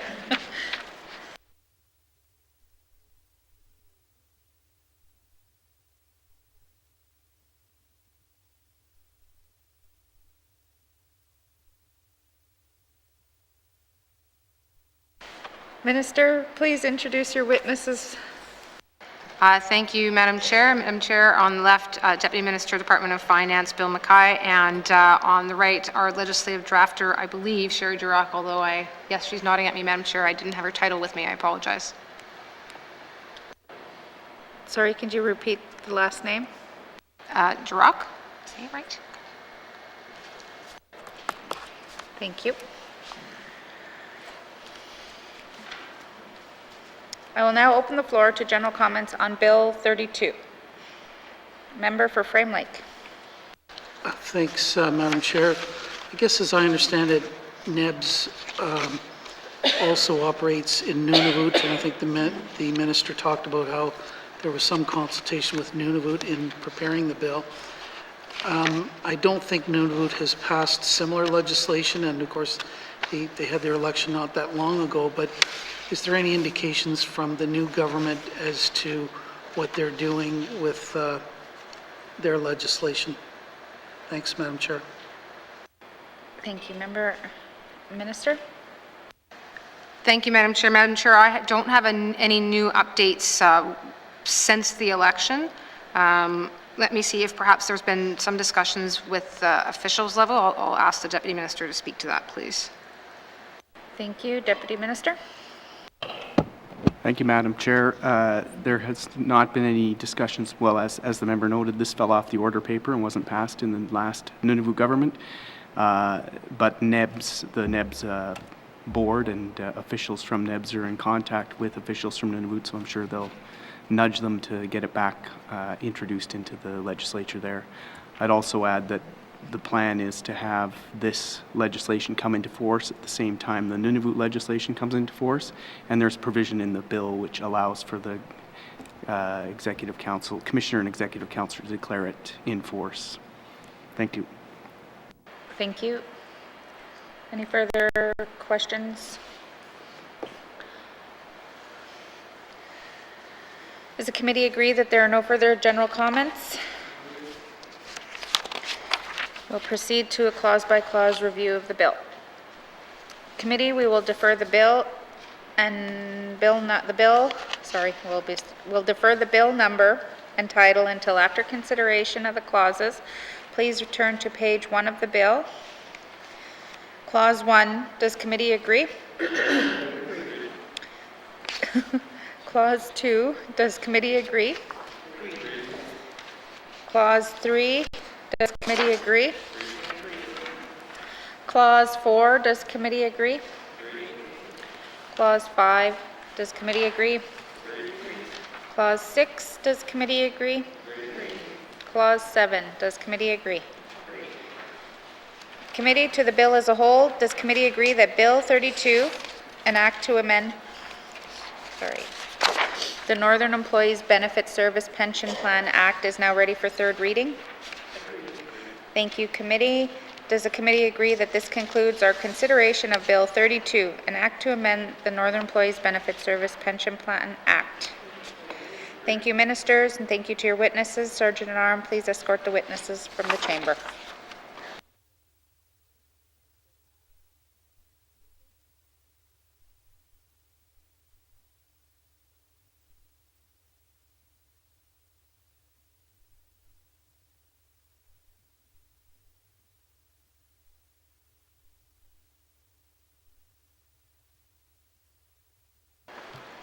Committee, we've agreed to consider Bill 33, National Indigenous Peoples Day Act. I will ask the Minister of the Executive and Indigenous Affairs to introduce the bill.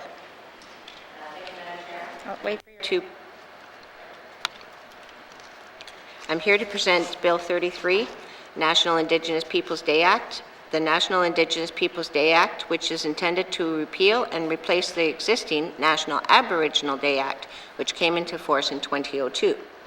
In this bill, the term Aboriginal is being replaced with the term Indigenous Peoples, which is more inclusive and is also consistent with federal and internal naming conventions.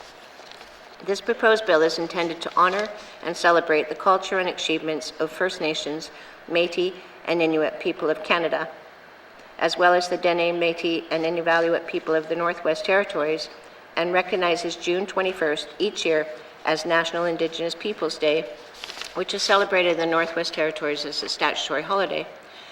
June 21st was chosen as the date of this national celebration due to the significance of the summer solstice, when many Indigenous people have historically celebrated their culture and heritage. As part of the legislative amendment process, notice of the proposed changes were made to Indigenous governments with an opportunity to provide feedback. Should the proposed amendments be approved, coincidental amendments would also be made to the legislation, including the Employment Standards Act, the Public Service Act, and the Interpretation Act.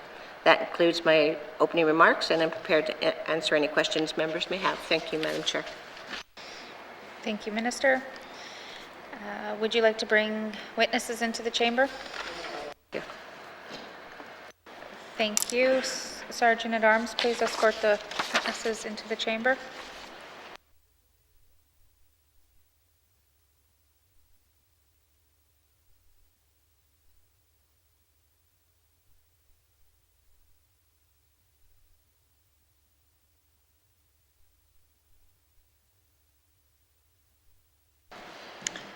Minister, Madam Premier, please introduce your witnesses. Thank you. Madam Chair, I have Christina Duffy. Well, raise your hand.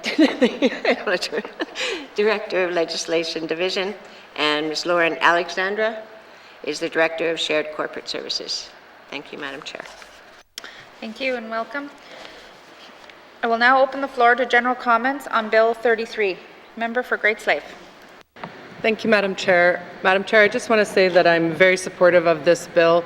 The first time I ever thought about what the meaning of the word Aboriginal could mean was at a Pathfinder meeting, which is a division of Girl Guides, when one of the Girl Guides or the Pathfinders turned to me and asked why the holiday was called Aboriginal Day when ab means not, and therefore it meant not original. So in her mind, already at that age, she knew that the wording was wrong, and she couldn't understand it. So I'm happy to sit here today and see during my term that this is changing, and I can go back to her now at 18 and tell her we've changed it legally. Thank you.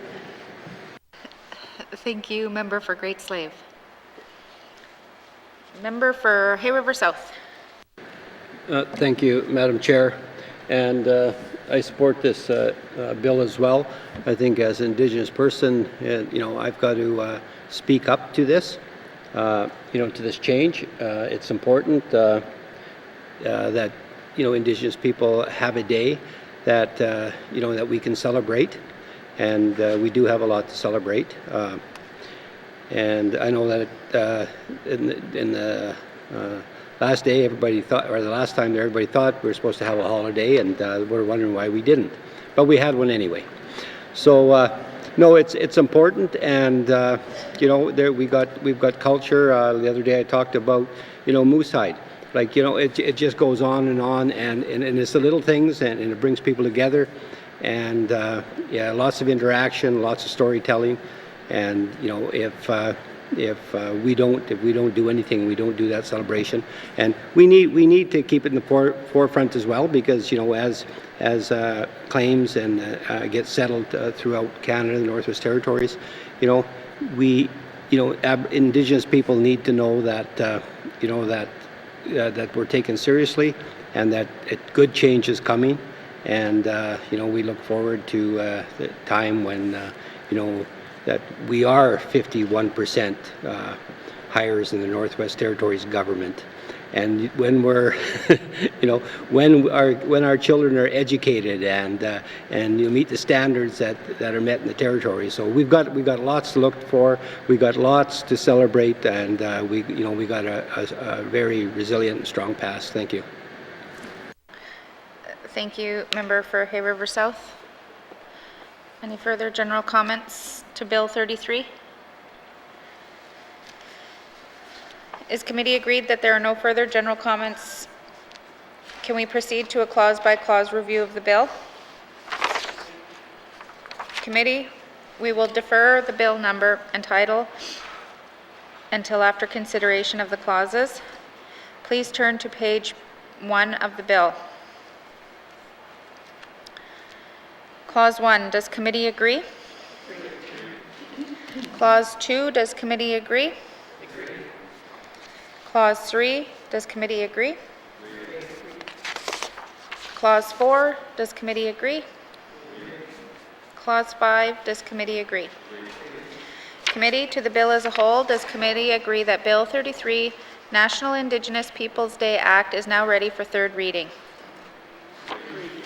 Does committee agree that this concludes our consideration of Bill 33, National Indigenous Peoples Day Act? Thank you, Minister, and thank you to your witnesses. Sergeant-at-Arms, please escort the witnesses from the chamber.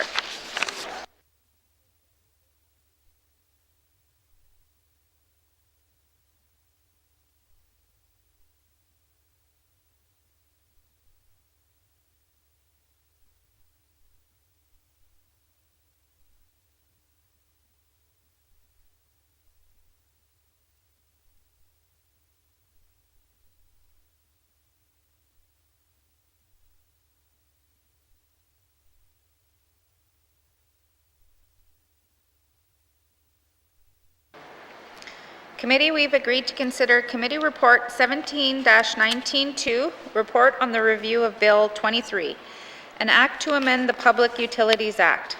I will go to the Chair of the Standing Committee on Government Operations for any opening comments. Is it member for Yellowknife North?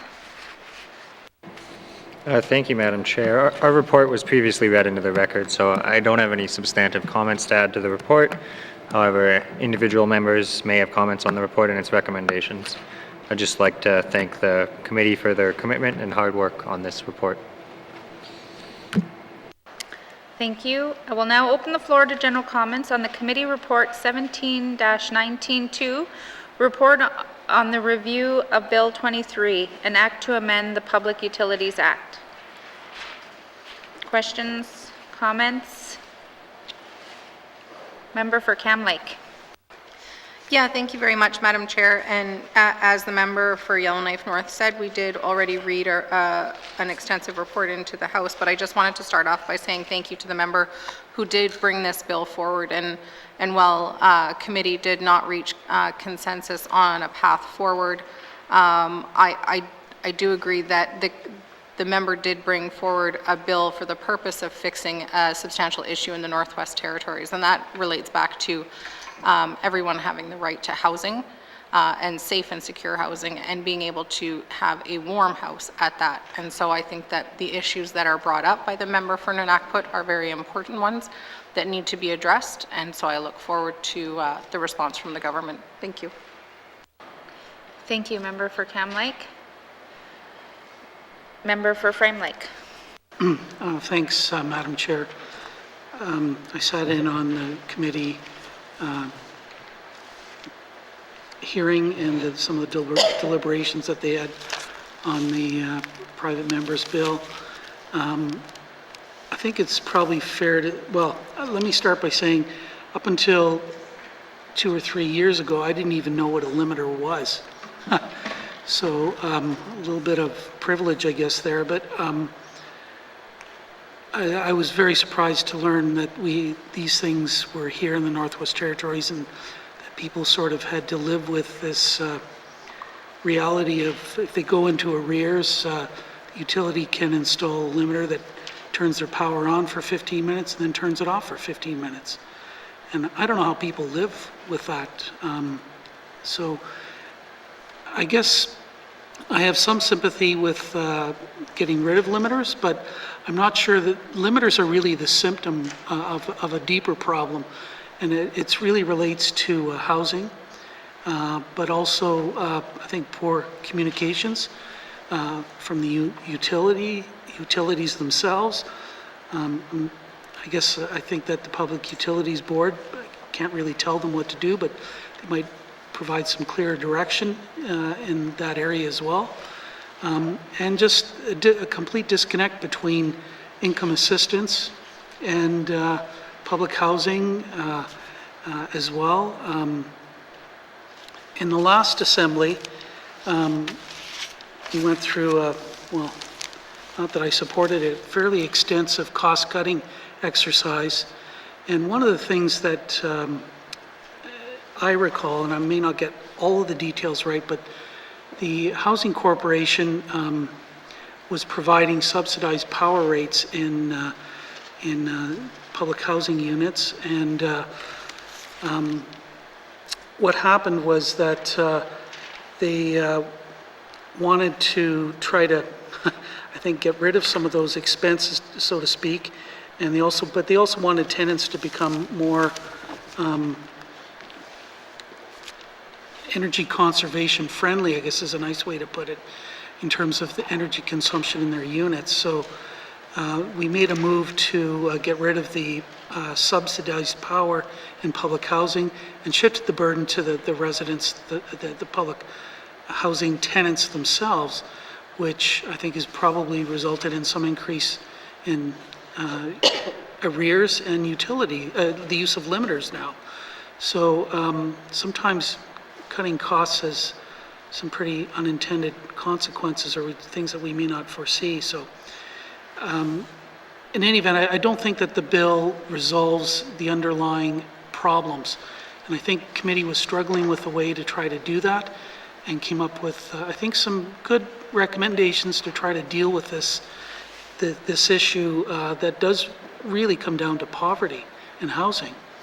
And I want to commend the committee for the work on it. Also did some looking at other jurisdictions and came up with some ideas, and I think you'll see those reflected in the recommendations that came forward in the committee's report. So I want to commend the committee for doing a lot of hard work and trying to think this through, and I think they've come up with some good recommendations. Thanks, Madam Chair. Thank you, Member for Frame Lake. Member for Great Slave. Thank you, Madam Chair. I too wanted to thank the committee for this work. My heart says to support the removal of limiters, but then when the fiscal realities come in and the counterpoints are made, it's hard to make the decision one way or the other. So I do really appreciate the committee focusing on the state of the homes. As I've lived longer and longer in the north and become more aware as an engineer, and in the coursework I've taken, I realize how poorly our homes are equipped in the north and our buildings are equipped in the north to deal with our extreme climate. So I did think that was a really key point, that we are punishing people where they need to have their oven on because the heating in their unit's not working properly. So I'm assuming that it costs a lot more to run that oven than maybe to do the power. So yeah, I just wanted to say again, I thank the committee for their hard work, and I do agree with the recommendations. Thank you. Thank you, Member. Any further comments? Seeing no comments, Mr. Johnson? Madam Chair, I move that this committee recommends that the Department of Education, Culture and Employment work with the Northwest Territories Housing Corporation to address potential barriers that can cause higher electricity bills for people on income assistance in housing units. Madam Chair, this should include reviewing the 2018 policy change that transferred more responsibility for electricity consumption from the Northwest Territories Housing Corporation to tenants, and whether this change resulted in increased income assistance from education, culture, and employment, or an increased number of customers in arrears on their power bills and the value of those arrears. Thank you, Madam Chair. The motion is in order. To the motion, Member for Frame Lake. Thanks, Madam Chair. Just reminded me that there was one other factor that I think led to the 2018 policy change that's highlighted in this recommendation, and that's the fact that the Housing Corporation was paying corporate rates for electricity as opposed to residential rates. And the corporate rates, I think, are like I'm not even going to get the right number, but it's 2 or 3 times higher than what residential rates were. So again, this was about trying to cut the Housing Corporation costs in some measure. So that was the other thing that was driving this, was the different rates that have been set, which probably need another look. Thanks, Madam Chair. Thank you. Question has been called. All those, sorry. Question has been called. All those in favor?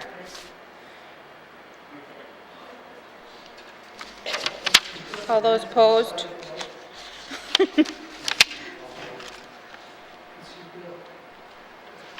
The motion is carried. Mr. Johnson? Madam Chair, I move that this committee recommends that the Northwest Territories Housing Corporation ensure that all its housing units are fit for habitation, such that tenants are not forced to resort to improvised methods to regulate the temperature of their homes. Thank you, Madam Chair. Thank you. The motion is in order. To the motion.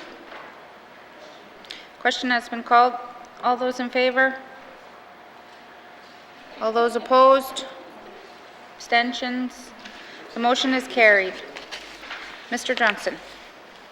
Madam Chair, I move that this committee recommends that the Northwest Territories Housing Corporation conduct a review of all household appliances, heating equipment, water heaters, and lighting products in housing units to ensure they meet current federal energy efficiency standards. Thank you, Madam Chair. The motion is in order. To the motion? Question has been called. All those in favor? All those opposed? Abstentions? The motion is carried. Mr. Johnson. Madam Chair, I move that this committee recommends that the Public Utilities Board work with the Northwest Territories Power Corporation and Northland Utilities to consider and study the implementation of a customer crisis fund, modeled after BC's Hydro's Customer Crisis Fund, to provide grant payments to residential customers experiencing a temporary financial crisis and who have fallen into arrears. Thank you, Madam Chair.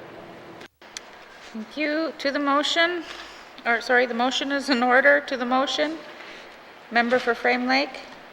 He's the mover.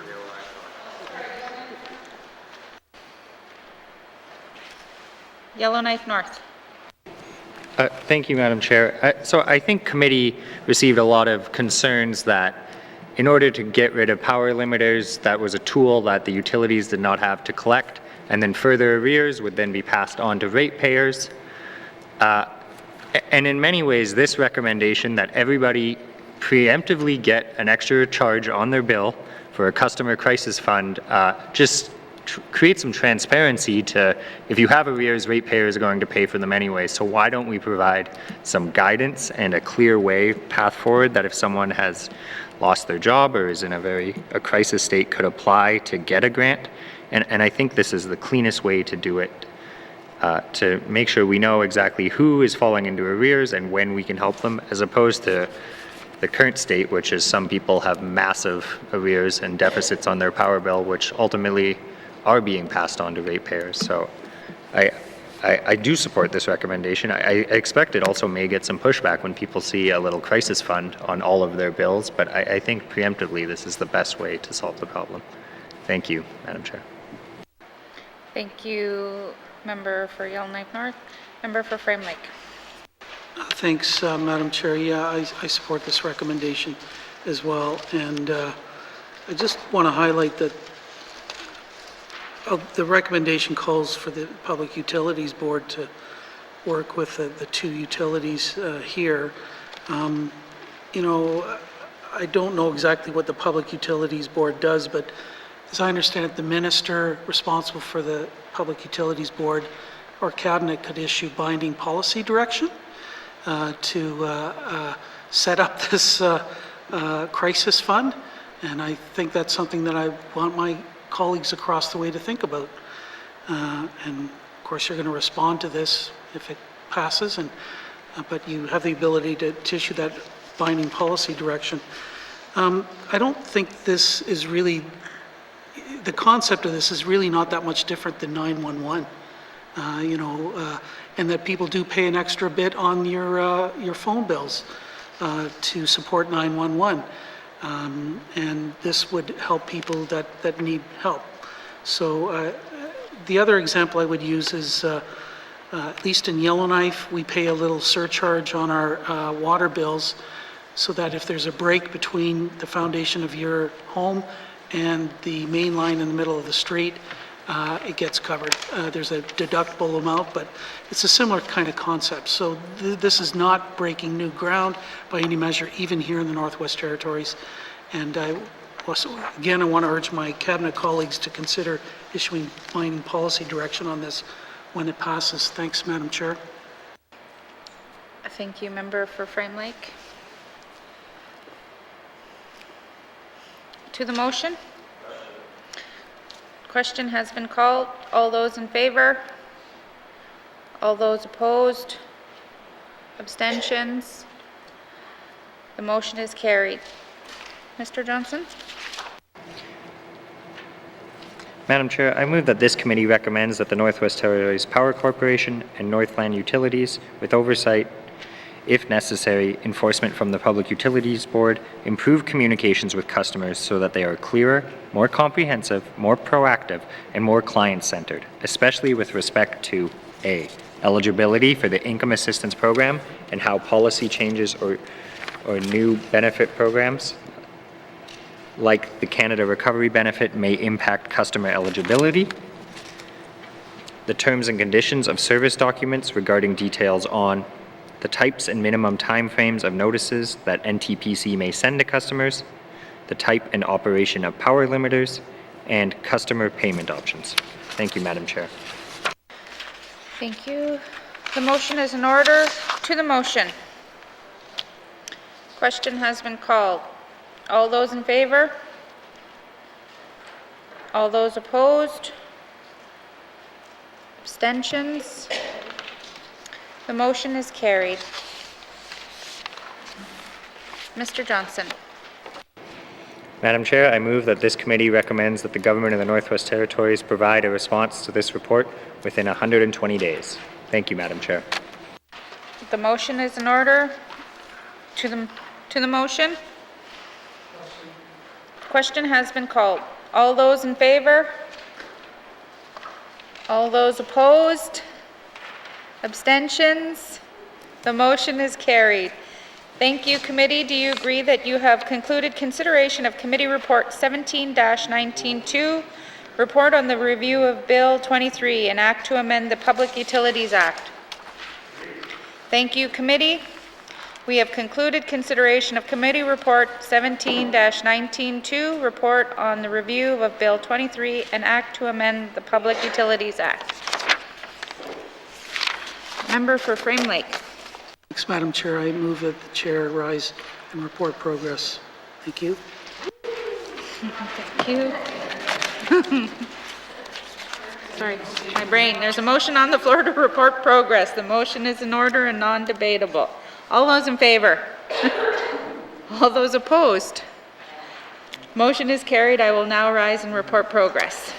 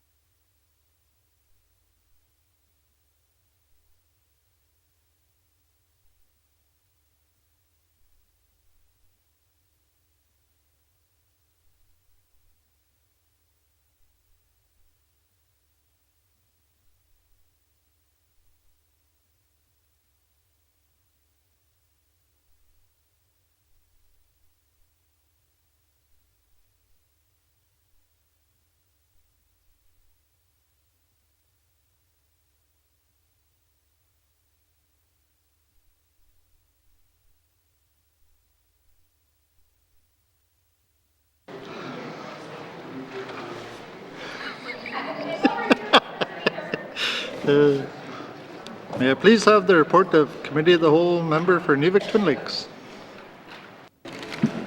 Mr. Speaker, your committee has been considering table document 438, 439, and 466. Bills 31, 32, and 33. Committee Report 17-19-2, and would like to report progress with 9 motions adopted.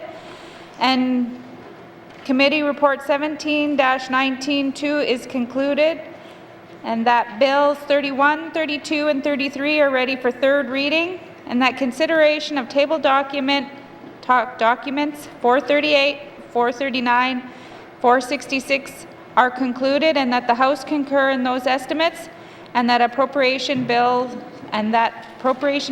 to be based thereon to be introduced without delay. And Mr. Speaker, I move that the report of the Committee of the Whole be concurred with. Thank you, Mr. Speaker.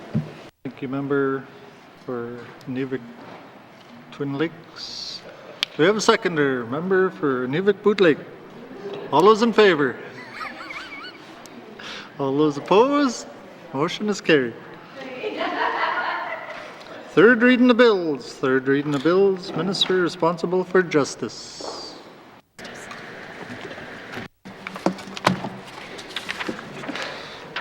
Mr. Speaker, I move, seconded by the Honourable Member for Nuvik-Boot Lake, that Bill 36, an act to amend the Territorial Court Act, be read for the third time, and Mr. Speaker, I request a recorded vote. Thank you. Thank you, Minister. Motion is in order.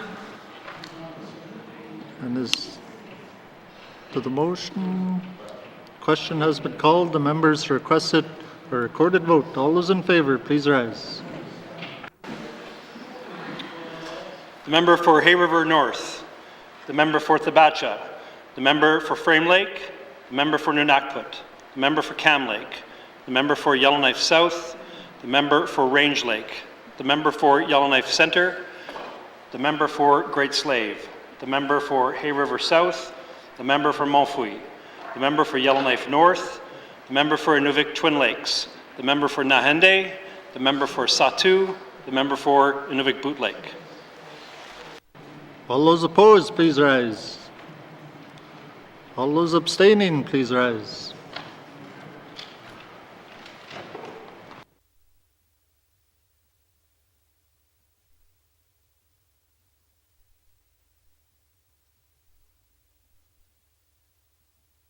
Thank you. The results of the recorded vote, 16 in favor, 0 opposed, 0 abstentions. The motion is carried.